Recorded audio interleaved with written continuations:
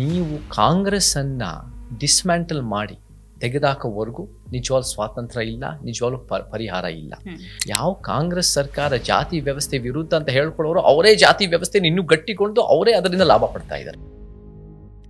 ಚೇತನ್ ಅವರಿಗೆ ಒಂದು ಸ್ಪಷ್ಟತೆ ಇಲ್ಲ ಯಾವುದರಲ್ಲೂ, ಅಥವಾ ಒಂದು ಸೈದ್ಧಾಂತಿಕ ನಿಲುವಿಲ್ಲ ಅನ್ನೋ ಅಭಿಪ್ರಾಯ ವ್ಯಕ್ತಪಡಿಸ್ತಾರೆ. ಅಂದರೆ ನಿಮ್ಮ ಅಭಿಪ್ರಾಯವನ್ನು ನೀವೇ ಈಗಲೇ ಹೇಳಿದಾಗೆ ರೈಟ್ ಜೊತೆಗೆ, ಲೆಫ್ಟ್ ಜೊತೆಗೆ, ಅಥವಾ ಮಧ್ಯಪಂಥೀಯರ ಜೊತೆಗೆ, ಅಥವಾ ಕ್ಯಾಪಿಟಲಿಸ್ಟ್ ಜೊತೆಗೆ ಒಂದೊಂದು ಅಭಿಪ್ರಾಯಕ್ಕೆ ಸಹಮತ ವ್ಯಕ್ತಪಡಿಸ್ತೀರಿ, ಒಂದೊಂದಕ್ಕೆ ವಿರೋಧ ವ್ಯಕ್ತಪಡಿಸಿದರೆ ಅದು ನಮ್ಮ ಕಮ್ಯುನಿಸ್ಟ್ ಜೊತೆನೂ ಒಂದು ಇಶ್ಯೂನಲ್ಲಿ ಒಪ್ಪಿಗೆ ಇರ್ಬೋದು, ಹಿಂದುತ್ವ ಬಲಪಂಥಿ ಜೊತೆನೂ ಒಪ್ಪಿಗೆ ಇರ್ಬೋದು, ಮಧ್ಯಪಂಥಿ ಕಾಂಗ್ರೆಸ್ JDS ಜೊತೆನೂ ಒಪ್ಪಿಗೆ ಇರ್ಬೋದು, on an issue. But over all they are different, we are different. ಈ ಕಮ್ಯುನಿಸ್ಟು ಸಮ ಸಮಾಜ ಅಂತಾರೆ, ನೀವು ಕಮ್ಯುನಿಸ್ಟ್? ನಾನು ಕಮ್ಯುನಿಸ್ಟ್ ಅಲ್ಲ. ನನ್ನ ಪ್ರಕಾರ ಕಮ್ಯುನಿಸ್ಟು ಸಮ ಸಮಾಜ ಪರ ಅಲ್ಲ. ಸಂವಿಧಾನ ಜೇಬಿಂದ ತೆಗೆಯೋರು ನೋಡಿದ್ದೀವಿ, ಸಂವಿಧಾನ ಜಾಥಾ ಮಾಡೋರು ನೋಡಿದ್ದೀವಿ. ನನ್ನ ಪ್ರಕಾರ ಈ 2800-900 ಪಕ್ಷಗಳು ಯಾರು ಕೂಡ ಸಂವಿಧಾನ ಎತ್ತಿರ್ತಾರೆ. ಸ್ಟ್ರಕ್ಚರಲ್ ಚೇಂಜ್ ಮಾಡೋಕ್ಕೆ ನೀವು ಹೋರಾಟಗಳೇ ಮಾಡಬೇಕು, ನೀವು ಜನರ ಜೀವನಕ್ಕೆ ಬದಲಾವಣೆ ಮಾಡಬೇಕು ಅಂದರೆ ಆ ರೀತಿ ಮಾಡಬೇಕು ಹೊರತು ಸಿನಿಮಾ ರಂಗದಿಂದ ಅದು ಸಾಧ್ಯ ಇಲ್ಲ. ಯಾವುದೋ ಸಂದರ್ಭದಲ್ಲಿ ಆಗಿರೋ ಅನ್ಯಾಯಕ್ಕೆ ಇಡೀ ಬ್ರಾಹ್ಮಣ್ಯವನ್ನು ನಾವು ಬ್ರಾಹ್ಮಣ್ಯವನ್ನು ವಿರೋಧ ಮಾಡ್ಬೋದು, ಬ್ರಾಹ್ಮಣರನ್ನ ಸಮುದಾಯವನ್ನು ವಿರೋಧ ಮಾಡೋಕ್ಕಾಗತ್ತಾ ಇವತ್ತಿಗೆ? ದಲಿತ್ಸ್, ಮಾ ಅಂದರೆ MBCs, ನೀ ಅಂದರೆ ನೋಮ್ಯಾಡ್ಸ್, ಟಿ ಅಂದರೆ ಟ್ರೈಬಲ್ಸ್ ಆದಿವಾಸಿಗಳು, ಎ ಅಂದರೆ ಅಲ್ಪಸಂಖ್ಯಾತ. ಸೊ ಈ ದಮನಿತ ಅನ್ನೋ ಜೊತೆ ನೀವು ಮಾತಿಗೆ ಹೇಳ್ತೀರಿ ಅಂಬೇಡ್ಕರ್, ಪೆರಿಯಾರ್, ಬುದ್ಧ, ಬಸವ ಭಾಳ ಹೇಳ್ತೀರಿ, ಬಟ್ ನಿಮ್ಮ ಆಲೋಚನೆಗಳ ಹೆಚ್ಚು ಗಾಂಧಿವಾದ ಕಾಣಿಸುತ್ತೆ. ಹೇಗೆ ಇದು? ಇಲ್ಲ, ಗಾಂಧಿವಾದ ನಮಗೆ ಯಥಾಸ್ಥಿತಿ ಅನ್ನೋದು ನಮ್ಗೆ ಯಾವಾಗಲೂ ಸೈದ್ಧಾಂತಿಕ ಶತ್ರುನೇ. ಗಾಂಧಿ ಅನ್ನೋದು ಅಹಿಂಸಾ ಅನ್ನೋದು ಹೈಜಾಕ್ ಮಾಡೋಕ್ಕಾಗಲ್ಲ. ಅಹಿಂಸಾ ಅನ್ನೋದು ಬುದ್ಧ ಮತ್ತು ಬಸವಣ್ಣ ಅಹಿಂಸಕ್ಕೆ ಪ್ರಪಂಚಕ್ಕೆ ತಂದಿರೋ. Congress is the big proponent of ಜಾತಿವಾದ. ದಲಿತರು ಬಂದಾಗ ನೋಡಿ, ದಲಿತರೇ ನಿಮ್ಗೆ ಭಾಳ ವರ್ಷ, ಸಾವಿರಾರು ವರ್ಷ ಅನ್ಯಾಯ ಆಗಿದೆ, ನೀವು ನಮ್ಮ ಜೊತೆ ಬನ್ನಿ ಕರ್ಕೊಂಡು, ಆಮೇಲೆ ಮುಸಲ್ಮಾನರು ಕ್ರೈಸ್ತ ವಿರುದ್ಧ ಅವ್ರನ್ನ ಅಸ್ತ್ರಾಗಿ ಬಳಸ್ಕೊತಾರೆ. ಅಲ್ಲಿ ಬ್ರಾಹ್ಮಣ ಬೇರೆ, ವೈಶ್ಯ ಬೇರೆ, ಕ್ಷತ್ರಿಯ ಬೇರೆ, ಶೂದ್ರ, ದಲಿತ್ ಹೀಗೆ ಇರಬೇಕು ಅನ್ನೋ ಒಂದು ಸ್ಟ್ರಕ್ಚರ್ ಇದೆ ಅಲ್ಲಿ. ಕಾಂಗ್ರೆಸ್ ಮನುವಾದನ ಪ್ರಶ್ನೆ ಮಾಡಿದ ತಕ್ಷಣ ನಾವೆಲ್ಲರೂ ಒಂದೇ ಆಗಲ್ಲ. ನೀವು ಯಾವ ದೃಷ್ಟಿಕೋನದಿಂದ ಪ್ರಶ್ನೆ ಮಾಡ್ತೀರಾ ಭಾಳ ಮುಖ್ಯ ಆಗುತ್ತೆ. ಪ್ರಿಯಾಂಕ್ ಖರ್ಗೆನ ಕಾಂಗ್ರೆಸ್ ಅಂತ ನಾವು ಅಂದರೆ ಕಾಂಗ್ರೆಸ್ ಪಕ್ಷದಲ್ಲಿದ್ದಾರೆ, ನೀವು ಸಂಪೂರ್ಣವಾಗಿ ಅದನ್ನು ಇಡೀ ಪಕ್ಷ ಅಂತ ಪರಿಗಣಿಸೋಕ್ಕಾಗೋದಿಲ್ಲ, ಅವ್ರ ಪಾಲಿಸಿ ಅಂತ. ಈಗ ಹಂಗೆ ನೋಡೋಕೆ ಹೋದರೆ DK ಶಿವಕುಮಾರ್ ಸದನದ ಒಳಗೆ ನಿಂತು ನಮಸ್ತೆ ಸದಾವತ್ಸಲೆ ಅಂತ ಹೇಳ್ತಾರೆ. ಓಕೆ, ಮುಖ್ಯಮಂತ್ರಿ ಸಿದ್ದರಾಮಯ್ಯನವರು ಅವರ ಸ್ವಜಾತಿಯನ್ನು, ಅವರ ಜಾತಿಯನ್ನು ಅವರು ಅದನ್ನು ಎಷ್ಟಿಗೆ ಸೇರಿಸ್ಬೇಕು ಅಂತ ಮಾಡಿದಾಗ, ಅಥವಾ ಒಂದು ಸಾಮಾಜಿಕ ಆರ್ಥಿಕ ಶೈಕ್ಷಣಿಕ ಸಮೀಕ್ಷೆಯಲ್ಲಿ 1B ಕ್ಯಾಟಗರೈಸೇಷನ್ನಲ್ಲಿ ಅವರ ಸಮುದಾಯನ ಸೇರಿಸಿದಾಗ, is he strengthening the caste system or is he removing the caste system? ನಮಸ್ಕಾರ, ಚಾಟ್ ರೂಮ್ ಕಾರ್ಯಕ್ರಮಕ್ಕೆ ಸ್ವಾಗತ. ಇವತ್ತಿನ ನಮ್ಮ ಚಾಟ್ ರೂಮ್ ಅತಿಥಿ ಯಾರು ಅಂತಂದರೆ, ಅಮೆರಿಕದಲ್ಲಿ ಹುಟ್ಟಿ ಬೆಳೆದು ಅಲ್ಲೇ ವಿದ್ಯಾಭ್ಯಾಸವನ್ನು ಮಾಡಿ ಕರ್ನಾಟಕಕ್ಕೆ ನಟರಾಗಿ ಪರಿಚಿತರಾಗಿ, ಆ ನಂತರದಲ್ಲಿ ಸಮಾಜ, ಕನ್ನಡ ಮತ್ತು ಸಮಾನತೆಯ ಪರವಾಗಿ ಹೋರಾಟವನ್ನು ಮಾಡಿ ಈಗ ಒಂದು ಸಾಮಾಜಿಕ ಹೋರಾಟಗಾರರಾಗಿ, ಅಪ್ಪಟ ಕನ್ನಡ ಪ್ರೇಮಿಯಾಗಿರುವ ನಟ, ಹಾಗೆಯೇ ಸಾಮಾಜಿಕ ಹೋರಾಟಗಾರರು ಆಗಿರುವ ಅಹಿಂಸಾ ಚೇತನ್ ಅವರು ಇವತ್ತಿನ ನಮ್ಮ ಚಾಟ್ ರೂಮ್ ಕಾರ್ಯಕ್ರಮದ ವಿಶೇಷ ಅತಿಥಿ. ನಮಸ್ತೆ, ಸ್ವಾಗತ. ನಮಸ್ಕಾರ ಮಂಜುಳ. ಎಲ್ಲಿಂದ ಶುರು ಮಾಡೋಣ?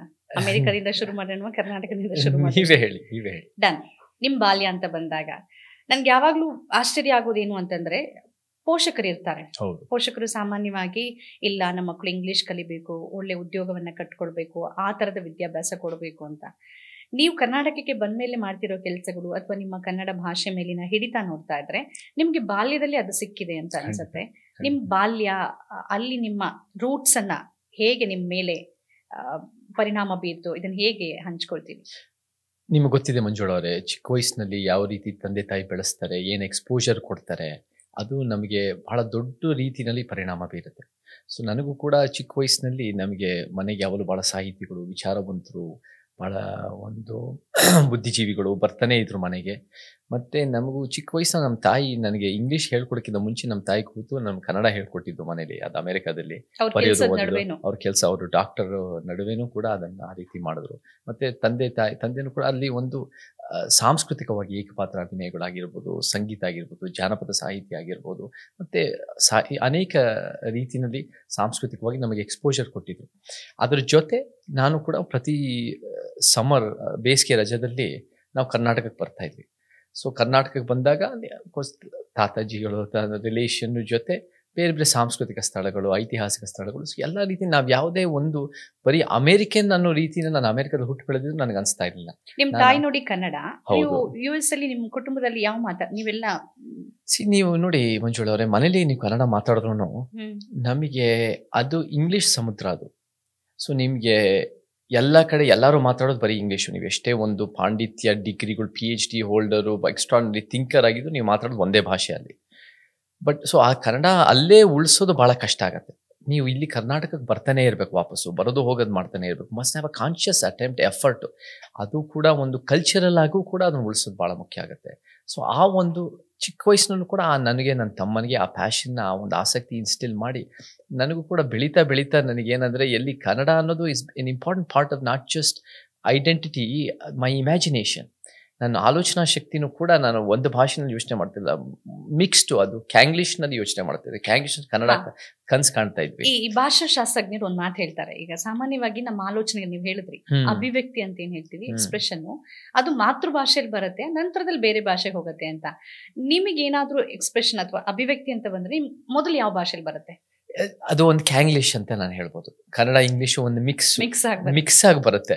ಅದು ಕೂಡ ನನಗೆ ಇವಾಗಂತೂ ಜಾಸ್ತಿ ಕನ್ನಡದಲ್ಲೇ ಬರ್ತಾ ಇದೆ. ಬಟ್ ಆವಾಗ ಅಮೆರಿಕದಲ್ಲಿ ಇದ್ದಾಗ ಎರಡಲ್ಲೂ ಆಗ್ತಾ ಇತ್ತು. ಮತ್ತೆ ನನಗೂ ಕೂಡ ಕಾಲೇಜ್ನಲ್ಲಿ ಎಲ್ಲಿ ನಾನು ಕಳ್ಕೊಂಡ್ಬಿಡ್ತೀನಿ, ಯಾಕಂದ್ರೆ ತಂದೆ ತಾಯಿ ಜೊತೆನೂ ಇಲ್ಲ, ನಾನು ಇಲ್ಲೂ ಇಲ್ಲ, ನಾನು ಕರ್ನಾಟಕದಲ್ಲೂ ಇಲ್ಲ, ಅಲ್ಲಿ ಬರೀ ಇಂಗ್ಲೀಷಿನ ಒಂದು ದೊಡ್ಡ ಸಮುದ್ರದ ನಡುವೆ ನಾನು ಕಳ್ಕೊಂಡ್ಬಿಡ್ತೀನಿ ಅನ್ನೋ ಕಾರಣಕ್ಕೆ ನಾನು ಕನ್ನಡ ಸಾಹಿತ್ಯ ನಾನು ಹಾಸ್ಟೆಲ್ ರೂಮ್ನಲ್ಲಿ ಜೋರಾಗಿ ಓದ್ತಾ ಇದ್ದೆ. ಸೊ ಅದನ್ನು ಉಳಿಸ್ಕೋಬೇಕು ಅಂತ, because it was a very important part of who I am ಅಂತ ನನಗೆ ಅನಿಸ್ತಾ ಇತ್ತು. ನಾನು American by citizenship, by birth, but ಕರ್ನಾಟಕದವನು ಕನ್ನಡಿಗ ಬೈ ಪ್ಯಾಷನ್, ಬೈ ಒಂಥರ ಇಮೋಷನ್ ಅಂತ ಹೇಳಿದ್ರೆ ಭಾವನಾತ್ಮಕವಾಗಿ ಸುಳ್ಳಿಲ್ಲ. ಈಗ ಕನ್ನಡವನ್ನ ಬೇರೆ ದೇಶದಲ್ಲಿ ಇದ್ದು ಕಲಿಯೋದು ಅಂದ್ರೆ ಮಾತಾಡೋದಕ್ಕೆ ಅಥವಾ ತಾಯ್ನುಡಿಯಾಗಿ ಕಲಿತಾರೆ, ಇಲ್ಲ ಅಂತಲ್ಲ, ಆದ್ರೆ ಸಾಹಿತ್ಯಿಕವಾಗಿ ಮತ್ತು ನಿಮ್ಮ ಆ ಭಾಷೆಯ ಪ್ರೊನೌನ್ಸಿಯೇಷನ್ ಇದೆಯಲ್ಲ, ಅಲ್ಪ ಪ್ರಾಣ, ಮಹಾಪ್ರಾಣ, ಅವೆಲ್ಲವೂ ಸರಿಯಾಗಿದೆ. ಇದು ಹೇಗೆ ಅಂತ ಇದು ಅದು ಹೋಗ್ತಾ ಹೋಗ್ತಾ ಅದು ನಾನು ಕರ್ನಾಟಕಕ್ಕೆ ಬಂದಾಗ 20 ವರ್ಷದ ಹಿಂದೆ ಅಷ್ಟು ಗಟ್ಟಿಯಾಗಿರ್ಲಿಲ್ಲ. ನನಗೆ ಕಾನ್ಫಿಡೆನ್ಸ್ ಇತ್ತು, ಆಸಕ್ತಿ ಇತ್ತು. ನಾನು ಏಕಪಾತ್ರ ಅಭಿನಯ ರಂಗಭೂಮಿನೆಲ್ಲ ಮಾಡ್ತಾ ಇದ್ದೆ. ಬಟ್ ಅದಕ್ಕಿಂತ ಹೆಚ್ಚಾಗಿ ಅದು ಹೋಗ್ತಾ ಹೋಗ್ತಾ ಇಂಪ್ರೂವ್ ಆಗ್ತಾ ಹೋಯಿತು. ಹೋಗ್ತಾ ಹೋಗ್ತಾ ನಾವು ಕಲಿತಾ ಬಂದೆ. ಆ್ಯಂಡ್ ನಾವು ಕೂಡ ಇವಲ್ಲೂ ಆ ಪ್ರಾಸೆಸ್ ಆಫ್ ಒಂದು ಇಂಪ್ರೂವ್ಮೆಂಟ್, ಎವಲ್ಯೂಷನ್ ಅನ್ನೋ ಭಾಷೆ ವಿಕಾಸದಲ್ಲಿ ಇದ್ದೀನಿ. ಬಟ್ ಅದು ಕೂಡ ನಮಗೆ ಸೊ ಅದು ಎಕ್ಸ್ಪೋಜರ್ ಬಂದಷ್ಟು, ಅದು ಮಾತಾಡಿದಷ್ಟು, ನಾನು ಫಾರ್ ಎಕ್ಸಾಂಪಲ್ ನನಗೆ ಫಸ್ಟ್ ನಾನು 2011 ಆ್ಯಂಟಿ ಕರಪ್ಷನ್ ಹೋರಾಟ ಶುರು ಮಾಡಿದಾಗ ನಾನು ಬೇರೆ ಪೊಲಿಟಿಕಲ್ ಮೀಡಿಯಾದಲ್ಲಿ ಭಾಗವಹಿಸಕ್ಕೆ ಶುರು ಮಾಡಿದಾಗ ಎಷ್ಟೋ ಪದಗಳು ನನಗೆ ಅರ್ಥನೇ ಆಗ್ತಿರ್ಲಿಲ್ಲ. Because it's a hole new universe ಅದು, ಆ ಒಂದು ಪೊಲಿಟಿಕಲ್ ಪದ ಬಳಕೆ. ಸೊ ಆವಾಗ ನನಗೆ ಏನಾಗೋದು ಅಂದರೆ ಒಂದು ಪದ ಬರೋದು, ಅದು ಒಂಥರ ಇಂಗ್ಲೀಷ್ನ ಟ್ರಾನ್ಸ್ಲೇಟ್ ಆಗೋದು, ಆಮೇಲೆ ಇಂಗ್ಲೀಷ್ನ ಆಲೋಚನೆ ಬಂದು ಕನ್ನಡದಲ್ಲಿ ಬಂದು ಮತ್ತೆ ಅದು ವಾಪಸ್ ಕನ್ನಡದಲ್ಲಿ ಹೋಗೋದು. ಸೊ ಅದೆಲ್ಲ ಒಂದು ರೀತಿ ಮೈಂಡಲ್ಲಿ ನಡೀತಾ ಇತ್ತು ಅದೆಲ್ಲ. ಬಟ್ ಇವಾಗ ಅದು ಸ್ವಲ್ಪ ಜಾಸ್ತಿ ಸುಲಭ ಆಗ್ತಾ ಇದೆ. ನಿಮ್ಮ ಓದು ಏನು ಅಂದ್ರೆ ನೀವೇನು ಓದಿದ್ದೀರಿ ಅದನ್ನ ನಮ್ಗೆ ಹೇಳ್ಬೋದಾ? ನಾನು ಅಮೆರಿಕದಲ್ಲಿ ನಮಗೆ ಅಲ್ಲಿ PUC ಅನ್ನೋದಿಲ್ಲ, ಅಲ್ಲಿ ಹೈಸ್ಕೂಲ್ ಅನ್ನೋದಿತ್ತು. 9 to 12 ಅದು ಹೈಸ್ಕೂಲ್ ಮುಗಿದ್ಮೇಲೆ ನಾವು ಡಿಗ್ರಿ ಓದ್ತೀವಿ. ನಾನು ಓದಿದ್ದು ಲಿಬರಲ್ ಆರ್ಟ್ಸ್ ಹ್ಯುಮ್ಯಾನಿಟೀಸು. ನಂದೇ ಒಂದು ಡಿಗ್ರಿ ಕ್ರಿಯೇಟ್ ಮಾಡಿದೆ ಯೇಲ್ ಯೂನಿವರ್ಸಿಟಿನಲ್ಲಿ. ಅದು ಒಂದು south Asian studies with an emphasis on comparative theatre ಅಂತ. ಸೊ ಅದರಲ್ಲಿ ರಂಗಭೂಮಿ ಆಗಿರ್ಬೋದು, ಸಾಹಿತ್ಯ, ಇತಿಹಾಸ, ಮಾನವಶಾಸ್ತ್ರ, ಅರ್ಥಶಾಸ್ತ್ರ, ಪೊಲಿಟಿಕಲ್ ಸೈನ್ಸು, ಎಲ್ಲದೂ ಒಂದು ಸೌತ್ ಏಷ್ಯಾ ಅಂದರೆ ಇಂಡಿಯನ್ ಸಬ್ ಕಾಂಟಿನೆಂಟಿಗೆ ಸಂಬಂಧಪಟ್ಟ 8 ದೇಶಗಳು, ಇಂಡಿಯಾ, ಪಾಕಿಸ್ತಾನ್, ಬಾಂಗ್ಲಾದೇಶ್, ಈ ಥರ ಒಂದು ಅಫ್ಘಾನಿಸ್ತಾನ್, ನೇಪಾಲ್, ಶ್ರೀಲಂಕಾ, ಭೂತಾನ್, ಈ ದೇಶಗಳು ಸಂಬಂಧಪಟ್ಟಂಗೆ ನಾನು ನಂದೇ ಆದ ಒಂದು ಸ್ಪೆಷಲೈಸೇಷನ್ ಮಾಡಿದೆ. ಆ್ಯಂಡ್ ಅದರಲ್ಲಿ ಸೊ ನನಗೆ ಆಸಕ್ತಿ ಇರೋದು ಓದ್ದೆ. ನೀವು ಅಲ್ಲಿಂದ ವಾಪಸ್ ಬರೋದಕ್ಕೆ ನಿಮ್ಮ ಓದು, ಸ್ಕಾಲರ್ಶಿಪ್ ಅದು ಮುಖ್ಯ ಕಾರಣ ಆಗಿತ್ತಾ, ಅಥವಾ ಯಾವ್ದಾದ್ರು ಒಂದು ಘಟನೆ ಅಥವಾ ವ್ಯಕ್ತಿ ನಿಮ್ಮ ಮೇಲೆ ಪರಿಣಾಮ ಬೀರಿ ಇಲ್ಲ ನಾನು ಕರ್ನಾಟಕಕ್ಕೆ ವಾಪಸ್ ಹೋಗ್ಬೇಕು ನನ್ನ ರೂಟ್ಸ್ಗೆ ಅಂತ ಅನ್ಸಿತ್ತ? ನನಗೆ ನೋಡಿ ಮಂಜುಳಾ ಅವರೇ, ಎಲ್ಲಿ ಜಾಸ್ತಿ ಒಳ್ಳೇದು ಮಾಡ್ಬೋದೋ ಅಲ್ಲಿ ಹೋಗಬೇಕು ಅಂತ ನನ್ನ ಆಲೋಚನೆ ಇತ್ತು. ನನಗೆ ಅಮೆರಿಕದಲ್ಲೂ ಎಷ್ಟೋ ಜನ ಕೇಳೋರು, ನೀನು ಅಮೆರಿಕದಲ್ಲೇ ಮಾಡ್ಬೋದಲ್ಲಪ್ಪ, ನೀನು ಹೋಗಿ ನೀನು ಶಿಕಾಗೋನಲ್ಲಿ ಎಷ್ಟೋ ಕಷ್ಟಗಳಿದೆ ಅಂತ ಹೇಳೋರು. ಬಟ್ ನನಗೆ ಹೌದು, ಶಿಕಾಗೋನಲ್ಲಿ ನನಗೆ ಕಷ್ಟ ಇದೆ, ಅಲ್ಲೂ ಕೂಡ ಗ್ಯಾಂಗ್ ವೈಲೆನ್ಸ್ ಇದೆ, ಗನ್ ವೈಲೆನ್ಸ್ ಇದೆ, ಪಾವರ್ಟಿ ಇದೆ, ಭಾಳ ಅನ್ಯಾಯಗಳು ಇದೆ ಅಲ್ಲಿ. ಬಟ್ ಅಲ್ಲಿ ನಾನು ಸ್ವಲ್ಪ ಸಹಾಯ ಮಾಡ್ಬೋದು. ಬಟ್ ನನ್ನ ಒಂದು ಅಕಾಡೆಮಿಕ್ ಆಗಿರ್ಬೋದು, ನನ್ನ ಒಂದು ರೀತಿ ಬೇರೆ ಒಂದು ಕೇಪಬಿಲಿಟೀಸಿಂದ ನಾನು ಕರ್ನಾಟಕದಲ್ಲಿ ಜಾಸ್ತಿ ಒಳ್ಳೇದು ಮಾಡ್ಬೋದು ಅಂತ ನಾನು ಸ್ಕಾಲರ್ಶಿಪ್ ಸಿಕ್ಕಿಲ್ಲ ಅಂದ್ರೂ ನಾನು ಕರ್ನಾಟಕಕ್ಕೆ ವಾಪಸ್ ಬರ್ತಾ ಇದ್ದೆ. So that was my goal to come and serve in Karnataka. ಯಾವ ಪಾಯಿಂಟ್ ಅಲ್ಲಿ ನಿಮ್ಗೆ ಅನಿಸ್ತು ವಾಪಸ್ ಹೋಗ್ಬೇಕು ಅಂತ? ನನಗೆ ಬಹುಶಃ ಒಂದು 9th 10th ಸ್ಟ್ಯಾಂಡರ್ಡ್ನಲ್ಲಿ ಇದ್ದಾಗ, 14-15 ವರ್ಷ ಆಗಿದ್ದಾಗ, ಯುವಕನಾಗಿದ್ದಾಗ ನನಗೆ ನಾನು ಕರ್ನಾಟಕಕ್ಕೆ ವಾಪಸ್ ಹೋಗ್ಬೇಕು, ಅಲ್ಲಿ ಸೇವೆ ಮಾಡಬೇಕು ಅಂತ ನನ್ನ ಮನಸ್ಸಿನಲ್ಲಿ ಇತ್ತು. ಅಲ್ಲ, ಆ ಟೈಮಲ್ಲಿ ಸೇವೆ ಇತ್ತಾ, ಇಲ್ಲ ನನಗೆ ಈ ಪರಿಸರ ನನ್ನ ರೂಟ್ಸ್ ಆ ಕಾರಣಕ್ಕಿತ್ತ? ನನಗೆ ಆ ಸ್ಪಷ್ಟತೆ ಯಾವಾಗ ಹೋಗ್ತಾ ನಾನು ಕರ್ನಾಟಕಕ್ಕೆ ವಾಪಸ್ ಬರಬೇಕು ಅಂತ ಇತ್ತು. ಆದರೆ ನನಗೆ especially first year of college, ನನಗೆ 17-18 ವರ್ಷ ಆಗಿದ್ದಾಗ ನನಗೆ ಇನ್ನೂ ಜ್ಞಾಪಕ ಇದೆ. ನನಗೆ ಸ್ವಲ್ಪ ನಾನು ಅಷ್ಟೊಂದು ನನಗೆ ಅಕಾಡೆಮಿಕ್ ಆಗಿ ಭಾಳ ನನ್ನ ಲೈಫ್ ಪೂರ ನಾನು ಎಲ್ಲ ಸಬ್ಜೆಕ್ಟನ್ನು ಚೆನ್ನಾಗಿ ಓದ್ತಾ ಇದ್ದೆ. ಬಟ್ ಆವಾಗ ಒಂದು ಸ್ವಲ್ಪ 1-2 ತಿಂಗಳು ನಾನು ಕೇರ್ಲೆಸ್ ಮಾಡಿಬಿಟ್ಟೆ. ನಾನು ಇದು ಯಾಕೆ ಮುಖ್ಯ, ನಾನು ಒಬ್ಬ ಸೀನಿಯರ್ ಹೇಳಿದ್ದೆ ನನಗೆ, ಸೀನಿಯರ್ ಯಾಕೋ ನೀನು ಇಷ್ಟು ಬುದ್ಧಿವಂತ, ನೀನು ಯಾಕೆ ಏಲ್ನಲ್ಲಿ ನೀನು ಯಾಕೆ ತಲೆ ಕೆಡ್ಸ್ಕೊತಾ ಇಲ್ಲ, ನಾನು ವಾಪಸ್ ಕರ್ನಾಟಕಕ್ಕೆ ಹೋಗಿ ಸೇವೆ ಮಾಡ್ತೀನಿ, ನಾನು ಮಾರ್ಕ್ಸ್ ಕಟ್ಕೊಂಡು ಏನಾಗಬೇಕಾಗಿದೆ ಅಂತ ನಾನು ಹೇಳಿದೆ. ನೀನು ಮಾರ್ಕ್ಸ್ಗೋಸ್ಕರ ಅಲ್ಲ ಕಣೋ ಓದಬೇಕಾಗಿರೋದು, ನೀನು ಒಂದು ವಿಚಾರ ತಿಳ್ಕೊಳ್ಳೋಕ್ಕೆ, ನೀನು ಒಂದು ನಿನ್ನ ಅರ್ಥ ಮಾಡ್ಕೊಳ್ಳೋಕ್ಕೂ ಕೂಡ ಓದೋದು ಭಾಳ ಮುಖ್ಯ ಅನ್ನೋ ರೀತಿಯಲ್ಲಿ ಅವನು ಕೂಡ ನಾನು ಗೈಡ್ ಮಾಡ್ದ. ಸೊ ಅದು ಕೂಡ ನನಗೆ 17-18 ನನಗೆ ಒಂದು ಕ್ಲಾರಿಟಿ ಇತ್ತು, ಕರ್ನಾಟಕಕ್ಕೆ ನಾನು ಬರಬೇಕು, ಸೇವೆ ಮಾಡಬೇಕು. ಬಟ್ ಅಫ್ಕೋರ್ಸ್ ಅದು ಸಿನಿಮಾ ಸಿಗತ್ತೆ, ಸಿನಿಮಾದಿಂದ ಒಂದು ರೀತಿ ಜಾಸ್ತಿ ಒಂದು ವೇದಿಕೆ ಸಿಗತ್ತೆ ಅಂತ ಯಾರು ನಿರೀಕ್ಷೆ ಮಾಡಿರಲಿಲ್ಲ ನನಗೆ. ಅದು ಒಂದು ಊಹೆನೂ ಇರಲಿಲ್ಲ, ಕನಸು ಇರಲಿಲ್ಲ, ಆ ರೀತಿ ಆಲೋಚನೆನೂ ಇರಲಿಲ್ಲ. ಬಟ್ ಕರ್ನಾಟಕಕ್ಕೆ ವಾಪಸ್ ಬರಬೇಕು, ಸ್ಕಾಲರ್ಶಿಪ್ ಸಿಗ್ಲಿ ಬಿಡಿ, ನಾನು ಕರ್ನಾಟಕ ವಾಪಸ್ ಬಂದೇ ಬರ್ತೀನಿ ಅನ್ನೋ ಒಂದು ಆಲೋಚನೆ. ಸಾಮಾನ್ಯ ಪೋಷಕರಿಗೆ ಏನಿರುತ್ತೆ ಅಂದ್ರೆ ಮಕ್ಕಳು ಒಳ್ಳೆ ಭವಿಷ್ಯವನ್ನ ಕಟ್ಕೊಳ್ಬೇಕು. ಒಳ್ಳೆ ಭವಿಷ್ಯ ಅಂತಂದ್ರೆ ಹೋರಾಟ ಅಲ್ಲ, ಯಾವ ಪೋಷಕರು ಅದನ್ನ ಬಯಸೋದಿಲ್ಲ. ಯಾವ್ದೋ ಒಂದು ಕಂಪನಿಯಲ್ಲಿ ಒಳ್ಳೆ ಜಾಬು, CEO ಆಗ್ಬೇಕು ಈ ತರದ್ ಬಯಸ್ತಾರೆ. ನಿಮ್ ತಂದೆ ತಾಯಿ ಅಲ್ಲೇ ಇದ್ದಿದ್ದ ಕಾರಣಕ್ಕಾಗಿ ಅದು ನಿಮ್ಗೆ ಅಮೆರಿಕ ಸಿಟಿಸನ್ಶಿಪ್ ಇದ್ದಿದ್ದಕ್ಕೆ ಅದಕ್ಕಾಗಿನೇ ಎಷ್ಟೋ ಜನ ಹೋರಾಡ್ತಾರೆ. ನೀವು ವಾಪಸ್ ಬರಬೇಕು ಅಂದಾಗ ಕುಟುಂಬದ ಪ್ರತಿಕ್ರಿಯೆ ಹೇಗಿತ್ತು? ನನಗೆ ಚಿಕ್ಕ ವಯಸ್ಸಲ್ಲಿ ನಮಗೆ ನಮ್ಮ ತಂದೆ ತಾಯಿ ಇಬ್ರು ಡಾಕ್ಟರ್ಸು. ಸೊ ನಮಗೆ ಭಾಳ ಈ ಒಂದು ಸಾಹಿತ್ಯ ವಿಚಾರಧಾರೆ ವಲಯ ಜೊತೆ ನಮಗೆ ಭಾಳ ಜನ ಡಾಕ್ಟರ್ಸ್ ಪರಿಚಯ ಇದ್ದರು. ಅವ್ರ ಸೋಷಲ್ ಸರ್ಕಲ್ ಆ ರೀತಿ ಇತ್ತು. ನಾನು ಚಿಕ್ಕ ವಯಸ್ಸಿನಲ್ಲಿ ಮೇ ಬಿ ಒಂದು 16-17ನಲ್ಲಿ ನೋಡಿ ಅಪ್ಪಚ್ಚ ನಾನು ಏನಾದರೂ ಮೆಡಿಸಿನ್ ಮಾಡಲಾ, ಹೇಗೆ ಇದು ಅದು ಅಂತ ಪ್ರಶ್ನೆಗಳು ಬರ್ತವೆ ತಂದೆ ತಾಯಿ ಜೊತೆ. ನಮ್ಮಪ್ಪ ಅವ್ರು A.K. ರಾಮಾನುಜನ್ ಅವ್ರ ಗುರುವಾಗಿದ್ದರು. A.K. ರಾಮಾನುಜನ್ ಅವರ ತಂದೆ A.K. ರಾಮಾನುಜನ್ ಎಲ್ಲೋ ಒಂದು ಕಡೆ ಅವ್ರ ಹೆಸರು ಇಟ್ಟಿದ್ದು ರಾಮಾನುಜನ್ನಿಂದ, ಅವ್ರ ಹೆಸರು ಇಟ್ಟಿದ್ದು ಮ್ಯಾಥಮೆಟಿಷಿಯನ್ ರಾಮಾನುಜನ್ನಿಂದ. ಅವರು ಏನೋ ಒಂದು ಮೆಡಿಸಿನ್ನೋ ಏನೋ ಒಂದು ಸೈನ್ಸೋ ಏನೋ ತಗೋಬೇಕಂದಾಗ ಅದನ್ನು ಮಾಡಬೇಡ, ನೀನು ಹ್ಯುಮ್ಯಾನಿಟೀಸ್ ಮಾಡು ಅಂತ ಅವ್ರ ತಂದೆ ಮಾಡಿದ್ರು. ಸೊ ಅದನ್ನು ನಮ್ಮ ತಂದೆಗೆ ಒಂದು ಸ್ವಲ್ಪ ಇನ್ಸ್ಪೈರ್ ಆಗಿರ್ಬೋದು. ಸೊ ಅದರಿಂದ ಅಪ್ಪ ನೀನು ಡಾಕ್ಟರ್ ನೋಡೋಣ, ಡಾಕ್ಟರ್ಗಿಂತ ನೀನು ಆರ್ಟ್ಸು ಹ್ಯುಮ್ಯಾನಿಟೀಸ್ ಮಾಡು, ನೀನು ಅದರಲ್ಲಿ ನಿನಗೆ ಒಂದು ಸ್ವಲ್ಪ ನೀವಿನ್ನೂ ದೇಶ ನಿರ್ಮಾಣ ಮಾಡೋದಕ್ಕೆ ಅನ್ನೋದಕ್ಕಿಂತ ನಿನ್ನನ್ನು ಅರ್ಥ ಮಾಡ್ಕೋಬೋದು ಚೆನ್ನಾಗಿ. It's something you have passion for. And ಅವ್ರಿಗೂ ಕೂಡ ಚಿಕ್ಕ ವಯಸ್ಸಿನಲ್ಲಿ ಅವ್ರ ಅನಿವಾರ್ಯತೆಯಿಂದ ಮೆಡಿಸಿನ್ಗೆ ಹೋಗಿರ್ಬೋದು ನಮ್ಮ ತಂದೆ. ಮೋರ್ ದೆನ್ ಪ್ಯಾಷನಿಂದ ಫೈನಾನ್ಷಿಯಲ್ ಕನ್ಸ್ಟ್ರೇಂಟ್ಸ್ ಇತ್ತು. ಸೊ ನಿನಗೆ ಆ ಫೈನಾನ್ಷಿಯಲ್ ಕನ್ಸ್ಟ್ರೇಂಟ್ಸ್ ಇಲ್ಲದೆ ಇರೋದ್ರಿಂದ you can pursue something you care about, passionate about. So ಅದಕ್ಕೆ ನನಗೆ ಅವರು ಆರ್ಟ್ಸ್ ಕಡೆ ನನ್ನ ಗೈಡ್ ಮಾಡಿದ್ರು. ಸೊ ಅದರಿಂದ ನನಗೆ ನಿಜವಾಗ್ಲೂ ಒಂದು ಹೇಳ್ತೀನಿ ಮಂಜುಳ ಅವರೇ, ನಿಮಗೆ ಆರ್ಟ್ಸ್ ಓದಿದಾಗ ಸೈನ್ಸೋ ಮೆಡಿಸಿನ್ ಥರನೋ ಇಂಜಿನಿಯರಿಂಗ್ ಥರ ನಿಮಗೆ ಒಳ್ಳೆ ದುಡ್ಡು ಬರದೇ ಇರ್ಬೋದು, ಒಳ್ಳೆ ಕೆಲಸದಲ್ಲಿ ನಿಮಗೆ ಒಳ್ಳೆ ಸಂಬಳ ಬರದೇ ಇರ್ಬೋದು. ಬಟ್ ದೇಶ ನಿರ್ಮಾಣ ಮಾಡೋರೆ arts students, best nation builders. Baba ಸಾಹೇಬ್ರೆ ಅದು ಉದಾಹರಣೆ. ಮತ್ತು ನಿಮ್ಗೆ ಆರ್ಟ್ಸ್ ಬಂದಾಗ you get over all understanding of ಸಮಾಜದ ಸಮಸ್ಯೆಗಳು, ಅದಕ್ಕೆ ಪರಿಹಾರಗಳು ಪ್ರತಿಯೊಂದು ಅರ್ಥ ಆಗುತ್ತೆ. ಸೊ ಆ ಆರ್ಟ್ಸ್ ಓದಿದ್ದೆ ನನಗಿವತ್ತು ಎಲ್ಲ ರೀತಿ ನನಗೆ ಒಂದು ಫೌಂಡೇಶನ್ ಕೊಟ್ಟಿದೆ. ಸೊ ಅದು ನನಗೆ ಪೇರೆಂಟ್ಸ್ ಅದರಿಂದ ಬಹಳ ಮುಖ್ಯ ಕಾರಣ ಅಂತ ಹೇಳಿ. ಓಕೆ, ಈಗ ಒಂದು ರೀತಿ ರೋಗಿ ಬಯಸಿದ್ದು ಹಾಲು ಅನ್ನ, ವೈದ್ಯರು ಹೇಳಿದ್ದು ಹಾಲು ಅನ್ನ. ನೀವು ಕರ್ನಾಟಕಕ್ಕೆ ಬರಬೇಕು ಅಂತಿತ್ತು, ಅದಕ್ಕೆ ತಕ್ಕಂಗೆ ಒಂದು ಸಿನಿಮಾ ಸಿಕ್ತು. ಹೇಗಾಯ್ತು ಇದು? ಹೇಗಾಯ್ತು?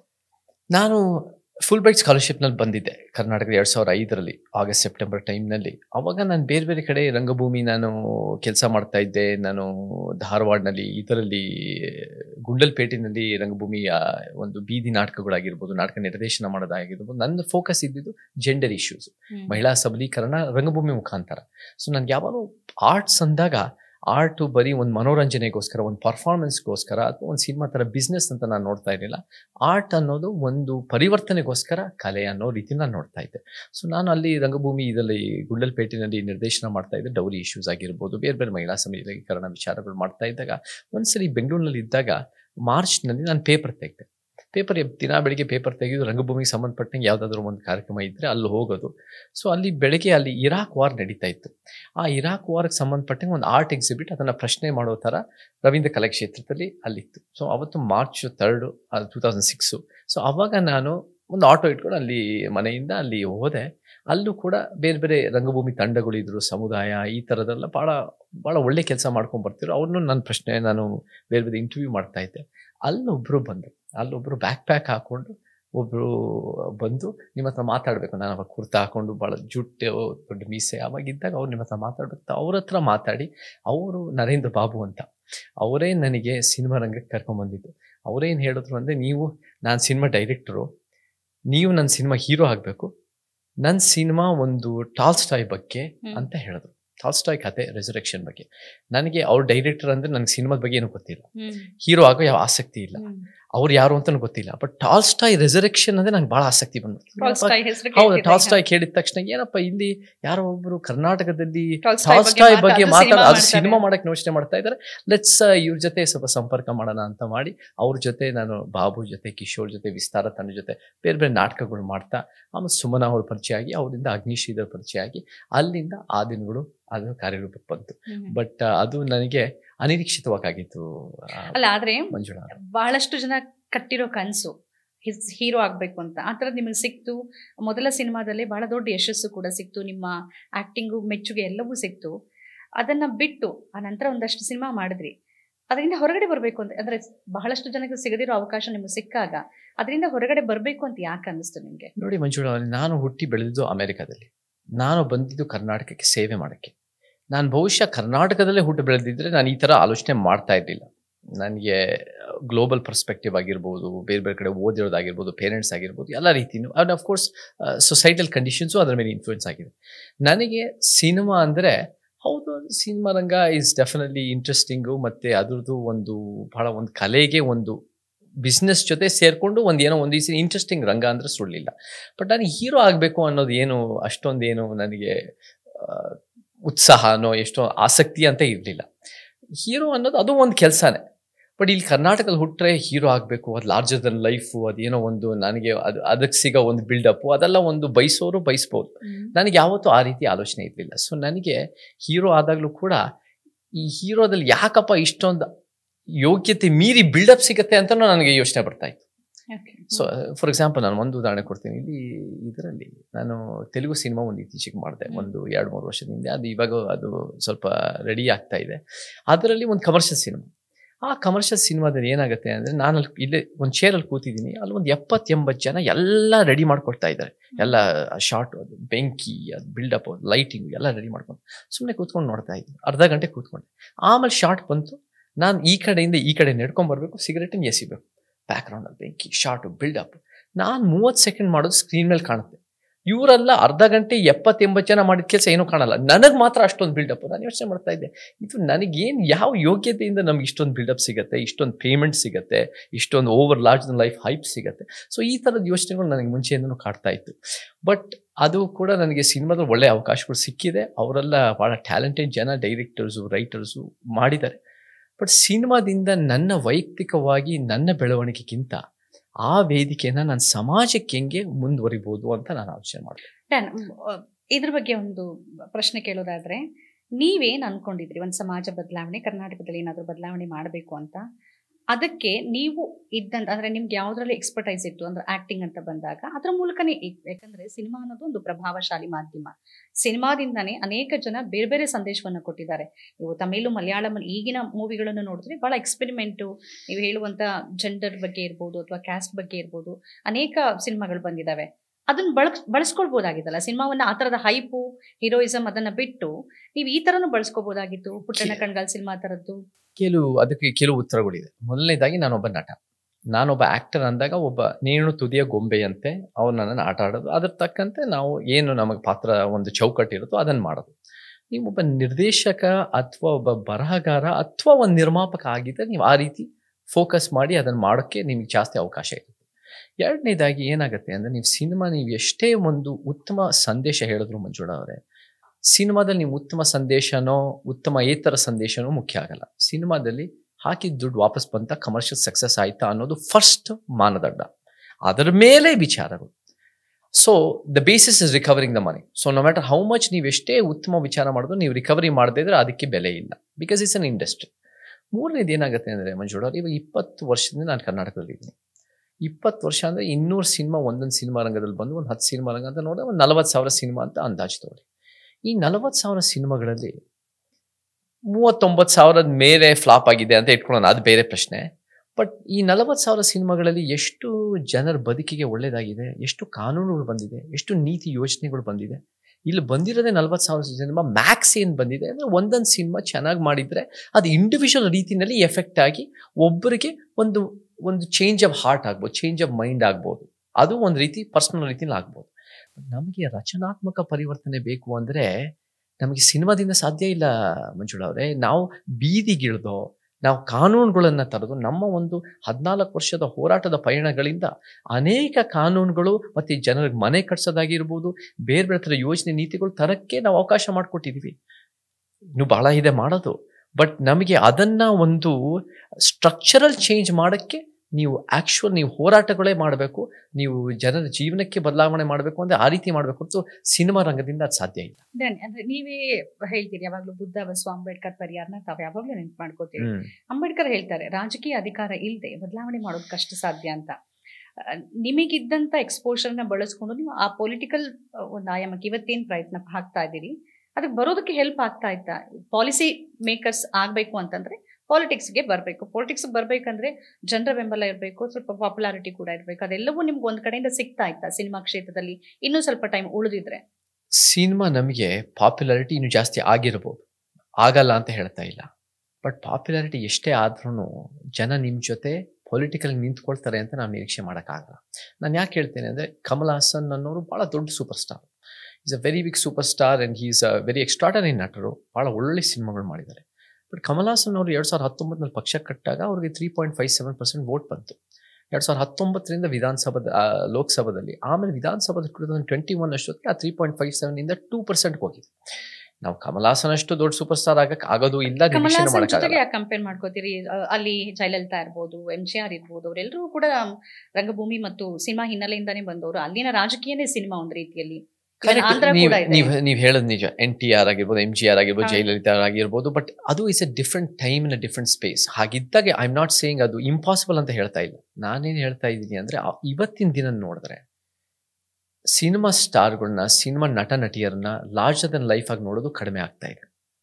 ಇವತ್ತಿನ ದಿನ ಹಿಂದೆ ಕಂಪೇರ್ ಮಾಡಿದ್ರೆ ಇವತ್ತಿನ ದಿನ ನೋಡಿದಾಗ ನಮಗೆ 24 ಅವರ್ ಬೇರೆ ಬೇರೆ ಮೀಡಿಯಾ ಚಾನಲ್ಗಳಿದೆ, ನಮಗೆ ಸೋಷಿಯಲ್ ಮೀಡಿಯಾಗಳು ಇದೆ.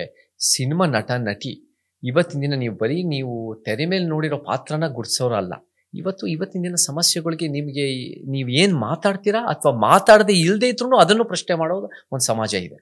ಸೊ ಆ ರೀತಿ ಅರಿವಾಗದಾಗ ನಮಗೆ ಒಳ್ಳೇದು ಮಾಡಬೇಕು ಅಂದರೆ ಅಷ್ಟೊಂದು ದೊಡ್ಡ ವೇದಿಕೆ ಬೇಡ ನಮಗೆ. ಮುಂಚೂಳವರೇ, ನಮಗೆ ವೇದಿಕೆ ಸಿಕ್ಕಿದ್ರೆ, ನನಗೆ ಇವಾಗ ಒಂದು 2-3 ಸಿನಿಮಾ ಒಂದು ಚೆನ್ನಾಗಾಗಿದೆ, ಅದನ್ನೇ ಅಷ್ಟಿದ್ಕೊಂಡು ಭಾಳ ಒಳ್ಳೇದು ಮಾಡ್ಬೋದು. ನಮ್ಗೆ ಇನ್ನೂ ಒಂದು ರೀತಿ ನಾನು ದೊಡ್ಡ ಸ್ಟಾರ್ ಆಗಬೇಕು ಅಂದರೆ ದೊಡ್ಡ ಸ್ಟಾರ್ ಆಗ್ತೀನೋ ಇಲ್ವೋ ಗೊತ್ತಿಲ್ಲ. ಅದರಿಂದ ನಮಗೆ ಜನ ಬರಬೇಕು ಅಂದರೆ ನಾನು ಸ್ಟಾರ್ ಗಿರಿ ನೋಡ್ಕೊಂಡು ಜನ ಬಂದರೆ ಅದು ತೂಕದ ವಿಚಾರ ಅಲ್ಲ. ನಮ್ಮ ಕೆಲಸ, ನಮ್ಮ ನಡೆ, ನಮ್ಮ ನುಡಿ, ನಮ್ಮ ವಿಚಾರಗಳು ನೋಡಿಕೊಂಡು ಇದು ಒಂದು ಸಮಾಜಕ್ಕೆ ಒಳ್ಳೇದಾಗತ್ತೆ ಅಂತ ಕಾನ್ಫಿಡೆನ್ಸ್ ಬಂದರೆ ಅದರಿಂದ ಬಂದಾಗ ಇನ್ನೂ ಗಟ್ಟಿಯಾಗಿ ನಿಂತ್ಕೊತಾರೆ. ಸೊ ನಮಗೆ ಫಾರ್ ಎಕ್ಸಾಂಪಲ್ ನಮಗೆ ಇದರಲ್ಲೂ ಕೂಡ TVK ವಿಜಯ್ ಅವರು ನಮ್ಗೆ ಯಾವಾಗಲೂ ನಮ್ಮ ಜೊತೆ ನಿಂತ್ಕೋಬೇಕಾಗಿರೋರು, ನಮ್ಮ ಸಿದ್ಧಾಂತದಲ್ಲಿ ಒಪ್ಕೊಂಡಿರೋರು ನಮ್ಮ ಜೊತೆ ನಿಂತ್ಕೋಬೇಕು. ನಮ್ಮ ಸಿನಿಮಾದಲ್ಲಿ ಇಷ್ಟಪಟ್ಟು, ನಮ್ಮ ಫ್ಯಾನಲ್ಲಿ ಇಷ್ಟಪಟ್ಟರೆ ನಮಗೆ ಏನೋ ತಳ್ಳಾಟ ಗುದ್ದಾಟ ಹಾಕಿ 41 ಜನ ಸ್ಟ್ಯಾಂಪೀಡ್ನಲ್ಲಿ ತೀರ್ಕೊಳ್ಳೋ ಸಾಧ್ಯತೆಗಳು ಬರುತ್ತೆ. ಬಟ್ ನಮ್ಮ ಜೊತೆ ಗಟ್ಟಿಯಾಗಿ ನಮ್ಮ ವಿಚಾರಗಳ ಜೊತೆ ನಿಂತಿರೋರಾದರೆ ನಾವೆಲ್ಲ, ಅದು 10 ಜನ ಇರಲಿ, ನಮಗೇನು 10 ಲಕ್ಷ ಜನ ಅಲ್ಲ, 10 ಜನ ಇರಲಿ, ನಾವು ಅದನ್ನು ಸೇರಿ ನಾವು ಗಟ್ಟಿಯಾಗಿ ಒಂದೊಂದು ಮತಕ್ಷೇತ್ರದಲ್ಲೂ ಗಟ್ಟಿಯಾಗಿ ಶಕ್ತಿ ಕಟ್ಬೋದು. ಈಗ ಯಾವುದೋ ಒಂದು ಸಮಾಜದಲ್ಲಿ ಒಂದು ಬದಲಾವಣೆ ಮಾಡಬೇಕು ಅಂತಂದ್ರೆ ಆ ಸಮಾಜದಲ್ಲಿ ಇರೋ ಸಮಸ್ಯೆಗಳು ಯಾವುದು ಅನ್ನೋದನ್ನ ಮೊದಲು ಅರ್ಥಕೊಳ್ಬೇಕಾಗತ್ತೆ. ನಿಜ. ನೀವು ಕರ್ನಾಟಕ ಬೌಂಡ್ರಿ ಹಾಕೊಂಡಿದ್ದೀರಾ, ಇಲ್ಲಿ ಬದಲಾವಣೆ ಅಂತ ಇಲ್ಲಿ ಬೌಂಡ್ರಿ ಹಾಕೊಂಡಿದ್ದೆ ಆದ್ರೆ ಇಲ್ಲಿನ ಸಮಸ್ಯೆ ಏನು ನಮಗೆ 10 ಪಾಯಿಂಟ್ ಅನ್ನೋ ರೀತಿಯಲ್ಲಿ ನಾವು ಗುರುತಿಸ್ತಾ ಇದೀವಿ. ನಮಗೆ ಬೇಸಿಸ್ ಅನ್ನೋದು ಸಂವಿಧಾನದ ಪೀಠಿಕೆಯನ್ನು ಎತ್ತಿ ಹಿಡಿಯೋದು ನಮ್ಮ ಉದ್ದೇಶ. ನನ್ನ ಪ್ರಕಾರ ಇವಾಗ 2800 2900 ಪಕ್ಷಗಳು ರಿಜಿಸ್ಟರ್ ಆಗಿದ್ದಾವೆ ಎಲೆಕ್ಷನ್ ಕಮಿಷನ್ ಅಡಿಯಲ್ಲಿ ದೇಶದಲ್ಲಿ. ಈ 2800 900 ಪಕ್ಷಗಳು ಬೇರೆ ಬೇರೆ ಹಂತಕ್ಕೆ ಸಂವಿಧಾನ ಪರ ಅಂತ ಹೇಳ್ತಾರೆ. ಸಂವಿಧಾನ ಜೇಬಿಂದ ತೆಗೆಯೋರು ನೋಡಿದ್ದೀವಿ, ಸಂವಿಧಾನ ಜಾಥಾ ಮಾಡೋರು ನೋಡಿದ್ದೀವಿ. ನನ್ನ ಪ್ರಕಾರ ಈ 2800 900 ಪಕ್ಷಗಳು ಯಾರು ಕೂಡ ಸಂವಿಧಾನ ಎತ್ತಿ ಹಿಡಿತಾ ಇಲ್ಲ. ಯಾರಾದರೂ ಸಂವಿಧಾನ ಎತ್ತಿ ಹಿಡಿತಾ ಇದ್ದಾರೆ ಅಂದರೆ ನಮ್ಮಂಥ ಸಮಾನತಾವಾದಿಗಳು ಮಾತ್ರ. ನಾವು ಸಮಾನತೆ, ನ್ಯಾಯ, ವೈಜ್ಞಾನಿಕತೆ ಅಂತ ಹೇಳ್ತಾ ಆರ್ಟಿಕಲ್ 51 ಹೆಚ್ಚು ಮತ್ತು ಸಂವಿಧಾನ ಪೀಠಿಕೆ. ನಮ್ಮದು ಸಮಸ್ಯೆಗಳು ಈ ಅಸಮಾನತೆಯ ವ್ಯವಸ್ಥೆನೇ ಭಾಳ ದೊಡ್ಡ ಶತ್ರು ನಮಗೆ. ಸೊ ನಮ್ಮ ಫಸ್ಟ್ ಪಾಯಿಂಟು ಲಿಂಗ ಸಮಾನತೆ, ಪಾಯಿಂಟ್ 2 ಜಾತಿಯ ಸಮಾನತೆ, ಪಾಯಿಂಟ್ 3 ನಮಗೆ ಆರ್ಥಿಕ ಸಮಾನತೆ, ಪಾಯಿಂಟ್ 4 ನಮಗೆ ಟ್ರೂ ಧರ್ಮ ನಿರಪೇಕ್ಷತೆ ಸೆಕ್ಯುಲರಿಸಮ್, ಪಾಯಿಂಟ್ 5 ನಮಗೆ ಪ್ರಾದೇಶಿಕತೆ ಮತ್ತು ಭಾಷೆ ಸಾಂಸ್ಕೃತಿಕ ಸಮಾನತೆ, ನಮಗೆ 6ನೇದು ಒಂದು ಪರಿವರ್ತನೆಯ ಪರಿಸರವಾದ. ಅದು ಒಂದು ರೀತಿ ಬೇರೆ ಬೇರೆ ಮೈನಿಂಗು ಈ ಥರದ ಮೇಲೆ ಕಡಿವಾಣ ಹಾಕಿ ನೀರು ಜಲಮೂಲ ಈ ಥರದ್ದು ಮಾಡೋ. ಪಾಯಿಂಟ್ 7 ಅಂದರೆ ಭ್ರಷ್ಟಾಚಾರ ವಿರೋಧಿ. ಪಾಯಿಂಟ್ 8 ಅದನ್ನು ಕೂಡ ಮೇಲಿಂದ ಕಿತ್ತಾಕ್ತಾ ಬರಬೇಕು. ಪಾಯಿಂಟ್ 8 ಅಂದರೆ ಆರ್ಟಿಕಲ್ 19 ಅಭಿವ್ಯಕ್ತಿ ಸ್ವಾತಂತ್ರ್ಯ, ಮಾಧ್ಯಮದ ಸ್ವಾತಂತ್ರ್ಯ, ಪ್ರತಿಭಟನೆ ಸ್ವಾತಂತ್ರ್ಯ, ಅದು ಕೂಡ ಎತ್ತಿ ಹಿಡಿಯೋದು. ಪಾಯಿಂಟ್ 9 ಅಂದರೆ ಶಿಕ್ಷಣ ಆರೋಗ್ಯದ ಸಂಪೂರ್ಣವಾದ ಪರಿವರ್ತನೆ. ಮತ್ತೆ ಪಾಯಿಂಟ್ 10 ಪೊಲೀಸು, ಜೈಲು, ಈ ತರದ ಸುಧಾರಣೆ. ಸೊ ಈ ಪಾಯಿಂಟ್ 10 ಮತ್ತೆ ಹೆಚ್ಚುವರಿ. ಬಟ್ ಈ 10 ಪಾಯಿಂಟ್ಸ್ ಒಂದಕ್ಕೊಂದು interconnected. These are the main need to ನಾವು ಪ್ರತಿರೋಧ ತಂದು ಅದನ್ನ ಪರಿವರ್ತನೆ ತರೋದು ಬಹಳ ಮುಖ್ಯ. ಈ 1 to 10 ಪಾಯಿಂಟ್ ನೀವೇನ್ ಹೇಳಿದ್ರಿ, ಈ ಎತ್ತಿರೋ ಎಲ್ಲ ಪ್ರಶ್ನೆಗಳಿಗೆ ಮತ್ತು ಈ ಸಮಸ್ಯೆಗಳಿಗೆ ಈ ದೇಶದಲ್ಲಿ ಅನೇಕರು ಹೋರಾಟ ಮಾಡಿದ್ದಾರೆ. ನೀವು ಹೇಳಿದ್ರಿ ಸತ್ಯಶೋಧನಾ ಸಮಿತಿ, ಆಗ್ಲೇ ಮಾತಾಡ್ತಾ ಹೇಳಿದ್ರಿ, ಜ್ಯೋತಿಬಾ ಫುಲೆಯಿಂದ ಹಿಡಿದು ಕರ್ಪೂರಿ ಠಾಕೂರ್ ತಗೊಳ್ಳಿ, ಮಂಡಲ್ ತಗೊಳ್ಳಿ, ಅಥವಾ ಬೇರೆ ಸೋನಂ ವಾಂಗ್ಚುಕ್ ತನಕ ತಗೋಬಹುದು. ನೀವು ಪರಿಸರ, ಕಲ್ಲಿದ್ದಲಗಣಿಯನ್ನು. ಆದ್ರೆ ನೀವು ಹೊಸದಾಗಿ ಏನ್ ಅಂದ್ರೆ ಇದನ್ನೆಲ್ಲವನ್ನು ಮಾಡಿದ್ದಾರೆ. ಹಂಗ್ ನೋಡಕ್ ಹೋದ್ರೆ ಇಲ್ಲಿ ದೇವರಾಜ ಅರಸು ಅವರು ಕೂಡ ಹಿಂದುಳಿದ ವರ್ಗದ ಶ್ರೇಯೋಭಿವೃದ್ಧಿಗೆ ಕೆಲಸ ಮಾಡಿದ್ದಾರೆ.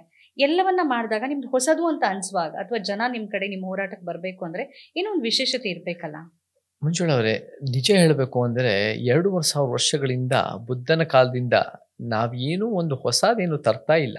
ಅದು ಬಹುಶಃ ಅದು ಒಂದು ಕಾಂಟೆಕ್ಸ್ ತಕ್ಕಂತೆ, ಅದು ಆಧುನಿಕ ತಕ್ಕಂತೆ, ಆ ಒಂದು ಪ್ರಾದೇಶಿಕ ಚೌಕಟ್ಟು ತಕ್ಕಂತೆ ಅದನ್ನ ಕಂಟೆಕ್ಚುಲೈಸ್ ಮಾಡಬೇಕು, ಆಧುನೀಕರಿಸಬೇಕು, ಇವತ್ತಿಗೆ ಅದನ್ನು ಸೀಮಿತ ಮಾಡಬೇಕು. ಸೊ ನಮಗೆ ಸಮಾಜ ಅನ್ನೋದು ನಾನು ಇನ್ವೆಂಟ್ ಮಾಡಿರೋದಲ್ಲ, ನಾವು ಡಿಸ್ಕವರ್ ಮಾಡಿರೋದಲ್ಲ. ಅದನ್ನ ಎಲ್ಲರೂ ಈ ಅನೇಕರು ಬುದ್ಧ, ಬಸವ, ಅಂಬೇಡ್ಕರ್ ಮಾಡಿರೋದನ್ನ, ಪೂಲೆ, ಪೆರಿಯಾರು, ಕುವೆಂಪು ಅವರು ತಂದಿರೋದನ್ನ ಇವತ್ತಿನ ದಿನ 21st century ಕರ್ನಾಟಕಕ್ಕೆ we must contextualise in terms of the ಇವತ್ತಿನ ದಿನ ಸಮಸ್ಯೆಗಳು, ಅದಕ್ಕೆ ಪರಿಹಾರಗಳು ಅಷ್ಟೇ. ಈ ಕಮ್ಯುನಿಸ್ಟು ಸಮಾಜ ಅಂತಾರೆ, ನೀವು ಕಮ್ಯುನಿಸ್ಟಾ? ನಾನ್ ಕಮ್ಯುನಿಸ್ಟ್ ಅಲ್ಲ. ನನ್ನ ಪ್ರಕಾರ ಕಮ್ಯುನಿಸ್ಟು ಸಮಾಜ ಪರ ಅಲ್ಲ. ಅವರು ಬಂಡವಾಳಶಾಹಿ ವ್ಯವಸ್ಥೆ ವಿರುದ್ಧ ಒಂದು ಆರ್ಥಿಕ ಬಡತನ ಮತ್ತು ಶ್ರೀಮಂತರ ನಡುವೆ ಅದನ್ನ ಸರಿಪಡಿಸಬೇಕು ಅಂತ ಯೋಚನೆ ಮಾಡ್ತಾ ಇದ್ದಾರೆ. ಬಟ್ ಅವರು ಕಮ್ಯುನಿಸ್ಟ್ ಅನ್ನೋದು ಕರ್ನಾಟಕ ಮತ್ತು ದೇಶನ ಅವ್ರು ಅರ್ಥೈಸ್ಕೊಂಡಿಲ್ಲ. ನಮ್ಮಲ್ಲಿ ಬರೀ ಆರ್ಥಿಕತೆ ಅಲ್ಲ, ಆರ್ಥಿಕತೆಗೂ, ಜಾತಿಗೂ, ಲಿಂಗಕ್ಕೂ, ಭಾಷೆಗೂ, ಪ್ರತಿಯೊಂದಕ್ಕೂ ಒಂದಕ್ಕೊಂದು ಸಾಂಸ್ಕೃತಿಕ ವಿಚಾರಕ್ಕೂ ಎಲ್ಲದಕ್ಕೂ ಒಂದಕ್ಕೊಂದು ಇಂಟರ್ ಕನೆಕ್ಟೆಡ್ ಪರಸ್ಪರ ಇದೆ. ಅದೆಲ್ಲದರಲ್ಲೂ ಪ್ರತಿರೋಧ ತರೋದು ನಮ್ಮ ಅಂಬೇಡ್ಕರ್, ಪೆರಿಯಾರ್, ಕಾಂಚೀರಾಮ್ 20ನೇ ಶತಮಾನದಲ್ಲಿ ಅವ್ರು ಯಾವತ್ತೂ ಕಮ್ಯುನಿಸ್ಟ್ ಜೊತೆ ನಿಂತಿಲ್ಲ. ಇಶ್ಯೂನಲ್ಲಿ ನಮ್ಮ ಕಮ್ಯುನಿಸ್ಟ್ ಜೊತೆನೂ ಒಂದು ಇಶ್ಯೂನಲ್ಲಿ ಒಪ್ಪಿಗೆ ಇರ್ಬೋದು, ಹಿಂದುತ್ವ ಬಲಪಂಥಿ ಜೊತೆನೂ ಒಪ್ಪಿಗೆ ಇರ್ಬೋದು, ಮಧ್ಯಪಂಥಿ ಕಾಂಗ್ರೆಸ್ JDS ಜೊತೆನೂ ಒಪ್ಪಿಗೆ ಇರ್ಬೋದು on issue. But over all they are different, we are different. ನಿಮ್ ಈ ಆಲೋಚನೆನೇ ಬಹಳಷ್ಟು ಜನ ಚೇತನ್ ಅವರಿಗೆ ಒಂದು ಸ್ಪಷ್ಟತೆ ಇಲ್ಲ ಯಾವುದರಲ್ಲೂ, ಅಥವಾ ಒಂದು ಸೈದ್ಧಾಂತಿಕ ನಿಲುವಿಲ್ಲ ಅನ್ನೋ ಅಭಿಪ್ರಾಯ ವ್ಯಕ್ತಪಡಿಸ್ತಾರೆ. ಅಂದ್ರೆ ನಿಮ್ಮ ಅಭಿಪ್ರಾಯವನ್ನ ನೀವೇ ಈಗಲೇ ಹೇಳಿದಾಗೆ ರೈಟ್ ಜೊತೆಗೆ, ಲೆಫ್ಟ್ ಜೊತೆಗೆ, ಅಥವಾ ಮಧ್ಯಪಂಥೀಯರ ಜೊತೆಗೆ, ಅಥವಾ ಕ್ಯಾಪಿಟಲಿಸ್ಟ್ ಜೊತೆಗೆ ಒಂದೊಂದು ಅಭಿಪ್ರಾಯಕ್ಕೆ ಸಹಮತ ವ್ಯಕ್ತಪಡಿಸ್ತೀರಿ, ಒಂದೊಂದಕ್ಕೆ ವಿರೋಧ ವ್ಯಕ್ತಪಡಿಸಿದರೆ ಅಥವಾ ಈ ಇಶ್ಯೂ ಇರಬಹುದು. ಅದೇ ನಿಮ್ಗೆ ಸ್ಪಷ್ಟತೆ ಇಲ್ಲ ಅನ್ನೋದಕ್ಕೆ ಕಾರಣ ಆಗಿದೆ. ಇದ್ರ ಬಗ್ಗೆ ಏನ್ ಕ್ಲಾರಿಟಿ? ಸ್ಪಷ್ಟತೆ ಇಲ್ಲ ಅಲ್ಲ, ನಮಗೆ ನಮ್ಮ ಸೈದ್ಧಾಂತಿಕ ನಿಲುವೇ ಬೇರೆ. ನಮ್ಮ ಸೈದ್ಧಾಂತಿಕ, ನಾವು ಇವತ್ತಿನ ದಿನ ಬಾಬಾ ಸಾಹೇಬರು ಅವರು ಒಂದು ಭಾರತೀಯ ಪಂಥ ಅಂತ ಕರೀತಾರೆ. ತಂದೆ ಪೆರಿಯಾರು ಕೂಡ ಬಲಪಂಥಿ, ಎಡಪಂಥಿ, ಮಧ್ಯಪಂಥಿ ಜೊತೆ ನಿಂತಿಲ್ಲ. ಕಾಂಚೀರಾಮ್ ಅವ್ರದ್ದು ಕೂಡ ಅವ್ರದೇ ಒಂದು ಪ್ರತ್ಯೇಕ ಸಿದ್ಧಾಂತ. ಈ ಅಂಬೇಡ್ಕರ್, ಪೆರಿಯಾರ್, ಕಾಂಚೀರಾಮನ ಅರ್ಥ ಮಾಡಿಕೊಂಡು ನಾವು 21ನೇ ಶತಮಾನಕ್ಕೆ ನಮ್ಮದೇ ಆದ ಒಂದು ಸತ್ಯ ಪಂಥ ಅನ್ನೋದಿದೆ. We are a different ideological framework. We are the framework for ನಿಜವಾಗ್ಲೂ ಕರ್ನಾಟಕ ಮತ್ತು ಭಾರತಕ್ಕೆ ಪರಿಹಾರ ನಮ್ಮ ಸಿದ್ಧಾಂತದಲ್ಲೇ ಬರುತ್ತೆ. ಅದು ಯಾವ ಸಿದ್ಧಾಂತ? ನಾನು ಅದನ್ನ ಏನಂತ ಕರಿತೀನಿ ಅಂತ, ಬಲಪಂಥಿ ಅಲ್ಲ, ಎಡಪಂಥ ಅಲ್ಲ, ಮಧ್ಯಪಂಥ ಅಲ್ಲ, ಯಥಾಸ್ಥಿತಿ, ನಮ್ದೇ ಆದ ಒಂದು ಸತ್ಯ ಪಂಥ. ಅದು ಒಂದು ಸಮಾಜ. ಅದು ನಮಗೆ, ನಾನು ಏನು ಹೇಳ್ಬೋದು ಅಂದರೆ, ನಮಗೆ 100 ವರ್ಷ ಅಂತ ಇಟ್ಕೊಳ್ಳಿ, 20ನೇ ಶತಮಾನದ ಇಟ್ಕೊಳ್ಳಿ ಮಂಜುಳಾ, ಗಾಂಧಿವಾದ, ಮನುವಾದ, ಯಥಾಸ್ಥಿತಿನೇ ಇವತ್ತಿನ ದಿನ ಒಂದು ಇವತ್ತಿನ ದಿನ ವ್ಯವಸ್ಥೆಯ ಸ್ಟ್ರಕ್ಚರ್, ಇವತ್ತಿನ ದಿನ ಸಮಾಜ. ಅದು ಒಂದು ಮಧ್ಯಪಂಥ ಅಂತ ಇಟ್ಕೊತೀವಿ. ಈ ಮಧ್ಯಪಂಥ ಅನ್ನೋ ಒಂದು ಐಡೆಂಟಿಟಿ ಪಾಲಿಟಿಕ್ಸ್, ಒಂದು ಯಥಾಸ್ಥಿತಿ ಪಾಲಿಟಿಕ್ಸ್ ಬಿಟ್ಟು 3 ಪರಿವರ್ತನೆಯ ಸಿದ್ಧಾಂತಗಳು ಶುರು ಮಾಡಿದ್ರು. 1925ನಲ್ಲಿ ನಾಗ್ಪುರ್ನಲ್ಲಿ ಸಾವರ್ಕರ್ ಹಿಂದುತ್ವ ಮತ್ತು ಈ ರೀತಿ RSS, ಈ ರೀತಿ ಒಂದು ರೈಟ್ ವಿಂಗ್ ಅನ್ನೋದು ಅವರು ಶುರು ಮಾಡಿಕೊಂಡ್ರು. ಅವ್ರದ್ದು ಒಂದು ಪರಿವರ್ತನೆಗೋಸ್ಕರ, ಒಂದು ನ್ಯಾಯಕ್ಕೋಸ್ಕರ ಅವ್ರು ಶುರು ಮಾಡ್ಕೊಂಡು 100 ವರ್ಷದಿಂದ ಅವ್ರದ್ದು ಒಂದು ಸೈದ್ಧಾಂತಿಕ ನೆಲೆಗಟ್ಟು. ಅದೇ ರೀತಿ 1925 ಕಾನ್ಪುರ್ನಲ್ಲಿ CPI, ಕಮ್ಯುನಿಸ್ಟ್ ಪಾರ್ಟಿ, ಎಡಪಂಥಿ, MN ರಾಯ್ ಅವರೆಲ್ಲ ಲೆಫ್ಟ್ ವಿಂಗ್, ಅವ್ರದ್ದೆಲ್ಲ ಶುರು ಮಾಡಿಕೊಂಡ್ರು. ಅದೇ ಸಿದ್ಧಾಂತದಲ್ಲಿ 100 ವರ್ಷಗಳಿಂದ ನಮ್ಮ ಅಂಬೇಡ್ಕರ್, ಪೆರಿಯಾರು ಕೂಡ ಒಂದು ಸತ್ಯಪಂಥ ಮುಖಾಂತರ ಈ ಒಂದು ಗಾಂಧಿವಾದ ಮತ್ತು ಇಡೀ ಅನ್ಯಾಯದ ವ್ಯವಸ್ಥೆ ವಿರುದ್ಧ ಅವರು ಕೂಡ ಹೋರಾಟ ಮಾಡ್ಕೊಂಡು ಬರ್ತಾ ಇದ್ದಾರೆ. ಅದನ್ನು ಒಂದು ಪ್ರಾದೇಶಿಕವಾಗಿ ನಾವು ಕಟ್ತಾ ಇದ್ದೀವಿ, ಅದನ್ನು ಒಂದು ಸೈದ್ಧಾಂತಿಕ ನೆಲೆಗಟ್ಟಿನಲ್ಲಿ ಕಟ್ತಾ ಇದ್ದೀವಿ. ಇದು ನಮಗೆ ರೈಟ್ ವಿಂಗು ಅಲ್ಲ, ಲೆಫ್ಟ್ ವಿಂಗು ಅಲ್ಲ, ಮಧ್ಯಪಂಥನೂ ಅಲ್ಲ, ನಮ್ಮದೇ ಆದ ಸತ್ಯಪಂಥ, ಟ್ರೂತ್ ವಿಂಗ್ ಅನ್ನೋ ಒಂದು ಡಿಫ್ರೆಂಟ್ ಐಡಿಯಾಲಜಿಕಲ್ ಫ್ರೇಮ್ವರ್ಕ್. ನಾವೇಂಗೆ ನೋಡ್ತೀವಿ ಅಂದರೆ, ಎಲ್ಲ ಅಸಮಾನತೆಗಳು ಒಂದಕ್ಕೊಂದು ಪೋಣಿಸ್ಕೊಂಡು ಅದಕ್ಕೆ ಪ್ರತಿರೋಧನ ಹೆಂಗೆ ಮಂಜುಳಾರೆ, ತಳಮಟ್ಟದಿಂದ ಏರ್ಸೋದು, ಮೇಲಿಂದ ಇಳಿಸೋದು, ಒಂದು ಸಮಾಜ ಕಟ್ಟೋದು. ಎಲ್ಲ ನಾವು ನೋಡೋದು ಪವರ್ ಸ್ಟ್ರಕ್ಚರ್ ಆಗಿ. ನಾವು ಯಾವ ಸಮುದಾಯದ ವಿರುದ್ಧ ಅಲ್ಲ, ಯಾವ ಜಾತಿ ಜನಾಂಗದವ್ರ ವಿರುದ್ಧ ಅಲ್ಲ, ಯಾವ ಧರ್ಮದವ್ರ ವಿರುದ್ಧ ಅಲ್ಲ. ನಮ್ಗೆ ಇವತ್ತಿನ ಪವರ್ ಸ್ಟ್ರಕ್ಚರೇ ಅಸಮಾನತೆಯ ವ್ಯವಸ್ಥೆ ನಮ್ಮ ಶತ್ರು. ಆ ಅಸಮಾನತೆಯ ವ್ಯವಸ್ಥೆನ ಹೆಂಗೆ ಅಂದರೆ, ನಾವು ತಳಮಟ್ಟದಿಂದ ಏರಿಸಿದಾಗ ಯಾರು ನಮಗೆ ತಪ್ಪು ಅನ್ನಲ್ಲ. ಪಾಪ ಅನ್ಯಾಯದ ವ್ಯವಸ್ಥೆಯಲ್ಲಿ ಕಷ್ಟ ಆಗಿರೋ ಸಹಾಯ ಮಾಡ್ತಾ ಇದ್ರು. ಬಟ್ ನಾವು ಅಷ್ಟೇ ಅಲ್ಲ, ನಮ್ಮ ಮೇಲಿರೋರನ್ನ ಸ್ವಲ್ಪ ಇಳಿಸ್ಬೇಕು. ಆರ್ಥಿಕವಾಗಿ ಆಗಿರ್ಬೋದು ಎಲ್ಲ ಪ್ರಭಾವಿಗಳಿಗೆ ನೀವೊಂದು ಅದನ್ನು ಸ್ವಲ್ಪ ಇಳಿಸಿ ಒಂದು ಸಮಾಜ ಕಟ್ಟಬೇಕು. ಸೊ ಆ ರೀತಿ ಮಾಡಿದಾಗ ನಮ್ಗೆ ನಿಜವಾಗ್ಲೂ ನಾನು ಅದಕ್ಕೆ ಅನೇಕ ಉದಾಹರಣೆಗಳು ಕೊಡ್ಬೋದು. ನನಗೇನು ಅದೇ ಬರುತ್ತೆ, ಈಗ ಮೇಲಿರೋರ್ನ ಕೆಳಗಿಳಿಸೋದು ಅಂತಂದ್ರೆ ನೀವು ಹೇಳೋದು ಜಾತಿ ವ್ಯವಸ್ಥೆ ಅಲ್ಲ, ವರ್ಗ ವ್ಯವಸ್ಥೆ ಅಲ್ಲ. ನಾನು ಹೇಳೋದು ಅನೇಕದಲ್ಲೂ ಭಾಷೆನಲ್ಲಿ ತಗೊಳ್ಳಿ, ಭಾಷೆನಲ್ಲಿ ನೋಡಿ, ಹಿಂದಿ, ಇಂಗ್ಲಿಷ್, ಸಂಸ್ಕೃತ ಆಳ್ತಾ ಇದೆ. ಹಿಂದಿ ಒಂದು ರಾಷ್ಟ್ರೀಯತೆಯ ಪ್ರಾಬಲ್ಯ, ಇಂಗ್ಲಿಷ್ ಆರ್ಥಿಕ ಪ್ರಾಬಲ್ಯ, ಸಂಸ್ಕೃತ ಸಾಂಸ್ಕೃತಿಕ ಪ್ರಾಬಲ್ಯ, ಮಧ್ಯದಲ್ಲಿ ಕನ್ನಡ, ತಳಮಟ್ಟದಲ್ಲಿ ತುಳು, ಕೊಡವ, ಬ್ಯಾರಿ, ಲಂಬಾಣಿ, ಆದಿವಾಸಿ, ಅಲೆಮಾರಿ ಭಾಷೆ, ದಕ್ಕನಿ ಉರ್ದು. ಏನು ಮಾಡೋದು? ತಳಮಟ್ಟದ ಭಾಷೆಗಳನ್ನ ಬೆಳೆಸೋದು, ಮೇಲಿರೋನ್ನ ಇಳಿಸೋದು. ಆ ಒಂದು ಭಾಷೆ ಸಮಾನತೆ. ಇದೇ ಒಂದು ಆರ್ಥಿಕ ನೋಡಿ, ನಿಮ್ಗೆ 1% ಉಳ್ಳವರ್ತ 40-50% ಆಸ್ತಿ ಇದೆ. ಬಡ 50% ಕೇವಲ 6% ದುಡ್ಡಿದೆ. ಇದನ್ನೇನು ಮಾಡೋದು? ಮೇಲಿಂದ ಪ್ರಗತಿಪರವಾಗಿ ತೆರಿಗೆ ಹಾಕಿ ಇಳಿಸಿ 50% ಮರು ಹಂಚಿಕೆ ಮಾಡಿ ಬೆಳೆಸೋದು. ನೀವು ಹೇಳುವ ಎಲ್ಲ ಬದಲಾವಣೆಗೆ ಬೇಕಾಗಿರೋದು ಅಂಬೇಡ್ಕರ್ ಹೇಳಿದಾಗೆ ರಾಜಕೀಯ ಅಧಿಕಾರ ಬೇಕು. ಬಟ್ ಆ ರಾಜಕೀಯ ಅಧಿಕಾರ ಬರಬೇಕು ಅಂದ್ರೆ ಫಸ್ಟ್ ಜನರಿಗೆ ನಿಮಗೆ ನಿಮ್ಮ ಆಲೋಚನೆಗಳು, ನಿಮ್ಮ ಸೋಕಾಲ್ಡ್ ವಿಷನ್ ಅನ್ನ ಕನ್ವಿನ್ಸ್ ಆಗೋಕ್ಕೆ ರೀತಿಯಲ್ಲಿ ನಾವು ಜನರಿಗೆ ಮನವರಿಕೆ ಮಾಡಬೇಕು. ನಾನು ಅದನ್ನೇ ಕೇಳ್ತಾ ಇದ್ದೀನಿ. ಈಗ ಕನ್ವಿನ್ಸ್ ಆಗ್ತಾ ಇಲ್ಲ ಚೇತನ್ ಅವ್ರಿಗೆ. ಏನಾಗುತ್ತೆ, ಈಗ ನಮಗೆ ಗೊತ್ತಿರೋ ಹಾಗೆ ಎರಡು ಕಡೆ ಇದೆ. ಇದರ್ ಲೆಫ್ಟ್ ಅಲ್ಲಿ ನಿಂತ್ಕೊಳ್ತಾರೆ, ಇಲ್ಲ ಅಂದ್ರೆ ರೈಟ್ ಅಲ್ಲಿ ನಿಂತ್ಕೊಳ್ತಾರೆ. ಲೆಫ್ಟ್ ಅಂಡ್ ರೈಟ್ ಅಂತ ನೋಡೋದ ನಾನು, ಸೆಂಟರ್ ಅಥವಾ ರೈಟ್. ಯಾಕಂದ್ರೆ ಲೆಫ್ಟ್ ಕಮ್ಯುನಿಸ್ಟ್ ಇವತ್ತು ಅವರು ಅಸ್ತಿತ್ವ ಕಳ್ಕೊಂಡಿದ್ದಾರೆ. ಅವ್ರು ಇವತ್ತು ಎಷ್ಟೇ ಒಳ್ಳೆ ಉದ್ದೇಶ ಇದ್ರು ಅವರು ಲೆಫ್ಟ್ ಪಾರ್ಟೀಸ್ ಅಷ್ಟೊಂದು ಗಟ್ಟಿಯ ಪೊಲಿಟಿಕಲ್ ಆಗಿರ್ಬೋದು ಇಲ್ಲ. ಬಟ್ ನಿಮ್ಗೆ ರೈಟ್ ಮತ್ತೆ ಸೆಂಟರ್ ಇವೆರಡು ಮಧ್ಯೆ ಘರ್ಷಣೆ ನಡೀತಾ ಇರೋ. ಈಗ ನೀವು ಲೆಫ್ಟ್ ಅಂತ ನೀವು ಬರೀ ಕಮ್ಯುನಿಸ್ಟ್ ಇಡೋಕ್ಕಾಗೋದಿಲ್ಲ. ಅನೇಕ ಹೋರಾಟಗಾರರು ಮತ್ತು ನೀವೀಗ ಪ್ರತಿನಿಧಿಸ್ತಾ ಇದ್ದೀರಾ ದಲಿತ ಸಂಘಟನೆಗಳು, ಬೇರೆ ಬೇರೆ ದಲಿತ ಸಂಘಟನೆಗಳು ಚದುರಿಗೆ ಹೋಗಿರ್ಬೋದು, ಅವರೆಲ್ಲರೂ ಕೂಡ ಒಂದು ಅರ್ಥದಲ್ಲಿ ಲೆಫ್ಟ್ ಅಲ್ಲೇ ನಿಂತಿದ್ದಾರೆ. ನಾನು ಹಾಗೆ ನೋಡಲ್ಲ. ಯಾಕೆ ಹೇಳ್ತೀನಿ ಅಂದ್ರೆ, ಬಾಬಾ ಸಾಹೇಬ್ 1952 ಎಲೆಕ್ಷನ್ ನಿಂತ್ಕೊಂಡಾಗ ಬಾಂಬೆ ನಾರ್ತ್ ಸೆಂಟ್ರಲ್ ಎಲೆಕ್ಷನ್ ನಿಂತ್ಕೊಂತಾರೆ. ಅವ್ರು ಯಾರ ವಿರುದ್ಧ ನಿಂತ್ಕೊಳ್ತಾರೆ ಅಂದ್ರೆ, ಕಾಂಗ್ರೆಸ್ಸು ಅವತ್ತೇ ಪೆಳಂಬೂತ ಕಾಂಗ್ರೆಸ್ ದೊಡ್ಡ ಮಟ್ಟದ ಪಕ್ಷ, ಅವರೇ ಗೆಲ್ತಾ ಇದ್ರು. ವಿರೋಧ ಪಕ್ಷ ಕಮ್ಯುನಿಸ್ಟು ಎಡಪಂಥಿನೂ ಇತ್ತು. ಹಿಂದೂ ಮಹಾಸಭಾನು ರೈಟ್ ವಿಂಗ್ ಇತ್ತು. ರೈಟ್, ಲೆಫ್ಟ್, ಸೆಂಟರ್ 3 ಜನ ವಿರುದ್ಧ Baba Saheb scheduled caste federation election ನಿಂತ್ಕೊಂತಾರೆ. Because we are not with them. ಅವ್ರು ಬೇರೆ, ನಾವು ಬೇರೆ. ತಂದೆ ಪೆರಿಯಾರು ಕೂಡ ಯಾವತ್ತೂ ಅವ್ರದೇ ಆದ ದ್ರಾವಿಡ ಚಳವಳಿ ಕಟ್ತಾರೆ ಹೊರತು ಅವ್ರೇನು ಕಮ್ಯುನಿಸ್ಟ್ ಜೊತೆ ಸೇರಲ್ಲ. ನೀವು ನಮ್ಮನ್ನ ಸಿದ್ಧಾಂತನ ಲೆಫ್ಟ್ ಜೊತೆ ಸೇರ್ಸೋಕ್ಕಾಗಲ್ಲ. ನಾವು we are independent ideological framework. ನಮಗೆ ಕಮ್ಯುನಿಸ್ಟ್ ಬೇಕಾದರೆ ಕೆಲವು ಸಲ ಅವರು ಕಾಂಗ್ರೆಸ್ ಜೊತೆ ಸೇರಿಕೊಂಡು ಇದೆಲ್ಲ ಮಾಡಿರ್ಬೋದು. ಬೇಕಾದರೆ ಸೋ ಕಾಲ್ಡ್ ಸ್ವಾತಂತ್ರ್ಯ ಹೋರಾಟ ಅಂತ ಏನು ಇವರೇ ಒಂದು ರೀತಿ ಇಶ್ಯೂ ಇಟ್ಕೊಂಡು ಇವರೇ ದೇಶ ಪ್ರೇಮಿಗಳು ಅಂತ ಹೇಳ್ತಾರಲ್ಲ, ನಮ್ಮ ಮಾತುಗಳು ಬಾಬಾ ಸಾಹೇಬ್ ತಂದೆ ಪೆರಿಯಾರ್ ಕ್ವಿಟ್ ಇಂಡಿಯಾ ಮೂವ್ಮೆಂಟ್ ಎಲ್ಲ ಪ್ರಶ್ನೆ ಮಾಡ್ತಾರೆ. They stand against it. Simon commission support ಮಾಡ್ತಾರೆ. ಇದೇ ಬಾಬಾ ಸಾಹೇಬರು ಕಾಂಗ್ರೆಸ್ ಸಂಪುಟದಲ್ಲಿ, ನೆಹರು ಸಂಪುಟದಲ್ಲಿ ಸಚಿವರಾಗ್ತಾರೆ. But Hindu code bill, but he also comes out. ನೀವು ಹಾಗೆ ನೋಡಕ್ ಹೋದ್ರೆ ಬಾಬಾ ಸಾಹೇಬ್ 1946 ನಲ್ಲಿ ಅವರು what Gandhi and Congress have done to the untouchables ಅಂತ ಬರೆದಾಗ ಅವ್ರು ಕ್ಲಿಯರ್ ಆಗಿ ಹೇಳ್ತಾರೆ, ನೀವು ಕಾಂಗ್ರೆಸ್ ಅನ್ನ ಡಿಸ್ಮ್ಯಾಂಟಲ್ ಮಾಡಿ ತೆಗೆದಾಕೋವರೆಗೂ ನಿಜವಾಗ್ಲೂ ಸ್ವಾತಂತ್ರ್ಯ ಇಲ್ಲ, ನಿಜವಾಗ್ಲೂ ಪರಿಹಾರ ಇಲ್ಲ. ಅವ್ರಿಗೆ ಯಾವಾಗ್ಲೂ ಕೂಡ ಕಾಂಗ್ರೆಸ್ ಅನ್ನೋದು, ಮನುವಾದ ಅನ್ನೋದು, ಯಥಾಸ್ಥಿತಿ ಅನ್ನೋದು ದೊಡ್ಡ ಶತ್ರು. ಯಾವ ಕಾಂಗ್ರೆಸ್ ಸರ್ಕಾರ, ಅವರೇ ಬರೀತಾರೆ ಅದರ ಪುಸ್ತಕದಲ್ಲಿ, ಯಾವ ಕಾಂಗ್ರೆಸ್ ಸರ್ಕಾರ ಜಾತಿ ವ್ಯವಸ್ಥೆ ವಿರುದ್ಧ ಅಂತ ಹೇಳ್ಕೊಳ್ಳೋರು ಅವರೇ ಜಾತಿ ವ್ಯವಸ್ಥೆ ಇನ್ನೂ ಗಟ್ಟಿಕೊಂಡು ಅವರೇ ಅದರಿಂದ ಲಾಭ ಪಡ್ತಾ ಇದ್ದಾರೆ. ನೀವ್ ಹೇಳೋದು ನನ್ಗೆ ಅರ್ಥ ಆಗ್ತಿದೆ. ನಾನೇನ್ ಹೇಳ್ತಿದ್ದೀನಿ ಅಂದ್ರೆ, ನಮ್ಮ ಇವತ್ತಿನ ಸಮಸ್ಯೆ, ನಾವು ಇವತ್ತು 2025 ಇದ್ದೀವಿ. ನಾವು ಏನ್ ನೋಡ್ತಾ ಇದೀವಿ, 2000 ಅಥವಾ 2000 ಇಸ್ವಿಯಲ್ಲಿ ನಿಂತು, ಅಥವಾ 90ರ ದಶಕದಲ್ಲಿ ನಿಂತು, ಅಥವಾ ಅದಕ್ಕಿಂತ ಮುಂಚೆ ಬಾಬರ್, ಟಿಪ್ಪು, ಆ ಕಾಲಘಟ್ಟದಲ್ಲಿ ನಿಂತು ಇವತ್ತನ್ನ ನಾವು ಅನಲೈಸ್ ಮಾಡೋದ್ರಲ್ಲಿ ಅರ್ಥನೇ ಇಲ್ವೇನೋ. ಬದಲಾಗಿದೆ, ವ್ಯವಸ್ಥೆನೇ ಬದಲಾಗೋಗಿದೆ. ನೀವು ಇವತ್ತು ಕಮ್ಯುನಿಸ್ಟ್, ಕಾಂಗ್ರೆಸ್ ಲೆಫ್ಟ್ ಅಂದ್ರೆ, ಕಾಂಗ್ರೆಸ್ ಯಾವತ್ತೂ ಲೆಫ್ಟ್ ಅಲ್ವೇ ಅಲ್ಲ. ನನ್ನ ಪ್ರಕಾರ ಲೆಫ್ಟ್ ಅಲ್ಲ, ಕಾಂಗ್ರೆಸ್ ಲೆಫ್ಟ್ ಅಲ್ಲ. ಸೊ ಲೆಫ್ಟ್ ಅಲ್ಲಿ ಇರೋರೇ ಬೇರೆ.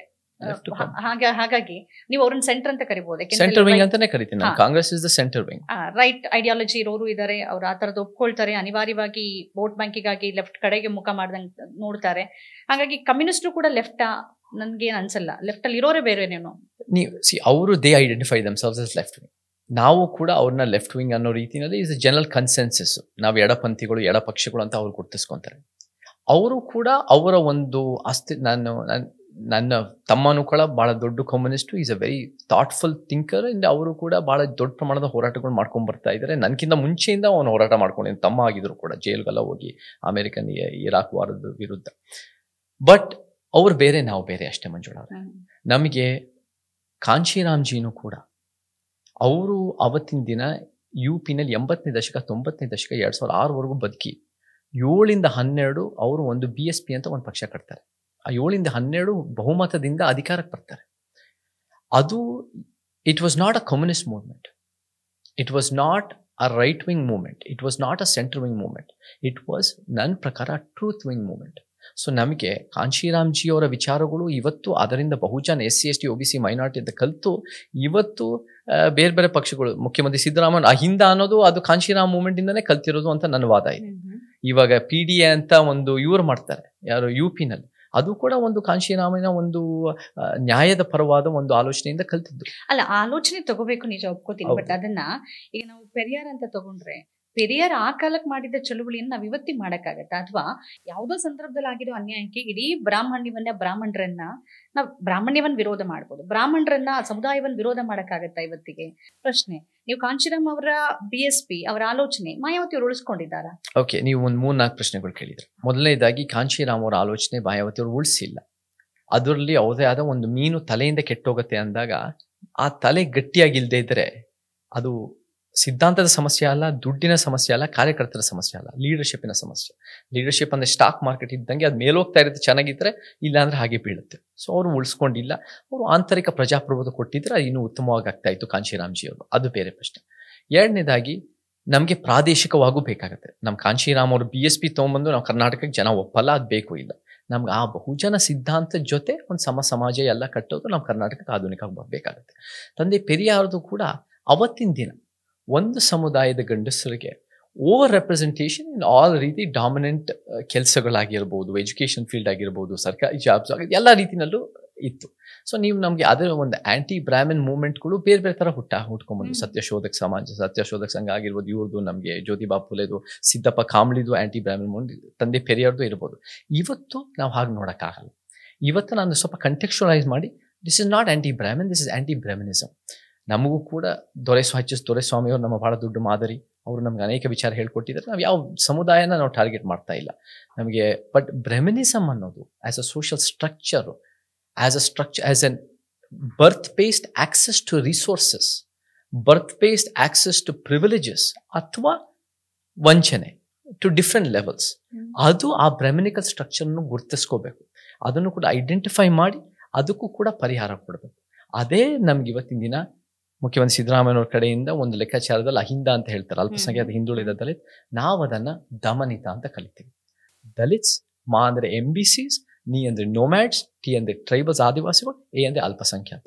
ಸೊ ಈ ದಮನಿತ ಅನ್ನೋ ಜೊತೆ ಮತ್ತೆ ಆರ್ಥಿಕ ಸಮಾನತೆ, ಮತ್ತೆ ಲಿಂಗ ಸಮಾನತೆ, ಮತ್ತೆ ಭಾಷೆಯ ಸಮಾನತೆ ಎಲ್ಲ ರೀತಿಯೂ ತಂದು, ಸಾಂಸ್ಕೃತಿಕ ಸಮಾನತೆ ತಂದು V bring in massive transformation. ಹೆಚ್ಚು ಕಮ್ಮಿ ನೋಡಿ ಮಂಜುಳವರೇ, ಇದು ಒಂದು ಅಹಿಂಸಾವಾದದ ಪರಿವರ್ತನೆಯ ಪ್ರತಿರೋಧದ ಕ್ರಾಂತಿನೇ ತರಬೇಕು. ಅಲ್ಲ, ನೀವು ಅಹಿಂಸೆ ಅಂತೀರಿ, ಬಟ್ ಪೆರಿಯಾರ್ ಅಹಿಂಸೆಯನ್ನು ಅವ್ರು ಹಿಂಸಾತ್ಮಕ ಚಳುವಳಿ ಆಗಿತ್ತು ಅವ್ರದ್ದು ಯಾವುದು ಹಿಂಸಾತ್ಮಕ ನಮ್ಗೆ ಯಾವ ಉದಾಹರಣೆ ನಮಗಿಲ್ಲ. ಅವ್ರು ಯಾವತ್ತೂ ಕೂಡ ಶಸ್ತ್ರಾಸ್ತ್ರ ಬಳಸಿ ಅಂತ ಯಾವ ಬರವಣಿಗೆನಲ್ಲಿ ಹೇಳಿಲ್ಲ. He was an extraordinary feminist. He was probably one of the greatest feminist of Indian history, definitely and globally ಅಂತ ಹೇಳ್ಬೋದು, as Born as a man. ಆಮೇಲೆ ಅವರು ಕೂಡ ಎಲ್ಲೂ ಕೂಡ ಅವ್ರ ಬರವಣಿಗೆಯಲ್ಲಿ ನಮಗೆ ಶಸ್ತ್ರ ಎತ್ಕೊಳ್ಳಿ, ಹಿಂಸೆ ಮಾಡಿ ಅಂತ ಹೇಳಿರೋದಿಲ್ಲ. ನಮಗೆ ಅವರ ಒಂದು ಸ್ವಲ್ಪ ಅವತ್ತಿನ ದಿನದ ಕಾಲಘಟ್ಟದಲ್ಲಿ ಅವರ ಒಂದು ವಿಚಾರಗಳು ಸ್ವಲ್ಪ ಸಮಾಜ ಒಪ್ಕೊಳ್ಳೋಕ್ಕೆ ಸ್ವಲ್ಪ ಹಿಂಜರುಗ್ತಾ ಇತ್ತು ಅನ್ನೋ ನಿಜ ಇರ್ಬೋದು. ಬಟ್ ಇವತ್ತು ಅವ್ರು ಹೇಳೋದೇ ಸತ್ಯ ಅಂತ ಗೊತ್ತಾಗಿದೆ. ನಿಜ ಹೇಳ್ಬೇಕಂದ್ರೆ ಮಂಜುಳವ್ರೆ, ಸೆಪ್ಟೆಂಬರ್ 17ನೇ ತಾರೀಕು ಇವತ್ತು ನಮ್ಮ ಪ್ರಧಾನಮಂತ್ರಿಯವ್ರ ಬರ್ತ್ಡೇ ದಿನ. ಅಷ್ಟೊಂದು ಅವ್ರ ಸ್ಟಾಕ್ ಮೇಲೋಗ್ತಾ ಇಲ್ಲ. ಇವತ್ತು ತಂದೆ ಪೆರಿಯಾರ್ ಹುಟ್ಟಿದ ದಿನ ಸೆಪ್ಟೆಂಬರ್ 17 ಸ್ಟಾಕ್ ಬಹಳ ದೊಡ್ಡ ಪ್ರಮಾಣದಲ್ಲಿ ದೇಶಾದ್ಯಂತ, ಪ್ರಪಂಚದಾದ್ಯಂತ ಬೆಳೀತಾ ಇದೆ. ಸೊ ಸೆಪ್ಟೆಂಬರ್ 17 ತುಂಬಾ ಜನ ಹುಟ್ಟಿರ್ತಾರಲ್ಲ, ತುಂಬಾ ಜನ ಹುಟ್ಟಿದ್ದಾರೆ. ಬಟ್ ನಮ್ಗೆ ಇವರಿಬ್ರು ನಮಗೆ ಸ್ವಲ್ಪ ಗೊತ್ತಿರೋರು. ಬಟ್ ತಂದೆ ಪೆರಿಯಾರ್ ವಿಚಾರಗಳು ಬರೀ ಅಂಡ್ ಅವರು ಕನ್ನಡ ಮಾತೃಭಾಷೆಯವರು, ಅವ್ರು ಮೂಲತಃ ಚಿತ್ರದುರ್ಗದವರು ಜಿಲ್ಲೆಯವರು. ಅವರು is a role model on so many level. ಅವ್ರು ಹೇಳಿದ್ದೆಲ್ಲ ನಾವು ಒಪ್ಪಬೇಕು ಅನ್ನೋದಕ್ಕಿಂತ ಅವರನ್ನ ಇವತ್ತು ಆಧುನಿಕವಾಗಿ ಕಂಟೆಕ್ಚುಲೈಸ್ ಮಾಡಬೇಕು. ಭಾಷೆಗೂ ದ್ರವಿಡಿಯನ್ ಮೂವ್ಮೆಂಟ್ಗೂ ಕರ್ನಾಟಕಕ್ಕೆ ತರದ್ ಬಹಳ ಮುಖ್ಯ. ನೀವು ಮಾತಿಗೆ ಹೇಳ್ತೀರಿ ಅಂಬೇಡ್ಕರ್, ಪೆರಿಯಾರ್, ಬುದ್ಧ, ಬಸವ ಬಹಳ ಹೇಳ್ತೀರಿ. ಬಟ್ ನಿಮ್ಮ ಆಲೋಚನೆಗಳ ಹೆಚ್ಚು ಗಾಂಧಿವಾದ ಕಾಣಿಸುತ್ತೆ. ಹೇಗೆ ಇದು? ಇಲ್ಲ, ಗಾಂಧಿವಾದ ನಮಗೆ ಯಥಾಸ್ಥಿತಿ ಅನ್ನೋದು ನಮ್ಗೆ ಯಾವಾಗಲೂ ಸೈದ್ಧಾಂತಿಕ ಶತ್ರುನೇ. ಗಾಂಧಿ ಅನ್ನೋದು ಅಹಿಂಸಾ ಅನ್ನೋದು ಹೈಜಾಕ್ ಮಾಡೋಕ್ಕಾಗಲ್ಲ. ಅಹಿಂಸಾ ಅನ್ನೋದು ಬುದ್ಧ ಮತ್ತೆ ಬಸವಣ್ಣ ಅಹಿಂಸಕ್ಕೆ ಪ್ರಪಂಚಕ್ಕೆ ತಂದಿರೋದು. ಅದು ಅವರು ನಮಗೆ ನಿಜವಾಗ್ಲೂ was the first harbingers of ahimsa. So ನಮ್ಮ ಬಾಬಾ ಸಾಹೇಬ್ರು, ತಂದೆ ಪೆರಿಯಾರ್, ಜ್ಯೋತಿಬಾ, ಸಾವಿತ್ರಿಬಾ ಫುಲೆನೂ ಅಹಿಂಸಾನೇ. ಸೊ ಆ ಅಹಿಂಸಾ ಅನ್ನೋದು ನಾವು ಗಾಂಧಿಗೆ ಕೊಡೋ ಕ್ರೆಡಿಟ್ ಆಗಲ್ಲ. I mean he might have brought in satyagraha ಅಂತ ಅವರು. ನನ್ನ ಪ್ರಕಾರ ಅಹಿಂಸೆ ಅನ್ನೋದು ಶಸ್ತ್ರಾಸ್ತ್ರ ಇಲ್ಲದೆ ಒಂದು ಪರಿವರ್ತನೆ ಮತ್ತೆ ಒಂದು ಇಡೀ ಅನ್ಯಾಯದ ವ್ಯವಸ್ಥೆ ವಿರುದ್ಧ ಒಂದು ಪ್ರತಿರೋಧದ ಒಂದು ಸಮಾಜದ ಪರಿಕಲ್ಪನೆ ಅಂತ ನಾನು ಹೇಳ್ತೀನಿ. ಆಹಾರಕ್ಕೆ ಸಂಬಂಧಪಡಲ್ಲ ಅದು. ಆಹಾರಕ್ಕೆ ಸಂಬಂಧಪಟ್ಟಾಗ ಇಲ್ಲ, ಯಾಕಂದ್ರೆ ಆಹಾರ ಅನ್ನೋ ವಿಚಾರದಲ್ಲೂ ಕೂಡ ನನಗೆ ಬುದ್ಧನ ಆಹಾರ ಪದ್ಧತಿ ಬಗ್ಗೆ ನನಗೆ ಬಹಳ ಗೌರವ ಇದೆ. Gandhi might have taken more influence from Mahavira's because ಅವ್ರ ತಾಯಿ ಕಡೆಯಿಂದ ಆ ಒಂದು ರೀತಿ ಇನ್ಫ್ಲೂಯೆನ್ಸ್ ಆಗಿರ್ಬೋದು ಆ ಆಹಾರ ಸಂಸ್ಕೃತಿ, ಮತ್ತೆ ಅದರಿಂದನೂ ಒಂದು ರೀತಿ ಅವರ ಒಂದು ಸತ್ಯಾಗ್ರಹ ರೀತಿಯಲ್ಲಿ ಉಪವಾಸ ಸತ್ಯಾಗ್ರಹ ಸ್ಟೈಲು ಅದೆಲ್ಲ ಅದರಿಂದ ಕಲ್ತಿರ್ಬೋದು. ಬಟ್ ನಮಗೆ ಬುದ್ಧನ ಆಹಾರ ಪದ್ಧತಿ ಅನ್ನೋದು ಭಾಳ ಇದೆ, ನನಗೆ ಅದ್ರ ಬಗ್ಗೆ ಭಾಳ ಗೌರವ ಇದೆ. ಆ್ಯಂಡ್ ಅದು ಕೂಡ ಆದಷ್ಟು ಪ್ರಾಣಿಗಳು ಉಳ್ಕೋಬೇಕು ಅಂದಾಗ ಆದಷ್ಟು ಕಡಿಮೆ ತಿನ್ನೋಣ ಅವ್ರೆ. ಬಟ್ ನಮಗೆ ಅದೇ ಒಂದು that is not the basis of non violence ಅಂತ ನಾನು ನೋಡ್ತೀನಿ. I see the base of non violence is a societal transformation. Done. ವಿಕಾಸವಾದ ತಗೊಂಡ್ರೆ, ಸೈನ್ಸ್ ತಗೊಂಡ್ರೆ, ನೀವು ಒಂದು ಪ್ರಾಣಿ ಕೊಲ್ಲೋದು ಅದರಿಂದ ಅದಿದ್ದೇ ಇರುತ್ತೆ, ಡನ್, ಆ ಚೈನ್ ಲಿಂಕ್ ಇರುತ್ತೆ. ಈಗ ನಿಮಗೆ ನೀವು ಹುಟ್ಟಿರೋ ಸಮುದಾಯ ಏನಾಗತ್ತೆ, ನಾವು ಏನೇ ಬಿಡ್ತೀವಿ ಅಂದ್ರೂ ಕೂಡ ಅದು ಮೂಲ ಬಿಡೋದಿಲ್ಲ, ಅದೊಂದು ಪ್ರಿವಿಲೇಜ್ ನಿಮಗೆ. ಖಂಡಿತ ಅದು ಒಂದು ಬಹಳ ದೊಡ್ಡ ಪ್ರಿವಿಲೇಜ್. ಹುಟ್ಟಿರೋ ಸಮುದಾಯದಿಂದನೇ ಮಂಜುಳಾ ಅವರೇ ನನಗೆ ಶಿಕ್ಷಣದ ಆಕ್ಸೆಸ್, ಅದು ಒಂದು 4-5 ತಲೆಮಾರಿನ ಶಿಕ್ಷಣ ಪಡ್ತಿದ್ದೀವಿ. ಅದೇ ಒಂದು ಸೋಷಿಯಲ್ ಕ್ಯಾಪಿಟಲು, ಅದು ಒಂದು ಭೂಮಿಯ ಕ್ಯಾಪಿಟಲು, ಇದನ್ನು ಬರ್ತೀವಿ. ಅದು ನನಗೆ ಇವತ್ತಿನ ದಿನ ನಮಗೆ ಸ್ವಂತ ಮನೆಯಿಂದ ನಾನು ವಾಸ ಮಾಡ್ತಿರೋದು ಕೂಡ ನಮ್ಮ ತಾತಾಜಿ ತಂದೆ ತಾಯಿಯಿಂದ ಅದು ಒಂದು ರೀತಿ ಬಂದಿರೋದು. ಸೊ ಅದು ನನಗೆ ಅಮೇರಿಕಾಗೆ ಹೋದಾಗಲೂ ಕೂಡ ನಾನು ಚಿಕ್ಕ ವಯಸ್ಸನ್ನು ನೋಡ್ತಾ ಇದ್ದೆ, ಅಲ್ಲಿ ಯಾರು ಒಂದು ಕನ್ನಡ ಕೂಟ ಅಂತ ಶಿಕಾಗೋನಲ್ಲಿತ್ತು, ಎಲ್ಲರೂ ಈ ಜಿಲೇಬಿ ಸಮುದಾಯದವರೇ ಇದ್ರು. ಜಿಲೇಬಿ ಅಂದರೆ ಏನು, ಗೌಡ ಲಿಂಗಾಯತ್ ಬ್ರಾಹ್ಮಣರು ಅಂತ ನಾವೇನು ಹೇಳ್ತೀವಿ, ಆ ಒಂದು ಸಮುದಾಯದವರೇ ಹೆಚ್ಚಾಗಿ ಇದ್ದಿದ್ದು. So there is definitely this is what we call Brahminical structure. So Brahminism ಅಂದಾಗ birth based access to resources ಕೆಲವು ಸಮುದಾಯಗಳು ಜಾಸ್ತಿ ಸಿಕ್ಕಿದೆ, ಕೆಲವು ಸಮುದಾಯಗಳು ಬೇರೆ ಬೇರೆ ಹಂತಕ್ಕೆ ಕಡಿಮೆ ಸಿಕ್ಕಿದೆ. ನನ್ನಂಥವನು ಜಾಸ್ತಿ ಸಿಕ್ಕಿರೋದು ಬೈ ಬರ್ತ್ ಅನ್ನೋ ಕಾರಣಕ್ಕೆ ಜಾಸ್ತಿ ಸಮಾಜಕ್ಕೆ ವಾಪಸ್ ಕೊಡಬೇಕಾಗಿರೋ ಕರ್ತವ್ಯ ಇದೆ. ಸೊ ಆ ನಿಟ್ಟಿನಲ್ಲಿ ನಾನು ಕೂಡ ಒಂದು ಸಮಾಜಕ್ಕೆ ಮೈ contribution must be more, my dedication must be more. ಅದು ಕೂಡ ನನ್ನ ಒಂದು ವಿಷಯ ತ್ಯಾಗ ಅಂತ ಏನು ಹೇಳ್ತೀವಿ ಫಾರ್ ಅ ಬೆಟರ್ ಸೊಸೈಟಿ, ಅದು ಕೂಡ ಜಾಸ್ತಿ ಮಾಡೋಕ್ಕೆ ಒಂದು ಪ್ರಯತ್ನ ಪಡ್ಬೇಕು. ನಾನು ಬೇರೆಯವರಿಂದ ನಿರೀಕ್ಷೆ ಮಾಡೋದಕ್ಕಿಂತ ನಾನೇ ಅದನ್ನು ಮಾಡಿ ತೋರಿಸ್ಬೇಕು, because I benefited more. Dan, ಅಂದ್ರೆ ನೀವು ಏನೇನು ಹೇಳ್ತಾ ಇದ್ದೀರಾ ಅದರ ಮೂಲ ನೀವು ಬಂದಿರೋ ಸಮುದಾಯ ಬಸವಣ್ಣವರು ಪ್ರತಿಪಾದನೆ ಮಾಡಿದ್ದೆ ಸಮಾಜ. ನೀವೇ ಹೇಳಿದ್ರಿ 12ನೇ ಶತಮಾನದಲ್ಲಿ ತಗೊಂಡಿರೋ ರಿಸ್ಕು ಅವ್ರನ್ನೇ ಹೈಜಾಕ್ ಮಾಡಿದ್ರು. ಯಾವ ಬ್ರಾಹ್ಮಣಿಸಮ್ ಅಂತ ಕರಿತಿರೋ ಅವ್ರನ್ನೇ ಹೈಜಾಕ್ ಆಯ್ತು. ಅದೇ ಒಂದು ಧರ್ಮ ಆಗ್ಲಿಲ್ಲ, ಸ್ವತಂತ್ರ ಧರ್ಮನೂ ಆಗ್ಲಿಲ್ಲ, ಅದೊಂದು ಜಾತಿ ಆಯ್ತು, ಅಲ್ಲೊಂದಷ್ಟು ಕಟ್ಟುಪಾಡುಗಳು ಬಂತು. ನಿಮ್ಮ ಹೋರಾಟ ಅದ್ರ ಬಗ್ಗೆ ಹೆಚ್ಚಿರ್ಬೇಕಾ? ನಮಗೆ ನೋಡಿ ಮಂಜುಳಾ ಅವರೇ, ನಾವು ಧರ್ಮ ನಿರಪೇಕ್ಷತೆ ಅಂತ ನೋಡ್ತೀವಿ ಸಮಾಜನ. ಧರ್ಮ ನಿರಪೇಕ್ಷತೆ ಅಂದ್ರೆ ಸರ್ಕಾರಗಳಿಗೂ ಧರ್ಮಗಳಿಗೂ ಪ್ರತ್ಯೇಕತನ. ಒಂದ್ ಕಡೆ ಸೊಸೈಟಲ್ ಸ್ಟ್ರಕ್ಚರಲ್ ಕನ್ಸ್ಟ್ರಕ್ಷನ್, ಒಂಥರ ಪ್ರತಿರೋಧ ಮತ್ತೆ ರೀಬಿಲ್ಡಿಂಗ್ ಅಂಡ್ ಈಕ್ವಲ್ ಸೊಸೈಟಿ. ಈ ಒಂದು ಆ ಥರ ನೀರಿನ ಮೇಲಿನ ಗುಳ್ಳೆ ಥರ ಧರ್ಮಗಳು ಅನ್ನೋದಿದೆ. ಕಲ್ಚರಲ್ ಆಕ್ಟಿವಿಸಮು, ಕಲ್ಚರಲ್ ಸ್ವಾತಂತ್ರ್ಯ ಇದೆಲ್ಲ ಬರುತ್ತೆ. ನಮಗೆ ಪ್ರತ್ಯೇಕ ಬಸವ ಧರ್ಮ ಬೇಕೇ ಬೇಕು, ಅದರಲ್ಲಿ ಎರಡು ಮಾತಿಲ್ಲ. ಪ್ರತ್ಯೇಕ ಬಸವ ಧರ್ಮ ಅದು ಒಂದು ರೀತಿ ಸರ್ಕಾರ ಮಾನ್ಯತೆ 2018 ರಾಜ್ಯ ಸರ್ಕಾರ ಕೊಟ್ಟಿದೆ, ಕೇಂದ್ರ ಸರ್ಕಾರದಿಂದ ನಮಗೆ ಬೇಕೇ ಬೇಕು. ಬಟ್ ಇವತ್ತಿನ ದಿನ ನಿಜವಾಗ್ಲೂ ಬಸವಣ್ಣವ್ರನ್ನ ಉಳಿಸ್ತಾ ಇರೋರು, ಬೆಳೆಸ್ತಾ ಇರೋರು, ಬಸವ ತತ್ವ, ಶರಣ ತತ್ವನ ಒಂದು ಜೀವಂತವಾಗಿ ಇಟ್ಕೊಂಡಿರೋದು ಪ್ರಭಾವಿ ಲಿಂಗಾಯತ ಸಮುದಾಯ ಅಂತ ನನಗೆ ಕಾಣ್ತಾ ಇಲ್ಲ. ನನಗೆ ಯಾರು ಅದನ್ನು ಮುಂದುವರಿಸ್ತಾ ಇದ್ದಾರೆ ಅಂದರೆ ಬುದ್ಧ, ಬಸವ, ಅಂಬೇಡ್ಕರ್ ಅನುಯಾಯಿಗಳು, ಒಂದು ಸೈದ್ಧಾಂತಿಕ ನೆಲೆಗಟ್ಟಿನ ಅನುಯಾಯಿಗಳು ಮುಂದುವರಿಸ್ತಾ ಇದ್ದಾರೆ. ಸೊ ಅದನ್ನು ಒಂದು ಐಡೆಂಟಿಟಿ ಪಾಲಿಟಿಕ್ಸ್ನಲ್ಲಿ ಅನೇಕರು, ಎಂ ಬಿ ಪಾಟೀಲ್ ಅಂತವ್ರು ಇರ್ಬೋದು, ಮತ್ತೆ ಬೇರೆ ಬೇರೆ ಒಂದು ರೀತಿ ಒಂದು ಸಮುದಾಯ, ಲಿಂಗಾಯತ ಸಮುದಾಯದಲ್ಲಿ ಹುಟ್ಟಿರೋರು, ಅವರು ಬಸವ ಆರ್ಮಿ ಅಂತ ಹೇಳ್ಬೋದು. ಬಟ್ ಅವರು ಬೈ ಬರ್ತ್ ಇಂದ ಒಂದು ಐಡೆಂಟಿಟಿ ರೀತಿನಲ್ಲಿ ಗುರುತಿಸ್ತಾ ಇದ್ದಾರೆ. ನಾವೆಲ್ಲ ಐಡಿಯಾಲಜಿಕಲಿ ಬಸವ ತತ್ವ ಉಳಿಸ್ತಾ ಇದ್ರು, ನಾವೆಲ್ಲ ಸಮಾನತಾವಾದಿಗಳು. So it's an ideological movement. So ಅವರಿಗೆ ಬಸವ ಅಂದ್ರೆ ಒಂದು ಐಡೆಂಟಿಟಿ, ನಮಗೆ ಬಸವ ಅನ್ನೋದು ಒಂದು ಐಡಿಯಾಲಜಿ. ಸೊ ನನ್ನ ಪ್ರಕಾರ ಅವ್ರ identity politics is not the true ಬಸವವಾದ. ಅಂದ್ರೆ ನೀವು ಹೇಳ್ತಿರುವ ಎಲ್ಲವನ್ನ ಅಂದ್ರೆ ಯಾರು ಪಾಲಿಸ್ತಾ ಇದ್ದಾರೆ ಅಂದ್ರೆ ಬುದ್ಧ, ಬಸವ, ಅಂಬೇಡ್ಕರ್ ವಿಚಾರಗಳನ್ನ ಒಂದು ವರ್ಗ ಅಂತಂದ್ರೆ ಅದು ಎಗೇನ್ ಮತ್ತೆ ಲೆಫ್ಟಿಗೆ ಬಂದು ನಿಂತ್ಕೊಳ್ಳುತ್ತೆ. ನೀವು ರೈಟ್ ಅಲ್ಲಿ ಜಾತಿ ವ್ಯವಸ್ಥೆ ಇದೆ, ಮತ್ತೆ ಹಾಗೆ ನೋಡಲ್ಲ. ಜಾತಿ ವ್ಯವಸ್ಥೆ ಅನ್ನೋದು ನಿಜವಾಗ್ಲೂ ನಾವು ನೋಡೋದು ಸೆಂಟರ್ ವಿಂಗು, ಮನುವಾದ, ಗಾಂಧಿವಾದ, ಯಥಾಸ್ಥಿತಿವಾದ. Congress is the big proponent of ಜಾತಿವಾದ. ಅದೇ ರೀತಿಯಲ್ಲಿ ಅಲ್ಲಿ ಒಂದೊಂದು ಜಾತಿಗಳಿಗೆ ಒಂದೊಂದು ರೀತಿಯಲ್ಲಿ ಈ ಸಮುದಾಯದ ನಾಯಕರು ಗುರುತಿಸಿ ಆ ಜಾತಿ ವ್ಯವಸ್ಥೆನ ಗಟ್ಟಿ ಮಾಡ್ತಾ ಇದ್ದಾರೆ. ನಮಗೆ ಈ ಬ್ರಾಹ್ಮಣ್ಯದ ವ್ಯವಸ್ಥೆ ವಿರುದ್ಧ ಹಿಂದುತ್ವ ಇಸ್ ನಾಟ್ ಜಾತಿ. ಹಿಂದುತ್ವ ಬೆಳೆದಿರೋದು ಅವ್ರದ್ದೇ ಆದ, ಅವ್ರಿಗೆ ಆಕ್ಚುಲಿ ಜಾತಿ ಇಷ್ಟ ಇಲ್ಲ. ಅವ್ರೇನ್ ಮಾಡ್ತಾರೆ ಅಂದ್ರೆ, ಎಷ್ಟೋ ಜನ ದಲಿತರು ಬಂದಾಗ ನೋಡಿ, ದಲಿತರೇ ನಿಮ್ಗೆ ಬಹಳ ವರ್ಷ, ಸಾವಿರಾರು ವರ್ಷ ಅನ್ಯಾಯ ಆಗಿದೆ, ನೀವು ನಮ್ಮ ಜೊತೆ ಬನ್ನಿ ಕರ್ಕೊಂಡು, ಆಮೇಲೆ ಮುಸಲ್ಮಾನರು ಕ್ರೈಸ್ತ ವಿರುದ್ಧ ಅವ್ರನ್ನ ಅಸ್ತ್ರಾಗಿ ಬಳಸ್ಕೊಂತಾರೆ. ಸೊ ನೀವು ಅನ್ಯಾಯ ಆಗಿದೆ ಅಂದಾಗ ನ್ಯಾಯ ಒದಗಿಸ್ಬೇಕು. ಅನ್ಯಾಯ ಆಗಿದೆ ಅಂತ ಗುರುತಿಸ್ತಾರೆ, ನ್ಯಾಯ ಒದಗಿಸಕ್ ಬರಲ್ಲ. ಲೆಫ್ಟ್ ಅಂತೂ ಕೂಡ ಅವರು ಒಂದು ಜಾತಿ ವ್ಯವಸ್ಥೆ ಗುರುತಿಸಲ್ಲ. Sorry to interrupt. ಈಗ ನಿಮ್ಗೆ ಬಹಿರಂಗದಲ್ಲಿ ಹಿಂದುತ್ವದ ವಿರುದ್ಧ ಕಾಣ್ತಿರೋದು ನಿಮ್ಗೇನಂದ್ರೆ, ಅಂದ್ರೆ ಹಿಂದುತ್ವ ಅನ್ನೋದು ಉಳಿದವರೆಲ್ಲ ನಾವು ಹಿಂದೂಗಳು ಅಂತ ವ್ಯಾಪ್ತಿಯಲ್ಲಿ ತಗೊಂಡು ಮುಸ್ಲಿಮರು ಮತ್ತು ಕ್ರಿಶ್ಚಿಯನ್ನರು ಹೊರಗಡೆ ಕಾಣುವ ಶತ್ರುಗಳ ರೀತಿಯಲ್ಲೇ ಇದ್ದಾರೆ ಹೊರತು, ಹಿಂದುತ್ವ ನಿಜವಾಗ್ಲೂ ಪ್ರತಿಪಾದನೆ ಮಾಡ್ತಿರೋದು ಶ್ರೇಣೀಕೃತ ಸಮಾಜವನ್ನ. ಅಲ್ಲಿ ಬ್ರಾಹ್ಮಣ ಬೇರೆ, ವೈಶ್ಯ ಬೇರೆ, ಕ್ಷತ್ರಿಯ ಬೇರೆ, ಶೂದ್ರ, ದಲಿತ್ ಹೀಗೆ ಇರಬೇಕು ಅನ್ನೋ ಒಂದು ಸ್ಟ್ರಕ್ಚರ್ ಇದೆ ಅಲ್ಲಿ. ನಾನು ಹಾಗೆ ನೋಡಲ್ಲ. See if you look at Savarkar ಕೂಡ 1933ನಲ್ಲಿ ಅವರು ಕೂಡ ಬೇರೆ ಬೇರೆ ಒಂದು, ನಾನು ಬಾಬಾ ಸಾಹೇಬ್ರ ಜೊತೆನೂ ಅವ್ರಿಗೆ ಸಂಪರ್ಕ ಇಟ್ಟು ಅವರು ಕೂಡ ಅಸ್ಪೃಶ್ಯತೆಯನ್ನು ಕಿತ್ತಾಕ್ಬೇಕು ಅಂತ ಪ್ರಾಮಾಣಿಕ ಪ್ರಯತ್ನ ಮಾಡ್ತಾರೆ. ಅವ್ರಿಗೆ ಅನ್ಟಚಬಿಲಿಟಿ ಅಂದ್ರೆ ಇಷ್ಟ ಇಲ್ಲದೆ ಇರೋ ಕಾರಣಕ್ಕೆ ಬಾಬಾ ಸಾಹೇಬ್ರನ್ನ ಆ ರತ್ನಗಿರಿ ಫೋರ್ಟ್ನಲ್ಲಿ ಅವ್ರು ದಲಿತನ ಒಳಗೆ ಕರ್ಕೊಬೇಕಾದ್ರೆ ಬಾಬಾ ಸಾಹೇಬ್ನು ಕರೆಸ್ತಾರೆ. ಬಾಬಾ ಸಾಹೇಬ್ ಒಂದು ಕಾಗದ ಬರೀತಾರೆ. ಅವ್ರಿಗೆ ಕಾಗದ ಬರೆದಾಗ ಏನು ಹೇಳ್ತಾರೆ ಅಂದರೆ, ಹೌದು ನೀವು ಅಸ್ಪೃಶ್ಯತೆಯನ್ನು ಕಿತ್ತಾಕ್ತಿರೋದು ಒಳ್ಳೆ ಪ್ರಯತ್ನನೇ, ಬಟ್ ನಮ್ಮ ಶತ್ರು ಅಸ್ಪೃಶ್ಯತೆ ಮಾತ್ರ ಅಲ್ಲ, ಇಡೀ ಜಾತಿ ವ್ಯವಸ್ಥೆ. So Baba Sahib teaches Savarkar that it's not just untouchability, it's the entire caste system. So, ತಂದೆ ಪೆರಿಯಾರು ಕೂಡ ಅದೇ ರೀತಿ he fights the entire caste system, not just untouchability. ಯಾಕೆ ಹೇಳ್ತೀನಿ ಅಂದರೆ 1957 ಕೆಲವು ಪುಟಗಳು ಸುಡ್ತಾರೆ, ಸಂವಿಧಾನದ ಪುಟಗಳು. ಆ ಪುಟಗಳು ಏನಿರುತ್ತೆ ಅಂದರೆ ಅನ್ಟಚಬಿಲಿಟಿ ಮಾತ್ರ ಬ್ಯಾನ್ ಆಗಿರುತ್ತೆ.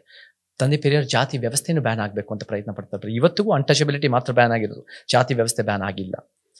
Savarkar and Hindutva also don't like the caste system. ನನ್ನ ಓದ್ ಪ್ರಕಾರ ಅವ್ರಿಗೆ ಜಾತಿ ವ್ಯವಸ್ಥೆ ಅನ್ನೋದು ಕೂಡ ನಮ್ಮ ದೇಶಕ್ಕೆ ಒಂದು ಮಾರಕ, ನಮ್ಮ ದೇಶಕ್ಕೆ ಬೆಳವಣಿಗೆಗೆ ಅಡ್ಡ ಬರ್ತಾ ಇದೆ ಅಂತ ಅವ್ರಿಗೂ ಗೊತ್ತಿದೆ. ಅದನ್ನ ಕಿತ್ತಾಕಕ್ ಬರಲ್ಲ, ಅದನ್ನ ತೆಗೆದಾಕಕ್ ಬರಲ್ಲ.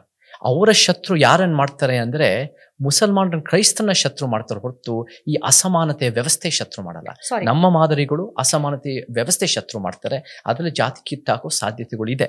ಸಂವಿಧಾನವನ್ನ ಅಧಿಕೃತವಾಗಿ ಅಡಾಪ್ಟ್ ಮಾಡಿದ ಸಂದರ್ಭದಲ್ಲಿ ನಿಮಗೆ RSS ನ ಪತ್ರಿಕೆಯಲ್ಲಿ ಒಂದು ಸಂಪಾದಕೀಯ ಬರೀತಾರೆ. ಅದರಲ್ಲಿ ರಾಮಚಂದ್ರ ಗುಹಾ ಅವರು ಅದರ ಬಗ್ಗೆ ಬರೆದಿದ್ದಾರೆ. ಇದು ಈ ಸಂವಿಧಾನ ಭಾರತದ ಒಂದು ನೆಲೆಗೆ, ಸಾಂಸ್ಕೃತಿಕತೆಗೆ ಇದು ಒಗ್ಗೋದಿಲ್ಲ, ಇಲ್ಲಿ ಮನುವಾದ ಬೇಕು ಅಂತ ಅದನ್ನ ಬರೀತಾರೆ. ನಿಮಗೆ ಬಂಚ್ ಆಫ್ ಥಾಟ್ಸ್ ಅನ್ನು ಓದ್ತಾ ಇದ್ರು ಕೂಡ ಅಲ್ಲಿ ನೀವು ಹೇಳೋ ಜೆಂಡರ್ ಈಕ್ವಾಲಿಟಿ ಬಗ್ಗೆನೂ ಮಹಿಳೆಯರ ಪ್ರಾತಿನಿಧ್ಯದ ಬಗ್ಗೆನೂ ಎಲ್ಲೂ ಪ್ರಸ್ತಾಪ ಇಲ್ಲ. ಹೀಗಿರೋ ಸಂದರ್ಭದಲ್ಲಿ ನೀವು ಅದನ್ನ ಹೇಗೆ ಅಂಬೇಡ್ಕರ್ ಜೊತೆಗೆ ಅದನ್ನು ಸಮೀಕರಿಸ್ತೀವಿ? ನಾನು ಅಂಬೇಡ್ಕರ್ ಜೊತೆ ಸಮೀಕರಿಸ್ತಾ ಇಲ್ಲ. ಅಂಬೇಡ್ಕರ್ ವಾದ ಬೇರೆ, ಹಿಂದುತ್ವ ಭಾರ ಬೇರೆ ಅಂತ ನಾನು ಕ್ಲಿಯರ್ ಆಗಿ ಹೇಳ್ತಾ ಇದ್ದೀನಿ. ಬಟ್ ಅವರಿಬ್ರು ಒಂದೇ ರಾಜ್ಯದಿಂದ ಬಂದು, ಒಂದೇ ಒಂದು ಭಾಗ, ಒಂದು ಬಾಂಬೆ ಪ್ರೆಸಿಡೆನ್ಸಿಯಲ್ಲಿ ಮರಾಠಿ ಮಾತೃಭಾಷೆಯಿಂದ ಬಂದು ಒಂದು ಸಂಪರ್ಕ ಇದ್ರೂ ಇರಬಹುದು. ಶಿವಾಜಿನೂ ಒಂದ್ ಕಡೆಯಿಂದ ಬಂದ್ರು, ಅಂಬೇಡ್ಕರ್ ಬಟ್ ಸಮಕಾಲೀನ, ಇವರಿಬ್ರು ಸಮಕಾಲೀನರು. ಇಬ್ರು ಪರಿಚಯ ಇತ್ತು, ಇಬ್ರು ಕಾಗದ ಬರೀತಾ ಇದ್ರು, ಇಬ್ರಿಗೂ ಪೆಡಂಭೂತ ಗಾಂಧಿ ಮತ್ತೆ ಮನುವಾದನೇ ದೊಡ್ಡ ಶತ್ರು ಆಗಿತ್ತು. ಹಾಗಿದ್ದಾಗ ಅಂಬೇಡ್ಕರ್ ವಾಸ್ ನಾಟ್ ಅ ಹಿಂದುತ್ವವಾದಿ ಅಂಡ್ ಈ Savarkar was not an egalitarian. ಅವೆರಡು ಬೇರೆ ಬೇರೆ, ಬಟ್ ಐಡಿಯಾಲಜಿಕಲಿ ಬೇರೆ ಬೇರೆ ಇದ್ರೂ ಕೂಡ ದೇ ನ್ಯೂ ಇಚ್ ಅದರ್ ಅನ್ನೋದು ಎರಡು ಮಾತಿಲ್ಲ. ದೇ ರೋಟ್ ಲೆಟರ್ಸ್ ಅನ್ನೋದು ಕ್ಲಿಯರ್ ಆಗಿ ಇದೆ. ಮತ್ತೆ they saw common enemy with different ideologies ಅಂತ ಹೇಳ್ಬೋದು. ನಾನು RSS ಅನ್ನ ಈ ಕಾರಣಕ್ಕೆ ನೀವು ಹೇಳಿದ್ರು ಗೋಲ್ವಾಲ್ಕರ್ ಗುರು ಆಫ್ ಹೇಟ್ ಆಗಿರ್ಬೋದು, ಅವ್ರ ಬಂಚ್ ಆಫ್ ಥಾಟ್ಸ್ ಆಗಿರ್ಬೋದು, ಸಾವರ್ಕರಿನ ಹಿಂದುತ್ವದ ಪರಿಕಲ್ಪನೆ ನಾನು ಒಪ್ಪವನಲ್ಲ. ಬಟ್ ಹಾಗಿದ್ದಾಗ ಎಲ್ಲ ಸಮಸ್ಯೆಗಳಿಗೆ ಅವರೇ ಕಾರಣ ಅಂತನೂ ಕೂಡ ನಾನು ಅವ್ರ ಮೇಲೆ ದೂಷಿಸೋನಲ್ಲ. ಅವರು ಕೂಡ 1885ನಲ್ಲಿ ಕಾಂಗ್ರೆಸ್ ಶುರುವಾದ ಮೇಲೆ ಕಾಂಗ್ರೆಸ್ ಅನ್ನೋ ಒಂದು ಯಥಾಸ್ಥಿತಿ, ಅವರ ಒಂದು ರೀತಿಯಲ್ಲಿ ಅವರ ವಾದಗಳು ಕಾಂಗ್ರೆಸ್ ಸಾಕಷ್ಟು ಪರಿಹಾರ ಕೊಡ್ತಾ ಇಲ್ಲ ಅನ್ನೋ ಕಾರಣಕ್ಕೆ 1925ನಲ್ಲಿ RSS ಹುಡ್ತಲ್ವಾ. ದ ಮೂಲ ಸಮಸ್ಯೆ ಇಸ್ ದ ಕಾಂಗ್ರೆಸ್. ನಮ್ಮ ಜ್ಯೋತಿಬಾ ಫುಲೆನೂ ಕೂಡ 1885ನಲ್ಲಿ ಅವ್ರು ಕಟ್ಟಾಗ 1890ನಲ್ಲಿ ಜ್ಯೋತಿಬಾ ಫುಲೆ ತೀರ್ಕೊಂತಾರೆ. ಅವರು ಯಾವತ್ತೂ ಕಾಂಗ್ರೆಸ್ ಒಪ್ಪಲಿಲ್ಲ. ಅವರು he never agrees with the Congress. ನಮ್ಮ ಬಾಬಾ ಸಾಹೇಬ್ ತಂದೆ Periyar, these are our ideologies for equality. So we have always question the Congress from an egalitarian perspective. ನೋಡಿ ಮಂಜುಳಾ ಅವರೇ, ಕಾಂಗ್ರೆಸ್ ಮನುವಾದನ ಪ್ರಶ್ನೆ ಮಾಡಿದ ತಕ್ಷಣ ನಾವೆಲ್ಲರೂ ಒಂದೇ ಆಗಲ್ಲ. ನೀವು ಯಾವ ದೃಷ್ಟಿಕೋನದಿಂದ ಪ್ರಶ್ನೆ ಮಾಡ್ತೀರಾ ಬಹಳ ಮುಖ್ಯ ಆಗುತ್ತೆ.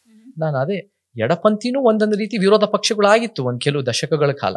ಇವತ್ತು ಬಿಡಿ, ಅವರು ಕಾಂಗ್ರೆಸ್ ಜೊತೆ BCDEFG ಟೀಮ್ ಆಗಿದ್ದಾರೆ, ಅದು ಬೇರೆ ಪ್ರಶ್ನೆ. ಬಟ್ ಅವರು ಕೂಡ ಎಷ್ಟೋ ವರ್ಷ ಅವ್ರ ಅಸ್ತಿತ್ವವನ್ನು ಉಳಿಸ್ಕೊಂಡಿದ್ರು, ಅವರು ಒಂದು ಕಾಂಗ್ರೆಸ್ನ ಪ್ರಶ್ನೆ ಮಾಡ್ತಾ ಇದ್ರು. ಸೊ ನಾವು ಕೂಡ ಆ ಯಥಾಸ್ಥಿತಿ ಮನುವಾದಕ್ಕೆ ಒಂದು ಪರಿಹಾರ ಕೊಡ್ತೀವಿ. ಹಾಗಿದ್ದಾಗ ಹಿಂದುತ್ವ ನಾವು ಒಪ್ಪಲ್ಲ. ಬಟ್ ಹಿಂದುತ್ವ ನನ್ನ ಪ್ರಕಾರ ಜಾತಿ ವ್ಯವಸ್ಥೆ ಅಂತ ನಾನು ನೋಡಲ್ಲ. ಹಿಂದುತ್ವ ಆಫರ್ಸ್ ಅ ಡಿಫರೆಂಟ್, ಹಿಂದುತ್ವದ alternative which is unscientific and is not a solution based.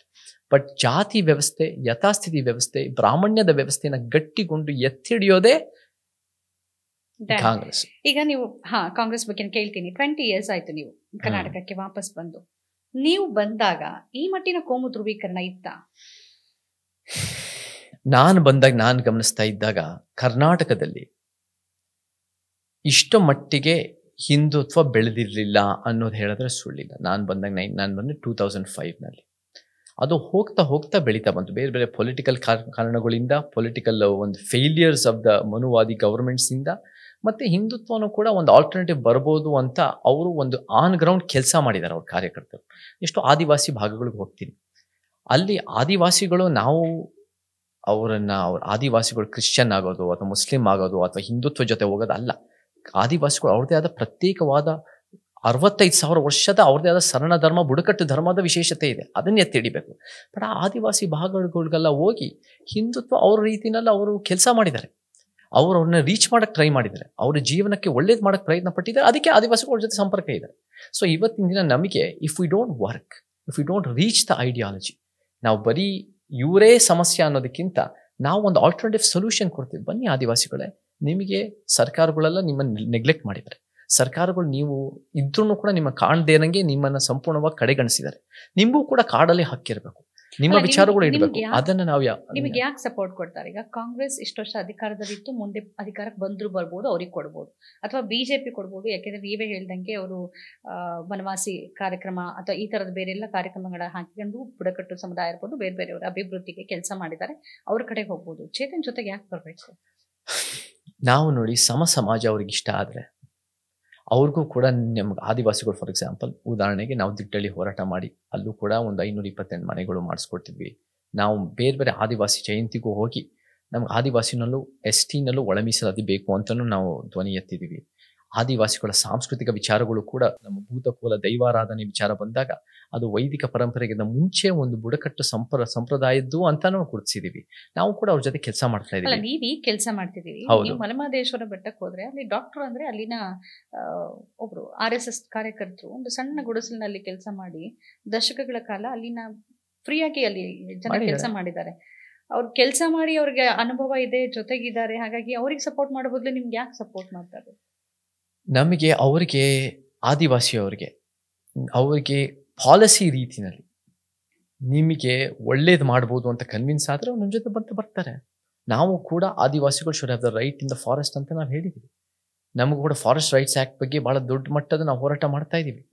ಅವರ ವಿಚಾರ ನಮ್ಗೆ ಏನಾಗುತ್ತೆ ಗೊತ್ತಾ ಮಂಜುಳಾ ಅವರೇ, ಜನ ನಮ್ಮ ಜೊತೆ ಬರಬೇಕು ಅಂದರೆ ನಾವು ದುಡ್ಡು ಕೊಡೋಕ್ಕೆ ಅದು ನಮ್ಗೆ ಸರಿನೂ ಅನ್ಸಲ್ಲ, ನೈತಿಕವಾಗೂ ಅನ್ಸಲ್ಲ, ಅಷ್ಟೊಂದು ದುಡ್ಡು ಇಲ್ಲ. ನಾವೇನು ಮಾಡಬೇಕು ಅಂದರೆ, ನಾವು ನಿಮ್ಮ ಜೊತೆ ಹತ್ತಿರ ಆಗಬೇಕು ಅಂದರೆ ಭಾವನಾತ್ಮಕವಾಗಿ ಹತ್ತಿರ ಆಗಬೇಕು, ವಿಚಾರಗಳ ಮುಖಾಂತರ ಹತ್ತಿರ ಆಗಬೇಕು. ನೋಡಿ, ನಾವು ಒಂದೇ. ನಮಗೆ ಶತ್ರು ಇರೋದು ಈ ಅನ್ಯಾಯದ ವ್ಯವಸ್ಥೆ. ಈ ವ್ಯವಸ್ಥೆ ನಮ್ಗೆ ಶತ್ರು ಅಂದಾಗ ಈ ವ್ಯವಸ್ಥೆನ ಸರಿಪಡಿಸೋಕೆ ಈ ರೀತಿ ನಾನು ನಿಮಗೆ ತರ್ಬೋದು ಪಾಲಿಸಿಗಳು. ನಾವೆಲ್ಲ ಸೇರಿಕೊಂಡು ನಿಮ್ಗೆ ಹೆಂಗೆ ನ್ಯಾಯ ಒದಗಿಸ್ಬೋದು ಅಂತ ಅವ್ರಿಗೆ ಕನ್ವಿನ್ಸ್ ಮಾಡಿದ್ರೆ ಅವ್ರು ಬರ್ತಾರೆ. ವೋಟ್ ಹಾಕೋದು ಅಂದರೆ ನಾನು ಯಾವಾಗಲೂ ಹೇಳ್ತೀನಿ, ಎಲ್ಲ ಏನು ಮಾತಾಡ್ತಾರೆ, ದುಡ್ಡು ಕೊಟ್ಟು ವೋಟ್ ಹಾಕ್ತಾರೆ. ಅದು ಮನುವಾದಿ ಆಲೋಚನೆ, ಕ್ಯಾಪಿಟಲಿಸ್ಟ್ ಆಲೋಚನೆ. ನಮ್ಮದು ಆಲೋಚನೆ ಏನಂದ್ರೆ, ವೋಟ್ ಅನ್ನೋ ಒಂದು ಭಾವನೆ, ಈ ಸಿದ್ಧಾಂತ, ಈ ಅಭ್ಯರ್ಥಿ, ಈ ವಿಚಾರಧಾರೆ, ಈ ಆಲೋಚನೆ, ಇದು ನಮ್ಮ ಜೊತೆ, ನಮ್ಮ ಮಕ್ಕಳಿಗೆ, ನಮ್ಮ ಮೊಮ್ಮಕ್ಕಳಿಗೆ, ನಮ್ಮ ಸಮಾಜಕ್ಕೆ, ನಮ್ಮ ಕ್ಷೇತ್ರಕ್ಕೆ ಒಳ್ಳೇದು ಮಾಡುತ್ತೆ ಅಂತ ಕನ್ವಿನ್ಸ್ ಆದ್ರೆ ನಮ್ಮ ಜೊತೆ 5 ವರ್ಷಕ್ಕೆ ಒಂದ್ಸರಿ ಅಲ್ಲಿ ವೋಟ್ ಹಾಕ್ತಾರೆ.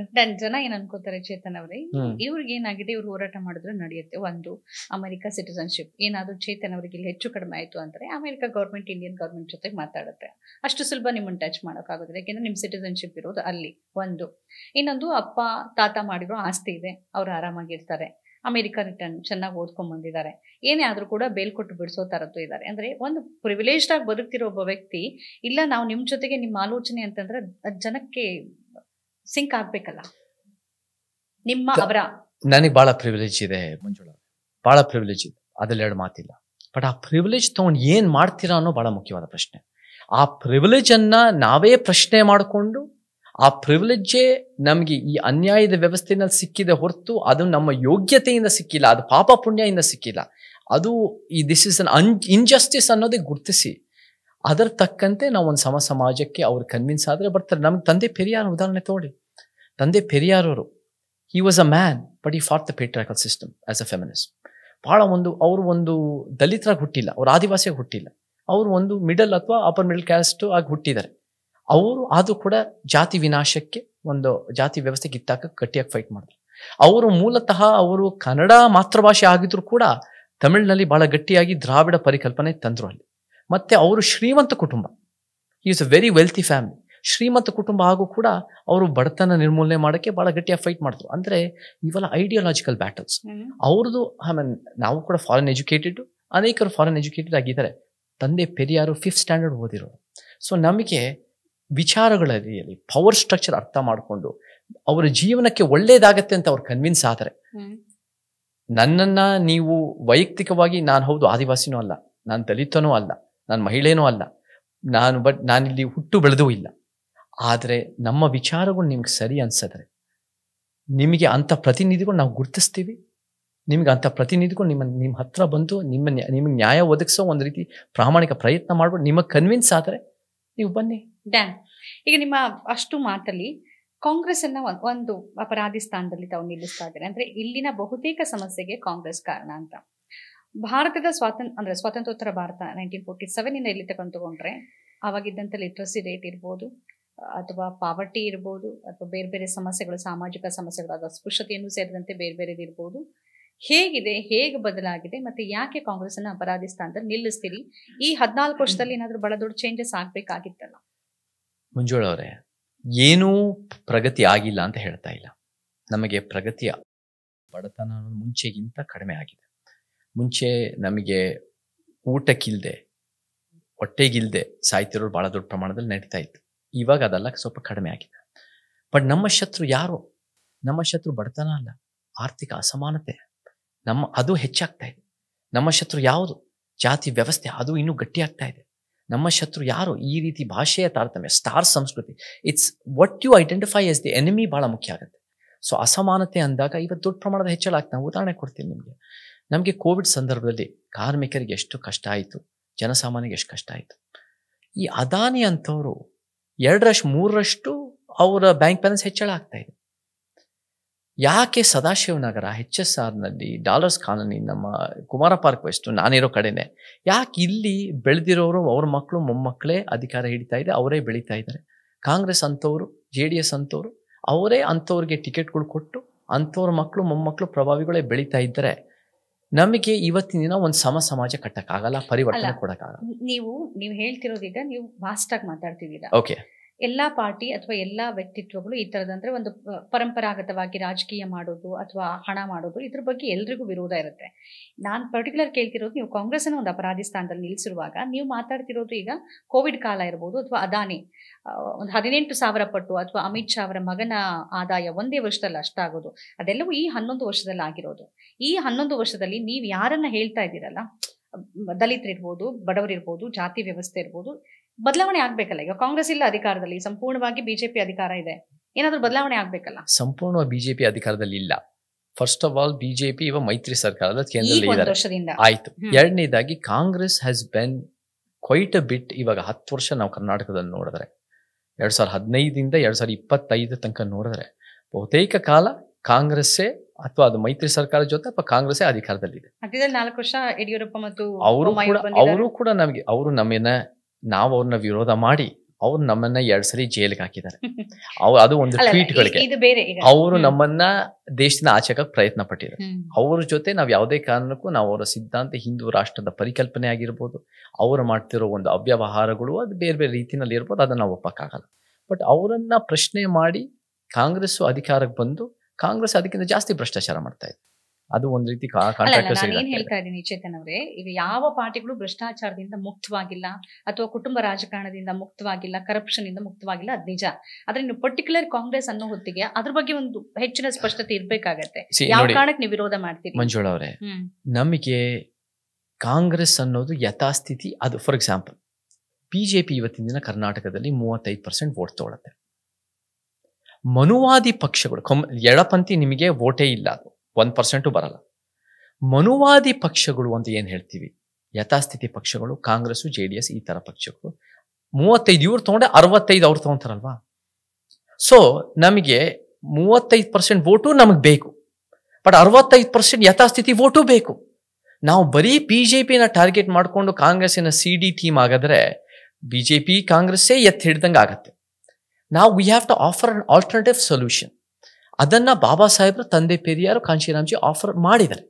ನಮಗೆ ಹಿಂದುತ್ವ ನಮಗೆ ಸೈದ್ಧಾಂತಿಕ ಶತ್ರು ಅಲ್ಲ ಅಂತ ಹೇಳ್ತಾ ಇಲ್ಲ, ಬಟ್ ನಮ್ಮ ಮೂಲ ಸೈದ್ಧಾಂತಿಕ ಶತ್ರು ಅನ್ನೋದು ಕಾಂಗ್ರೆಸ್ ಆ ಅಸಮಾನತೆಯ ವ್ಯವಸ್ಥೆಗೆ ತುಪ್ಪ ಸುಟ್ಟು ಅದನ್ನು ಬೆಳೆಸ್ತಾ ಹೋಗ್ತಾರೆ ಅನ್ನೋದು ನಮ್ಮ ವಾದ. ಹಾಗಿದ್ದಾಗ ನಾವು ಬರೀ ಕಾಂಗ್ರೆಸ್ ಅನ್ನು ಫೈಟ್ ಮಾಡೋದಲ್ಲ, ನಾವು ಸಿಸ್ಟಮ್ ಅನ್ನೇ ಫೈಟ್ ಮಾಡೋದು. ನಾನು ಎಡಪಂಥಿ ಅವರು ಅಸ್ತಿತ್ವದಲ್ಲಿ ಇಲ್ಲದೆ ಇದ್ರು ನಾನು ಸೈದ್ಧಾಂತಿಕವಾಗಿ ಪ್ರಶ್ನೆ ಮಾಡ್ತೀನಿ. So these are ideological battles.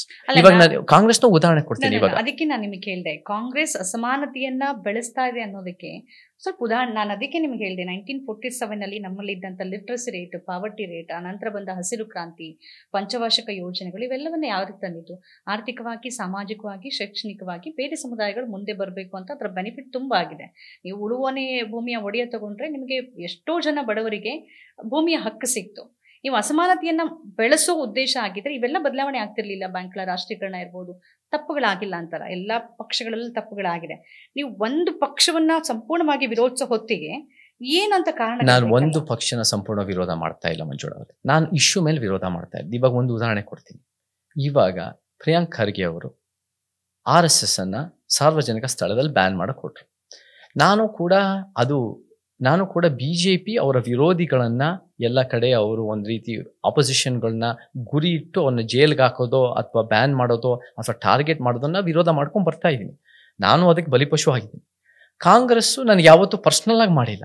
But Congress ಏನ್ ಮಾಡುತ್ತೆ ಅಂದ್ರೆ ಅವರ ವಿರೋಧಿಗಳನ್ನು ಕೂಡ ಸಾರ್ವಜನಿಕ ಸ್ಥಳದಲ್ಲಿ ಇದು ಮಾಡಕ್ಕೆ ಬ್ಯಾನ್ ಮಾಡಕ್ಕೆ ಟ್ರೈ ಮಾಡಿದ್ರಲ್ವಾ.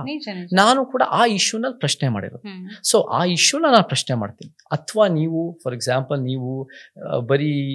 ಎಕ್ಸಾಂಪಲ್ ಅನೇಕರು ಕಾಂಗ್ರೆಸ್ನಲ್ಲಿ ಅಂಬೇಡ್ಕರ್ ಫೋಟೋ ಹಾಕೊಂತಾರೆ. ಬಾಬಾ ಸಾಹೇಬ್ರಿಗೆ ಅಥವಾ ಯಾರು ದೊಡ್ಡ ಶತ್ರು ಆಗಿತ್ತು? ನೀವು ವಿಚಾರಧಾರೆನ ನಾನು ಪ್ರಶ್ನೆ ಮಾಡ್ಕೊಂಡು ನಾನು ಏನ್ ಹೇಳ್ತಾ ಇದ್ದೀನಿ ಚೇತನ್ ಅವರೇ, ನೀವ್ ಹೇಳಿದ್ ನಿಜ. ಪ್ರಿಯಾಂಕ್ ಖರ್ಗೆನ ಕಾಂಗ್ರೆಸ್ ಅಂತ ನಾವು ಅಂದ್ರೆ ಕಾಂಗ್ರೆಸ್ ಪಕ್ಷದಲ್ಲಿದ್ದಾರೆ, ನೀವು ಸಂಪೂರ್ಣವಾಗಿ ಅದನ್ನು ಇಡೀ ಪಕ್ಷ ಅಂತ ಪರಿಗಣಿಸಕ್ ಆಗೋದಿಲ್ಲ. ಅವ್ರ ಪಾಲಿಸಿ ಅಂತ ಈಗ ಹಂಗ್ ನೋಡಕ್ ಹೋದ್ರೆ DK ಶಿವಕುಮಾರ್ ಸದನದ ಒಳಗೆ ನಿಂತು ನಮಸ್ತೆ ಸದಾವತ್ಸಲೆ ಅಂತ ಹೇಳ್ತಾರೆ. ಓಕೆ, ನಾವು ಕೆಲವು ಉದಾಹರಣೆಗಳು ಕೊಡ್ತೇವೆ. ನಂಬರ್ 1, ಪ್ರಿಯಾಂಕ್ ಖರ್ಗೆ ಅವರು ಅದು ಹೇಳಿದ್ದಾರೆ. ನಿಮ್ಗೆ BK ಹರಿಪ್ರಸಾದ್ ಅವರು ಬಹಳ ದೊಡ್ಡ ಪ್ರಮಾಣದಲ್ಲಿ ನಿಮ್ಮ ಚಾನೆಲ್ ನಲ್ಲೇ ಬಹಳ ಗಟ್ಟಿಯಾಗಿ ಅದನ್ನ ಮಾತಾಡಿ ಅವರನ್ನ ಎಲ್ಲ ರೀತಿ RSS ಅನ್ನ ಗುರಿಯಿಟ್ಟು ಅದನ್ನೇ ಎಲ್ಲದಕ್ಕೂ ಸಮಸ್ಯೆ ಅಂತ ಫೋಕಸ್ ಮಾಡಿದ್ದಾರೆ. ನಿಮ್ಗೆ ಬೇರೆ ಸಂತೋಷ್ ಲಾಡು, ನಿಮ್ಗೆ ಇವರು ದಿನೇಶ್ ಗುಂಡೂರಾವ್ RSS ಅನ್ನು ಫುಲ್ ಬ್ಯಾನ್ ಮಾಡಬೇಕು ಅಂತ ಪೇಪರ್ನ ನಾನು ಓದಿದೆ. ನಮ್ಗೆ ಬೇರೆಲ್ಲ ಈ ರೀತಿ ಮಾತಾಡ್ಕೊಂಡ್ ಬರ್ತಾ ಇದ್ದಾರೆ. ಅದನ್ನ ಪಾಲಿಸಿನಲ್ಲಿ ಹೈಕೋರ್ಟ್ ಕೂಡ ದಿಸ್ ಇಸ್ ಅನ್ಕಾನ್ಸ್ಟಿಟ್ಯೂಷನಲ್ ಅನ್ನೋದು ಕೂಡ ಅದನ್ನ ರದ್ದು ಮಾಡಿದ್ದಾರೆ. So we fight on issue based level.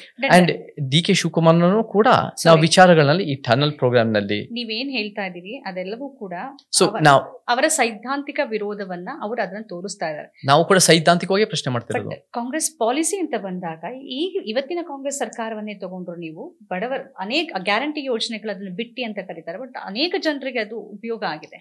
ಜನರ ತೆರಿಗೆ ಹಣ ಆತರ ಕೊಡ್ತಾ ಇದ್ದಾರೆ. ನೀವು ಪಾಲಿಸಿ ಬೇರೆ ಆಗುತ್ತೆ, ಸೈದ್ಧಾಂತಿಕ ನಿಲುವು ಬೇರೆ ಆಗುತ್ತೆ. ಸೈದ್ಧಾಂತಿಕ ನಿಲುವಿಗೆ RSS ವಿರುದ್ಧವಾಗಿ ಕಾಂಗ್ರೆಸ್ ಅವೆರಡು ಒಟ್ಟಿಗೆ ಯಾವತ್ತೂ ಇಲ್ಲ. ಸೈದ್ಧಾಂತಿಕ ನೋಡಿ ಮಂಜುಳಾ ಅವರೇ, ನಾನು ಕಾಂಗ್ರೆಸ್ ಮಾಡಿದ್ದೆಲ್ಲ ತಪ್ಪು ಅಂತ ಹೇಳ್ತಾ ಇಲ್ಲ. ಹಾಗೇನೆ ಹಿಂದುತ್ವ ಮಾಡಿದ್ದೆಲ್ಲ ತಪ್ಪು ಅಂತಾನೂ ಹೇಳ್ತಾ ಇಲ್ಲ. ಇವಾಗ ಹಿಂದುತ್ವ ವಫ್ ತಿದ್ದುಪಡಿ ಬಂತು, ನಾನು ಅದಕ್ಕೆ ಸಪೋರ್ಟ್ ಮಾಡಿದೆ. ಯು ಆರ್ ಸೇಯಿಂಗ್ ಅಸಮಾನತೆಯನ್ನ ಬೆಳೆಸಿದ್ದೇ ಕಾಂಗ್ರೆಸ್ ಅನ್ನೋ ಹೊತ್ತಿಗೆ ಅಸಮಾನತೆ ಅನ್ನೋದನ್ನ ದೊಡ್ಡ ಪ್ರಮಾಣದಲ್ಲಿ ಬೆಳೆಸ್ತಿರೋದು ಸಿಸ್ಟಮ್ ಅಂತ ನಾನು ಹೇಳ್ತಾ ಇದ್ದೀನಿ, ವ್ಯವಸ್ಥೆ. ಸೊ ವ್ಯವಸ್ಥೆಯಲ್ಲಿ ಈ ಮನುವಾದ Congress. The question is who is really strengthening the caste system ಅನ್ನೋ ಪ್ರಶ್ನೆ. ಮುಖ್ಯಮಂತ್ರಿ ಸಿದ್ದರಾಮಯ್ಯನವರು ಅವರ ಸ್ವಜಾತಿಯನ್ನ, ಅವರ ಜಾತಿಯನ್ನ ಅವರು ಅದನ್ನು ಎಷ್ಟಿಗೆ ಸೇರಿಸ್ಬೇಕು ಅಂತ ಮಾಡಿದಾಗ, ಅಥವಾ ಒಂದು ಸಾಮಾಜಿಕ ಆರ್ಥಿಕ ಶೈಕ್ಷಣಿಕ ಸಮೀಕ್ಷೆನಲ್ಲಿ 1B ಕ್ಯಾಟಗರೈಸೇಷನ್ ನಲ್ಲಿ ಅವರ ಸಮುದಾಯನ ಸೇರಿಸಿದಾಗ, is he strengthening the caste system or is he removing the caste system? ನೋಡಿ, ಈ ವ್ಯವಸ್ಥೆನೇ ಹಾಳಾಗ್ಬಿಟ್ಟಿದೆ ಮಂಜುಳಾ. ನಾವು ವ್ಯವಸ್ಥೆಯನ್ನು ಪ್ರಶ್ನೆ ಮಾಡಬೇಕಂದ್ರೆ ಒಂದು ಪಕ್ಷನ ಫೋಕಸ್ ಮಾಡಿಕೊಂಡು ಅವರಿಂದನೇ ಎಲ್ಲ ಒಳ್ಳೇದಾಗಿದೆ ಅಥವಾ ಅವರಿಂದ ಎಲ್ಲ ಕೆಟ್ಟದಾಗಿದೆ ಅಂತ ನಾನು ಹೇಳೋನಲ್ಲ. ಆದರೆ ಇಶ್ಯೂ ಬೇಸ್ಡ್ ಆಗಿ ನಿಮ್ಮ ಆಲೋಚನೆಗಳು, ನಿಮ್ಮ ಪಾಲಿಸಿಗಳು, ನಿಮ್ಮ ಯೋಜನೆಗಳು ಯಾವ್ಯಾವ ರೀತಿ ಬರ್ತಾ ಇದೆ, ಯಾವ ರೀತಿ ಸಮಾಜಕ್ಕೆ ತಗೊಂಡೋಗ್ತಾ ಇದೆ ಅಂತ ನಾವು ಹೇಳ್ತೀವಿ. ನಮಗೆ when we see both BJP, Congress and the communist as the problem, then ನಾವು ಎಲ್ಲ ಕಡೆನೂ ವಿಚಾರದಲ್ಲಿ ಪ್ರಶ್ನೆ ಮಾಡಲೇಬೇಕಲ್ಲ. ಪರ್ಯಾಯ ಏನಾಗುತ್ತೆ? ಪರ್ಯಾಯ ಅನ್ನೋದೇ ನಮ್ಮ ಸಮಾಜ. ಪರ್ಯಾಯ ಈಸ್ ಆರ್ ಈಕ್ವಲ್ ಸೊಸೈಟಿ. ಪರ್ಯಾಯ is an equal and just society on the policies. ನಾನು ನೋಡಿ 14 ವರ್ಷಗಳಿಂದ ನಾವು ಹೋರಾಟ ಮಾಡ್ಕೊಂಡು ಬರ್ತಾ ಇದ್ವಿ. ನಾವು ಅನೇಕ ವಿಚಾರಗಳು, ಎಲ್ಲ ವಿಚಾರಗಳಲ್ಲೂ ನಾವು ಎತ್ತಿದೀವಿ. ಪ್ರತಿ ಒಂದು ವಿಚಾರನೂ ಪ್ರತಿರೋಧದ ರೀತಿಯಿಂದ ನಾವು ಹೇಳ್ಕೊಂಡು ಬರ್ತಾ ಇದ್ವಿ. ಸೊ ವಿ ಬಿಲ್ಡ್ ಕೆಲವು ಸರಿ ಮಂಜುಳಾ ಅವರೇ, ನಮಗೂ ಕೂಡ ಕಾಂಗ್ರೆಸ್ ಜೊತೆ ಸಹಮತ ಇರ್ಬೋದು. ನಾವು ಯಾವತ್ತು ಹಿಂದುತ್ವ ಅನ್ನೋದು ಒಪ್ಪೋರಲ್ಲ. ಹಿಂದುತ್ವ ಮಾಡಿದಾಗ ನಾವು ಯಾವತ್ತು ಬಿಜೆಪಿ ಜೊತೆ ಸೇರಿರೋಲ್ಲ. ಬಿಜೆಪಿಯ ಹಿಂದುತ್ವ ನಮ್ಮ ಪ್ರಕಾರ ದ್ವೇಷ ಭಾಷಣ ಮಾತಾಡಿದಾಗ ಅಥವಾ ಯಾವುದೋ ರೀತಿ ಒಂದು ಟಾರ್ಗೆಟ್ ಮಾಡಿ ಅಟ್ಯಾಕ್ ಮಾಡಿದಾಗ ನಾವು ಕೂಡ ಅದನ್ನ ಪ್ರಶ್ನೆ ಮಾಡ್ತೀವಿ. So we see that, we agree with that on that issue. But ಅವ್ರು ಮಾಡಿದ್ದಲ್ಲ ಸರಿ, ಬಿಜೆಪಿ ಮಾಡಿದ್ದಲ್ಲ ತಪ್ಪು, ಅವರೇ ಮನುವಾದ ಅಂತ ನಾವು ನೋಡಲ್ಲ ಬಿಜೆಪಿ. ಈಗ ಇದೇ ಸಮಸ್ಯೆ ಆಗತ್ತಾ? ಈಗ ನೀವು ಹೇಳ್ತಾ ಇದ್ದೀರಿ RSSಗೆ ಸಾರ್ವಜನಿಕ ಅಂದ್ರೆ RSS ಅಂತ ಪ್ರಸ್ತಾಪ ಮಾಡಿಲ್ಲ, ಬಟ್ ಅವ್ರ ನಿರ್ಣಯದಲ್ಲಿ ಏನಿದೆ ಅಂತಂದ್ರೆ ಎಲ್ಲ ಖಾಸಗಿ ಸಂಘ ಸಂಸ್ಥೆಗಳು ಸಾರ್ವಜನಿಕ ಸ್ಥಳಗಳಲ್ಲಿ ಅಂದಾಗ ಆರ್ಟಿಕಲ್ 19 ABC ಅದರ ಉಲ್ಲಂಘನೆ ಸ್ಪಷ್ಟವಾಗಿ ಆಗುತ್ತೆ. ಅದನ್ನ ನೀವು ನೇರವಾಗಿ ಹೇಳೋದೇ ಇಲ್ಲ ಇವರು ಕಾಂಗ್ರೆಸ್ ವಿರುದ್ಧ ಬಿಜೆಪಿ ಪರ ಅನ್ನೋ ಒಂದು ತೀರ್ಮಾನಕ್ಕೆ ಬರೋದಕ್ಕೆ ಕಾರಣ ಆಗತ್ತಾ? ಫಸ್ಟ್ ಆಫ್ ಆಲ್ RSS ನಿಷೇಧ ಮಾಡಬೇಕು ಅಂತ ಪ್ರಿಯಾಂಕ್ ಖರ್ಗೆ ಅವರು ಅವ್ರ ಫಸ್ಟ್ ಲೆಟರ್ ನಲ್ಲಿ ಹೇಳಿದ್ರು ಸಾರ್ವಜನಿಕ ಸ್ಥಳಕ್ಕೆ. ಸ್ಪೆಸಿಫಿಕ್ ಆಗಿ RSS ಹೇಳಿ ನಿಷೇಧ ಅಂತ ಪದನೂ ಬಳಸಿದ್ರು. ಇಲ್ಲ, ನೀವು ಅದನ್ನ ಚೆಕ್ ಮಾಡಿ, ಅದನ್ನ ಕ್ಲಿಯರ್ ಆಗಿ ನಿಷೇಧ ಅಂತ ನಿಮ್ಮ ಚಾನಲ್ನವರೇ ನಾವು ಅವ್ರು ಕೂತ್ಕೊಂಡು ಓದಿ ಅದನ್ನ ನಿಷೇಧ ಅಂತ ಕ್ಲಿಯರ್ ಆಗಿದೆ. ಅದಾದ್ಮೇಲೆ ಅವ್ರು ಅದನ್ನ ಬೇರೆ ಬೇರೆ ಕಡೆ ಗುಂಡಿನಲ್ಲಿ ಇದ್ಮೇಲೆ ಅವ್ರು ಅದನ್ನ ಆಚೆ ಬರಕ್ಕೆ ಬೇರೆ ಬೇರೆ ಪ್ರಯತ್ನಗಳು ಪಟ್ರು. ಫೈನ್. ಈ ವಿಚಾರದಲ್ಲಿ ಒಂದ್ ಹೇಳ್ತೀನಿ ಮಂಜುಳಾ ಅವರೇ, ಬಹುತೇಕ ನೀವು ಒಂದು ಉದಾಹರಣೆ ಕೊಟ್ಟರೆ ಅವ್ರು ನನಗೆ ಪರಿಚಯ ಇಲ್ಲ, ಬಹಳ ಸಂತೋಷ. ಅವರು ಇದರ ಈ ಒಂದು ನಿರ್ಬಂಧ ಅಥವಾ ನಿಷೇಧದ ವಿರುದ್ಧ ನಿಂತ್ಕೊಂಡಿದ್ದು. ಬಹುತೇಕರು ಯಾರು ಬುದ್ಧಿಜೀವಿಗಳು ಅಂತ ಹೇಳ್ಕೊಳ್ತಾರೆ, ಯಾರು ವಿಚಾರವಂತರಂತ ಹೇಳ್ಕೊಳ್ತಾರೆ, ಯಾರು ಸಮಾಜದ ಆಲೋಚನೆಗಳು ಮುಂದಾಲೋಚನೆ ಇಟ್ಕೊಂಡು ಮಾಡ್ತಾ ಇದ್ದಾರಂತ ಆಲೋಚನೆ ಮಾಡೋರಲ್ಲ ಈ RSS ಸಾರ್ವಜನಿಕ ಸ್ಥಳದಲ್ಲಿ ನಿಷೇಧಕ್ಕೆ ಸಹಮತ ಕೊಟ್ಟರು, ಬೆಂಬಲ ಕೊಟ್ಟರು. ಅವರು ಅದನ್ನ ಬಹಿರಂಗವಾಗೂ ಬೆಂಬಲ ಕೊಟ್ಟರು. ನಾನು ಅದನ್ನ ಈ ಸಾರ್ವಜನಿಕ ಸ್ಥಳದಲ್ಲಿ ನಿಷೇಧ ಮಾಡೋದು ಅದು ಅಸಾಂವಿಧಾನಿಕ ಅಂತ ಹೇಳಿದಾಗ ಅವರಿಂದ, ಕಾಂಗ್ರೆಸ್ ಥಿಂಕರ್ಸ್ ಇಂದ, ಕಮ್ಯುನಿಸ್ಟ್ ಥಿಂಕರ್ಸ್ ಇಂದ ಎಲ್ಲಾ ರೀತಿ ವಿರೋಧ ಬಂತು. ಬಟ್ ಇವತ್ತು ಯಾರು ಸರಿ ಯಾರು ಕರೆಕ್ಟಾಗಿ ಸಂವಿಧಾನ ಎತ್ತಿ ಹಿಡಿತಾ ಇದೆ ಅಂತ ನಮಗೆ ಇವಾಗ ಗೊತ್ತಾಗಿದೆ. ಸೊ ನಾನು ಏನ್ ಹೇಳ್ತೀನಿ, ನಿಮ್ಗೇನ್ ಕಾಣ್ಬೋದು ಮಂಜುಳಾ ಅವರೇ ಅಂದ್ರೆ, ನಮ್ಗೆ ಕಾಂಗ್ರೆಸ್ಸೇ ಫೋಕಸ್ ಮಾಡ್ತಾ ಇದೀನಿ ಹಾಗೇನಲ್ಲ. ನಾವು ಹಿಂದುತ್ವನ ಯಾವುದೇ ಕಾರಣಕ್ಕೂ ಒಪ್ಪೋ ಪ್ರಶ್ನೆ ಬರಲ್ಲ. ಬಟ್ ಹಿಂದುತ್ವ ಎಲ್ಲಾ ರೀತಿಯಿಂದ ಕಾಂಗ್ರೆಸ್ ಥಿಂಕರ್ಸ್ ಮಾಡೋ ರೀತಿನಲ್ಲಿ ಎಲ್ಲಾ ತಪ್ಪುಗಳು ಅವ್ರ ಮೇಲೆ, ಹಿಂದುತ್ವನೂ ಅವ್ರು ಮಾಡ್ತಾರೆ, ಜಾತಿ ವ್ಯವಸ್ಥೆನೂ ಅವ್ರು ಮಾಡ್ತಾರೆ, ಪುರುಷ ಪ್ರಧಾನ ವ್ಯವಸ್ಥೆನೂ ಮಾಡ್ತಾರೆ, ಎಲ್ಲಾ ಮಾಡ್ತಾರಂತ ಅವ್ರ ಮೇಲೆ ದೂಷಣೆ ಮಾಡೋದು ನಾನು ಹಾಗೆ ನೋಡಲ್ಲ. ಅಂದ್ರೆ ಅದು ಆ ತರದೊಂದು ಮನಸ್ಥಿತಿ ಬಂದ್ಬಿಟ್ಟಿದೆ. ನೀವು ಹೇಳಿದ್ರಿ ಅನೇಕರು ಕಾಂಗ್ರೆಸ್ ಜೊತೆಗಿದ್ದಾರೆ, ಹೋರಾಟಗಾರರು, ಚಳವಳಿಗಾರರು, ಪ್ರಗತಿಪರರು, ಸಾಮಾಜಿಕ ಚಿಂತಕರು, ಹೌದು ಅಂತ ಹೇಳ್ಕೊಳ್ಳೋರು, ಅವರೆಲ್ಲರೂ ಕೂಡ ಅವ್ರ ಜೊತೆಗಿದ್ದಾರೆ. ಅಂದ್ರೆ ಅವರ ಪಾಲಿಸಿಗಳನ್ನ ವಿರೋಧ ಮಾಡಿದ್ರೆ ಹೇಗೆ ಬಿಜೆಪಿ ಅಥವಾ ನರೇಂದ್ರ ಮೋದಿ ಭಕ್ತ ಪಡೆ ಮುಗಿ ಬೀಳತ್ತೆ, ಹಾಗೆ ಈ ಕಡೆಯಿಂದನೂ ಒಂದು ಮುಗಿ ಬೀಳೋ ಸಂಸ್ಕೃತಿ ಇದೆಯಾ ದೊಡ್ಡ ಮಟ್ಟದಲ್ಲಿ? ಇದೆ. ಇವಾಗ ನಿಜ ಹೇಳಬೇಕು ಅಂದ್ರೆ ನನಗೆ ಫಸ್ಟು ಬಹಳ ವರ್ಷಗಳಿಂದ 2017 2024 ಹೆಚ್ಚಾಗಿ ನನಗೆ ಬಹುಶಃ ಹಿಂದುತ್ವ ಮತ್ತೆ ಬೇರೆ ಬೇರೆ ವಿಚಾರಗಳು ನನ್ನ ಮೇಲೆ ಜಾಸ್ತಿ ಮುಗಿ ಬೀಳ್ತಾ ಇದ್ರು.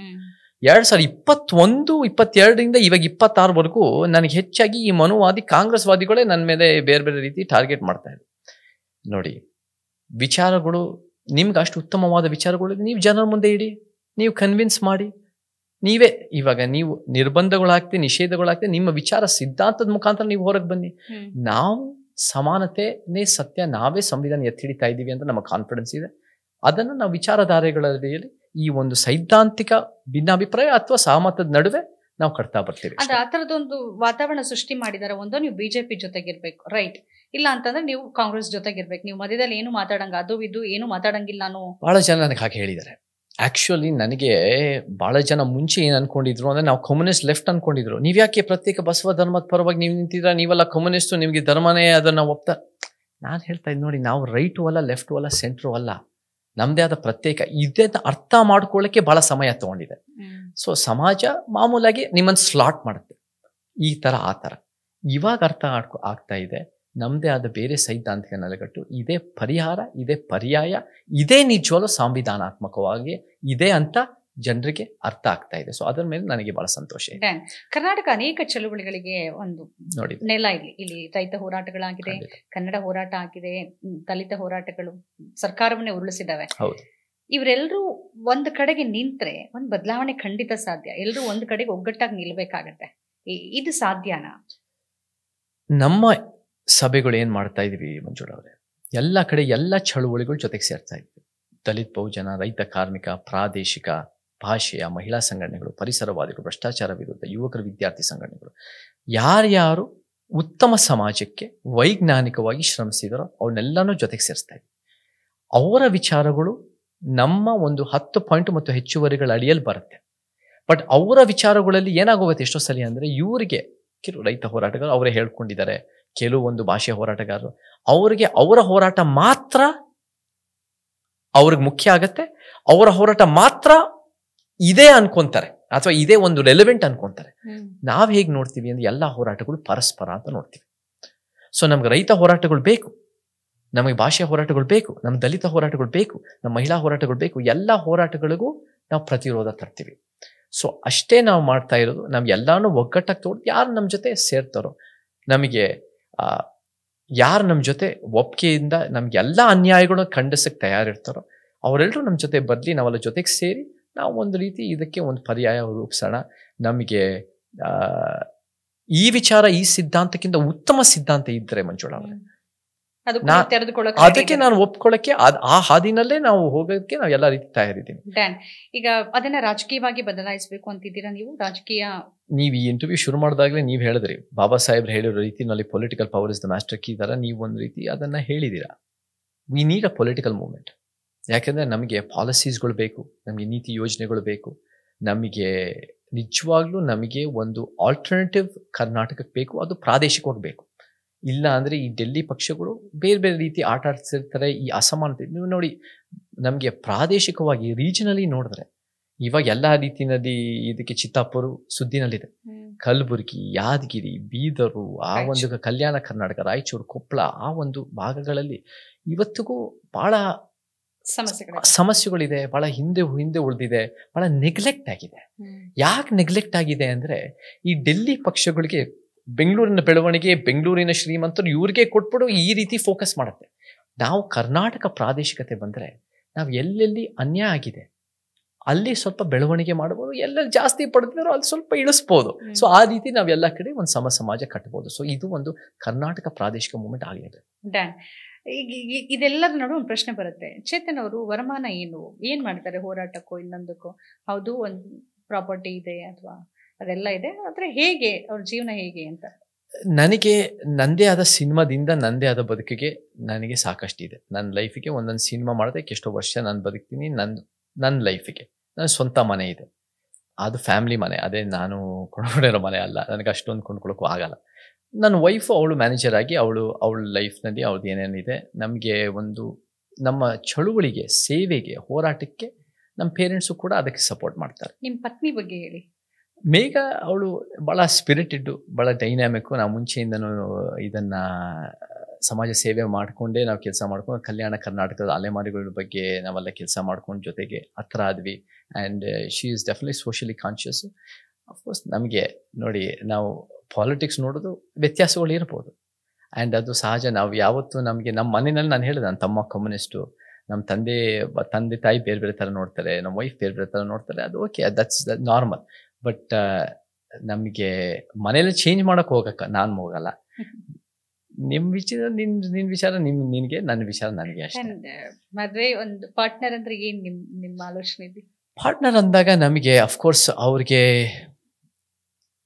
Must find meaning with each other. Compatibility ಭಾಳ ಮುಖ್ಯ ಆಗುತ್ತೆ. ಅದು ಕೂಡ ಒಂದು ನಿಮ್ಮಿಬ್ಬರಿಗೂ ಒಬ್ರಿಗೊಬ್ರು ಫ್ರೀಡಮ್ ಬಿಡಬೇಕು. ಯಾರು ನಾವು ಒಬ್ರಿಗೊಬ್ರು ಎಷ್ಟೋ ಸರಿ ಏನಾಗುತ್ತೆ, ನನ್ನ ರೀತಿ ಅವಳನ್ನು ನಾನು ಚೇಂಜ್ ಮಾಡೋಕ್ಕೆ ಹೋಗೋದಕ್ಕಿಂತ, ಅವಳ ರೀತಿ ನನ್ನ ಚೇಂಜ್ ಮಾಡೋಕ್ಕಿಂತ ನಾವಿಬ್ಬರು ಜೊತೆಗೆ ಸೇರಿ ಉತ್ತಮ ಮನುಷ್ಯರಾಗೋದು ಭಾಳ ರೀತಿ ಬೆಟರ್ ಆಗುತ್ತೆ. ಆ್ಯಂಡ್ ನಮಗೆ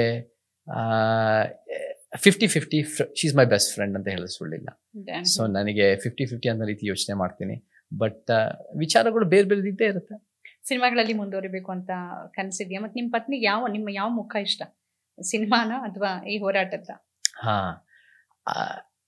ನೀವು ಅವಳನ್ನೇ ಕೇಳಬೇಕು. ಬಟ್ ಅವಳಿಗೆ ಅಫ್ಕೋರ್ಸ್ ಕೆಲವು ಹೋರಾಟಗಳಿಗೆ ಭಾಳ ಸಪೋರ್ಟ್ ಮಾಡ್ತಾಳೆ, ಕೆಲವು ಅವಳು ಬೇರೆ ಬೇರೆ ಥರ ನೋಡ್ತಾಳೆ. ಸಿನಿಮಾಗಳು ಅವಳಿಗೆ ಕೆಲವು ಇಷ್ಟ ಇದೆ. ಅವಳು she is a very talented writer, ಅವಳು ಭಾಳ ಕ್ರಿಯೇಟಿವ್ ರೈಟರ್. ಅವಳು ಕೂಡ ನಮಗೆ ಅವಳದು ಕೂಡ ಒಂದು ಒಳ್ಳೆ ಡೈರೆಕ್ಟರು, ಹೆಸರುವಾಸಿ ಡೈರೆಕ್ಟರ್ ಕೂಡ ಅವಳದು ಒಂದು ಸಬ್ಜೆಕ್ಟನ್ನು ಒಪ್ಕೊಂಡಿದ್ದಾರೆ. ಅದಕ್ಕೆ ನಾವು ಓಡಾಡ್ತಾ ಇದ್ದೀವಿ, ಪ್ಲ್ಯಾನ್ ಮಾಡ್ತಾ ಇದ್ದೀವಿ. So she is quite creative and quite dynamic. And ನನಗೂ ಕೂಡ ನಾನು ಜೈಲಿಗೆ ಹಾಕಿದಾಗ ಮೊದಲನೇ ಸಲ ಅವಳು ಮತ್ತೆ ಅನೇಕ ಹೋರಾಟಗಾರರು, ಮೇಯ್ನು ನಮ್ಮ ದಲಿತ ಸಂಘಟನೆಗಳು ಎಲ್ಲರೂ ನಮ್ಗೆ ಜೊತೆ ನಿಂತು, ನನಗೆ ಭಾಳ ಹಿರಿಯ ಹೋರಾಟಗಾರರು, ಭಾಳ ಒಳ್ಳೆಯ ವಿಚಾರವಂತರು ನಮ್ಮ ಜೊತೆ ಆ ರೀತಿ ಬೆಂಬಲ ಕೊಟ್ಟರು, ನಮ್ಮ ಜೊತೆ ಗಟ್ಟಿಯಾಗಿ ನಿಂತ್ಕೊಂಡ್ರು. ಸೊ ಅದಕ್ಕೆ ನಾನು ಯಾವಾಗಲೂ ಕೃತಜ್ಞತೆ. ಸಿನಿಮಾದಲ್ಲಿ ಇನ್ನು ಮುಂದುವರಿಬೇಕು ಅಂತ ಯಾವ ಥರ ಕನಸಿದೆ? ಸಿನಿಮಾಗಳು ನಮಗೆ ಒಂದು ರೆಡಿ ಫಾರ್ ರಿಲೀಸ್ ಆಗ್ತಾ ಇದೆ, ಅದು ಒಂದು ರೀತಿ ಕೊನೆ ಹಂತಕ್ಕೆ ಬಂದಿದೆ. ಒಂದು ಮಧ್ಯದಲ್ಲಿದೆ, ಕೆಲವು ಸಿನಿಮಾಗಳು ಡಿಸ್ಕಷನಲ್ಲಿದೆ. ಸಿನಿಮಾಗಳು ಅಂದಾಗ ನಮಗೆ ಮಾಡಬಾರ್ದು ಅಂತ ಅಲ್ಲ, ಮಾಡಲೇಬೇಕು ಅಂತ ಅಲ್ಲ. ಸಿನಿಮಾ ಒಳ್ಳೆ ಕತೆ, ಒಳ್ಳೆ ತಂಡ ಬಂದರೆ ನಮಗೆ ಸಂತೋಷ, ಒಳ್ಳೆ ಪಾತ್ರ ಬಂದರೆ ಮಾಡೋಣ. ಬಟ್ ನಾನು ಮುಂಚೆಯಿಂದನೂ ಕೂಡ ಸಿನಿಮಾ ರಂಗದಲ್ಲಿ ಫುಲ್ ಇದ್ದಾಗಲೂ ಕೂಡ ಭಾಳ ಚೂಸಿ ಆಗಿದ್ದೆ, ಭಾಳ ಪಿಕಿ ಆಗಿದ್ದೆ. ನಾನು ಮಾಡಿದ್ದೆ 8-10 ಸಿನಿಮಾ, ಬಟ್ ರಿಜೆಕ್ಟ್ ಮಾಡೋದು 100-600, 400-500 ರಿಜೆಕ್ಟ್ ಮಾಡಿದ್ದೀನಿ. ಬಟ್ ನನಗೆ ಒಳ್ಳೆ ಕತೆ ಬಂದರೆ, ಒಳ್ಳೆ ಪಾತ್ರ ಬಂದರೆ ಅದನ್ನು ಮಾಡಬಾರ್ದು ಅಂತ ಏನಿಲ್ಲ. ನಿಮ್ಮ ಹೋರಾಟದ ಕಾರಣಕ್ಕಾಗಿ ಅನೇಕರು ನಿಮ್ಮನ್ನ ಬೇಡ ಅಂತ ಬದಿಗೆ ಸರಿಸ್ತಾರ? ಮಂಜುಳಾ ಅವರೇ, ಸಿನಿಮಾ ನಾನು ಅವಾಗ ಹೇಳಿದೆ, ಇಟ್ಸ್ ಎ ಬಿಸ್ನೆಸ್. ನಿಮಗೆ ಹೋರಾಟ ಮಾಡದೇರಿ, ನೀವು ಜೈಲ್ಗೆ ಹೋಗಿ, ನೀವು ಒಂದು ಟ್ವೀಟ್ ಮಾಡಿ ಅನ್ಯಾಯದ ವಿರುದ್ಧ ಜೈಲ್ಗೆ ಹೋಗಿ, ನೀವು ಯಾರ್ದೋ ಒಂದು ಕೊಲೆ ಮಾಡಿ ಜೈಲ್ಗೆ ಹೋಗಿ, ಇದೆಲ್ಲ ಫ್ಯಾಕ್ಟರ್ ಆಗಲ್ಲ ಸಿನಿಮಾದಲ್ಲಿ. ನೋಡಪ್ಪ, ಚೇತನನ್ನ ಹೀರೋ ಹಾಕಿದ್ರೆ ಒಂದು ಮಾರ್ಕೆಟ್ನಲ್ಲಿ ದುಡ್ಡು ಹಾಕಿದ ದುಡ್ಡು ವಾಪಸ್ ಬರುತ್ತಾ ಅಂತ ಕಾನ್ಫಿಡೆನ್ಸ್ ಬಂದರೆ ಪ್ರೊಡ್ಯೂಸರ್ಸ್ ಹಾಗೆ ಬರ್ತಾರೆ. ಸೊ ಆ ರೀತಿ ಕಾನ್ಫಿಡೆನ್ಸ್ ಬರಂಗೆ ನಾವು ಪ್ರಯತ್ನ ಪಡಬೇಕು. ಬಟ್ ನನಗೆ ಸಿನಿಮಾನೇ ನನಗೆ ಫೋಕಸ್ ಅನ್ನೋದಕ್ಕಿಂತ ಒಂದು ಚಳುವಳಿ ಜೊತೆ ಸಿನಿಮಾ ಮಾಡ್ಕೊಂಡು ಹೋಗೋದು ನನಗೇನೋ. ನಿಮ್ಮನ್ನ ಗಡಿಪಾರ್ ಮಾಡ್ಬೇಕು ಅಂತ ಬಹಳ ಪ್ರಯತ್ನ ಆಯ್ತು. ಇವತ್ತಿಗೆ ಟ್ರಂಪ್ ಬಂದ್ಮೇಲಂತೂ ನಿಮ್ಮ ಅಗತ್ಯ ಅಮೆರಿಕಕ್ಕೆ ಜಾಸ್ತಿ ಇದೆಯೇನೋ ಅಲ್ಲಿ ಹೋರಾಟ ಅನ್ಸುತ್ತೆ. ಅದ್ರ ಜೊತೆ ಗ್ರೀನ್ ಕಾರ್ಡ್ ಬೇಕು ಅನ್ನೋರು ಜಾಸ್ತಿ. ನೀವು ಅಲ್ಲಿ ಪೌರತ್ವ ಬಿಡೋಕೆ ರೆಡಿ ಆಗಿದ್ದೀರಿ, ಇದೆಲ್ಲ ಹೆಂಗೆ? ಆ ಪ್ರಕ್ರಿಯೆಯಲ್ಲಿ ಇದ್ದೀನಿ ಮಂಜುಳಾ ಅವರೇ. ನಾನು ಪೌರತ್ವ ಬಿಡೋದಕ್ಕೆ ಎಲ್ಲ ಪ್ರಕ್ರಿಯೆಯಲ್ಲಿ ಇದ್ದೀನಿ. ನಾನು ಕೂಡ ಇವಾಗಲೇ ಇಂಡಿಯನ್ ಸಿಟಿಸನ್ಶಿಪ್ ಅಪ್ಲಿಕೇಶನ್ ಹಾಕಿದ್ದೀನಿ, ವೇಟ್ ಮಾಡ್ತಾ ಇದ್ದೀನಿ. ನನಗೆ I am connected to the people of Karnataka. ನನ್ನ ಅಲಿಜೆನ್ಸಸ್ ಎಲ್ಲ ಕರ್ನಾಟಕ ಜನರಿಗೆ. ನಾನು ಕರ್ನಾಟಕದ ಜೊತೆ ನಾನು ಮುಂದೆನೂ ನಿಂತಿರ್ತೀನಿ. ಆ್ಯಂಡ್ ಅದಕ್ಕೆ ಒಂದ್ಸರಿ ನಾನು ಅದಕ್ಕೆ ಬದ್ಧನಾಗಿರ್ತೀನಿ. ನನಗೆ ಅಮೇರಿಕ ಪೌರತ್ವ ಬಿಡೋದಕ್ಕೆಲ್ಲ ಪ್ರಕ್ರಿಯೆಯಲ್ಲಿದ್ದೀನಿ. ಅಮೇರಿಕ ಅವರು ನನಗೆ ಹೋಪ್ಫುಲಿ ಸರ್ಕಾರಗಳು ನನಗೆ ಅವಕಾಶ ಕೊಡ್ತಾರೆ, ಕರ್ನಾಟಕದಲ್ಲಿ ಇರೋಕ್ಕೆ ನನಗೆ ಪೌರತ್ವ ಕೊಡ್ತಾರೆ. ಅವ್ರು ಕೊಟ್ಟಿಲ್ಲ ಅಂದರೆ ನಾನು ಎಲ್ಲ ರೀತಿ ಕೋರ್ಟ್ಗೆ ಹೋಗಿ ಅದನ್ನು ಫೈಟ್ ಮಾಡೋಕ್ಕೂ ತಯಾರಾಗಿದೆ. ಓಕೆ, ಎಷ್ಟು ಕೇಸ್ಗಳಿದೆ ಇನ್ನು ಪೆಂಡಿಂಗ್? ಇವತ್ತು ನಾನು ಹೈಕೋರ್ಟ್ಗೆ ಹೋಗಿ ಬಂದೆ, ಒಂದು ಹಿಯರಿಂಗ್ ಇತ್ತು, ಒಂದು 8-10 ಕೇಸ್ಗಳಿದ್ದಾವೆ. ಬಟ್ ಆದರೂ ಇವೆಲ್ಲ ಸಣ್ಣ ಪುಟ್ಟದ್ದು ಮಂಜುಳಾ ಅವ್ರೆ. ಯಾಕಂದರೆ ನನಗೆ ಒಂದು ನಿಜ ಹೇಳಬೇಕು ಅಂದರೆ, ಯಾರ್ಯಾರು ನನ್ನ ಮೇಲೆ ಕೇಸ್ ಹಾಕಿ ಫಿಕ್ಸಿಂಗ್ ಮಾಡೋಕ್ಕೆ ಪ್ರಯತ್ನ ಪಟ್ಟರು ನಮ್ಮ ಸೈದ್ಧಾಂತಿಕ ವಿರೋಧಿಗಳು, ಅವರೇ ನಮ್ಮ ಸಿದ್ಧಾಂತಗಳು ಇವತ್ತು ಒಪ್ತಾ ಇದ್ದಾರೆ.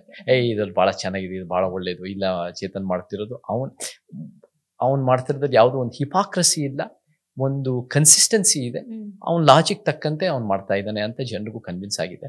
ಅಂಡ್ ಇದನ್ನ ಕನ್ವಿನ್ಸ್ ಮಾಡಿದ್ರೆ ನಾವು ಕರ್ನಾಟಕದ ಪರ್ಯಾಯ. ಟ್ರಂಪ್ ಕಾಲದಲ್ಲಿ ಅಲ್ಲಿ ಇರ್ಬೇಕಿತ್ತು ಅಲ್ಲಿ ಹೋರಾಟಕ್ಕೆ ಅಂತ ಅನ್ಸುತ್ತೆ ನಿಮ್ಗೆ? Trump is a symptom of a larger problem Manjula ಅವರೇ. ನಾವು ಎಷ್ಟು ಸರಿ ಏನಾಗುತ್ತೆ ಅಂದ್ರೆ 2014 ನಾವು ಸಮಸ್ಯೆ ಅಂತ ನೋಡ್ತೀವಿ. ನಾವು 2014 ಸಮಸ್ಯೆ ಅಲ್ಲ, 11 ವರ್ಷದ ಸಮಸ್ಯೆ ಅಲ್ಲ, 11,000 ವರ್ಷಗಳಿಂದ ಸಮಸ್ಯೆ. ಅಮೆರಿಕದ್ದು ಕೂಡ ಅದೇನು ಟ್ರಂಪ್ ಇಂದ ಶುರುವಾಗಿದ್ದಲ್ಲ, 2016 2024 ಶುರುವಾಗಿದ್ದಲ್ಲ. ಅದು ಈ ಫೇಲಿಯರ್ ಆಫ್ ದ ಅದು ನಾವೇನು ಮನುವಾದಿಗಳಂತ ಏನು ಈ ಕರ್ನಾಟಕದಲ್ಲಿ ಹೇಳ್ತೀವಿ ಯಥಾಸ್ಥಿತಿ, ಅಲ್ಲಿ ಲಿಬರಲ್ಸ್, ಡೆಮೊಕ್ರಾಟ್ಸ್, ಒಬಾಮಾ, ಕ್ಲಿಂಟನ್, ಇವರೆಲ್ಲ ಕ್ಲಿಂಟನ್ಸ್ಗಳು, ಬೈಡನ್ಗಳು, ಇವರ ಒಂದು ರೀತಿಯ ಲೋಪದೋಷಗಳು, ಇವರ ಒಂದು ರೀತಿಯ ನುಡಿದಂತೆ ನಡಿದೆ, ಇವರು ಏನೋ ಒಂದು ಪರಿವರ್ತನೆ ತರದೆ ದೀಸ್ ಬೇರೆ ಬೇರೆ ರೈಟ್ ವಿಂಗ್ ಎಲಿಮೆಂಟ್ಸ್ ಬೆಳೀತಾ ಬರ್ತವೆ. So everything is inter connected. ನಾವು ಹಾಗೆ ನೋಡಕ್ ಹೋಗಿ ನಾವು ಬರೀ ಟ್ರಂಪ್ ಇಂದಾನೇ ಅಂತ ನಾವು ಶುರುವಾಗಿದ್ದಂತ ನೋಡಲ್ಲ. It's a long standing institutional problem in America. But ಒಂದು ಹೇಳ್ತೀನಿ, ಅಮೆರಿಕದಲ್ಲಿ 2 ಪಕ್ಷಗಳು ದೊಡ್ಡ ಪ್ರಮಾಣದಲ್ಲಿ ಇರೋದು. ನಮ್ಮ ದೇಶದಲ್ಲಿ 2,900 ಪಕ್ಷಗಳು ರಿಜಿಸ್ಟರ್ ಆಗಿದ್ದಾವೆ. If there is an alternative movement we can build it politically. ಯಶಸ್ಸುಗಳಾಗಿದ್ದಾವೆ 20th ಸೆಂಚುರಿ, ಭಾಳ ಯಶಸ್ವಿ ಪೊಲಿಟಿಕಲ್ ಮೂವ್ಮೆಂಟ್ಗಳು ಆಗಿದ್ದಾವೆ. ಆ್ಯಂಡ್ ಬಟ್ ಅಮೆರಿಕದಲ್ಲಿ ಆ ರೀತಿ ಡೆಮೋಕ್ರೆಟಿಕ್ಲಿ ಆಗೋದು ಭಾಳ ಕಷ್ಟ. It's a very stagnant situation. It's a very two-party system. There is no political party alternative. ಅಂಥದ್ದು ಒಂದು ಆಲ್ಟರ್ನೇಟಿವ್ ಬರಬೇಕು. ಅದು ಅಮೆರಿಕನ್ ಡೆಮೋಕ್ರಸಿಗೆ ಒಳ್ಳೇದಾಗತ್ತೆ. ಅವ್ರು ಮಾಡಲಿ, ಅವ್ರು ಒಳ್ಳೇದು ಮಾಡೋ ರೀತಿಯಲ್ಲಿ ಮಾಡಿ ನಾವು ಕರ್ನಾಟಕಕ್ಕೆ ಏನು ಒಳ್ಳೇದು ಮಾಡ್ಬೋದು ನಮ್ಮ ಕೈಲಾದಷ್ಟು ಒಂದು ಸಮಾಜಕ್ಕೆ ನಾವು ಪ್ರಾಮಾಣಿಕ ಪ್ರಯತ್ನ ಮಾಡ್ತೀವಿ. ರೂಟ್ಸ್ ಅಂತ ಒಂದು ಪುಸ್ತಕ ಇದೆ, ಓದಿದ್ದೀನಿ ನಾನು. ಹೌದು, ಅಲೆಕ್ಸ್ ಹೇಲಿ ಅಲ್ವಾ? ಏನ್ ಅನ್ಸುತ್ತೆ ನಿಮ್ಗೆ ರೂಟ್ಸ್ ಬಗ್ಗೆ, ನಿಮ್ಮನ್ನ ಇಟ್ಕೊಂಡು ನೋಡೋದಾದ್ರೆ? ಆ ರೂಟ್ಸ್ ಅನ್ನೋದು ಒಂದು ಕುಂಟ ಕಿಂಟೆ ಅನ್ನೋ ಒಂದು ಕಥೆನಲ್ಲಿ ಬರುತ್ತೆ. ಚಿಕ್ಕ ವಯಸ್ಸಲ್ಲಿ ನಾನು ನೋಡಿದ್ದೆ ಆ roots. He fights for his sense of self. ಆ ಒಂದು ಅದು ನನಗೆ ಖಂಡಿತ ಅದು ನನಗೆ ಅಫೆಕ್ಟ್ ಆಗಿತ್ತು ಚಿಕ್ಕ ವಯಸ್ಸಲ್ಲಿ ತೋರಿಸಿದಾಗ. ಆ್ಯಂಡ್ ಅಮೆರಿಕದಲ್ಲೂ ಫೈಟ್ ಮಾಡ್ಬೋದಾಗಿತ್ತು ಮಂಜುಳಾ ಅವರೇ, ಫೈಟ್ ಮಾಡೋಕ್ಕೆ ಆಗಲ್ಲ ಅಂತ ಹೇಳ್ತಾ ಇರಲಿಲ್ಲ. ಬಟ್ ಜಾಸ್ತಿ ಇಮೋಷನಲ್ ಆಗಿ, ಜಾಸ್ತಿ ಕನೆಕ್ಷನ್ ಆಗಿ, ಮತ್ತೆ instead of fighting the system from the point of view of an mixed privilege, you must fighting it from the perspective of complete privilege. ಕರ್ನಾಟಕದಲ್ಲಿ ಜನರಿಗೆ ಜಾಸ್ತಿ ಒಳ್ಳೇದು ಮಾಡ್ಬೋದು ಅಂತ ನನಗೆ ಅನಿಸಿದೆ. ನನಗೆ ಅವತ್ತಿಗೆ ಅನಿಸಿತ್ತು, ಇವತ್ತು ಅದು ಕನ್ಫರ್ಮ್ ಆಗಿದೆ. ನಿಮ್ಮೆಲ್ಲ ಹೋರಾಟಕ್ಕೂ ಒಳ್ಳೇದಾಗ್ಲಿ, ಕರ್ನಾಟಕಕ್ಕೆ ಬದಲಾವಣೆಯನ್ನ ತನ್ನಿ, ಹಾಗೆಯೇ ನಿಮ್ಮ ಸಿನಿ ಪ್ರಯಾಣ ಕೂಡ ಮುಂದುವರಿಲಿ ಅಂತ ನಾವು ಹಾರೈಸ್ತೀವಿ. ಧನ್ಯವಾದಗಳು ಮಂಜುಳಾ ಅವರೇ. ತಮ್ಮೆಲ್ಲ ವಿಸ್ತೃತ ಮಾತುಕತೆ. Thank you. ಆದ್ಮೇಲೆ ಇದಾಗಿತ್ತು ಇವತ್ತಿನ ಚಾಟ್ ರೂಮ್ ಕಾರ್ಯಕ್ರಮ. ಈ ತರದ ಬೇರೆ ಬೇರೆ ವಿಶೇಷ ಕಾರ್ಯಕ್ರಮಗಳನ್ನ ತಾವು ನೋಡ್ಬೇಕು ಅಂತಂದ್ರೆ ನಮ್ಮ ಚಾನೆಲ್ ಅನ್ನ ಸಬ್ಸ್ಕ್ರೈಬ್ ಮಾಡಿ, ನಮ್ಮೆಲ್ಲ ಕಾರ್ಯಕ್ರಮಗಳನ್ನ ಲೈಕ್ ಮಾಡಿ ಮತ್ತು ಶೇರ್ ಮಾಡಿ. ಈ ಕಾರ್ಯಕ್ರಮದ ಬಗ್ಗೆ ತಮ್ಗೆ ಏನಾದರೂ ಅನಿಸಿಕೆ, ಅಭಿಪ್ರಾಯಗಳಿದ್ರೆ ಅದನ್ನು ಕೂಡ ಕಮೆಂಟ್ ಮುಖಾಂತರವಾಗಿ ತಿಳಿಸಿ. ನಮಸ್ಕಾರ.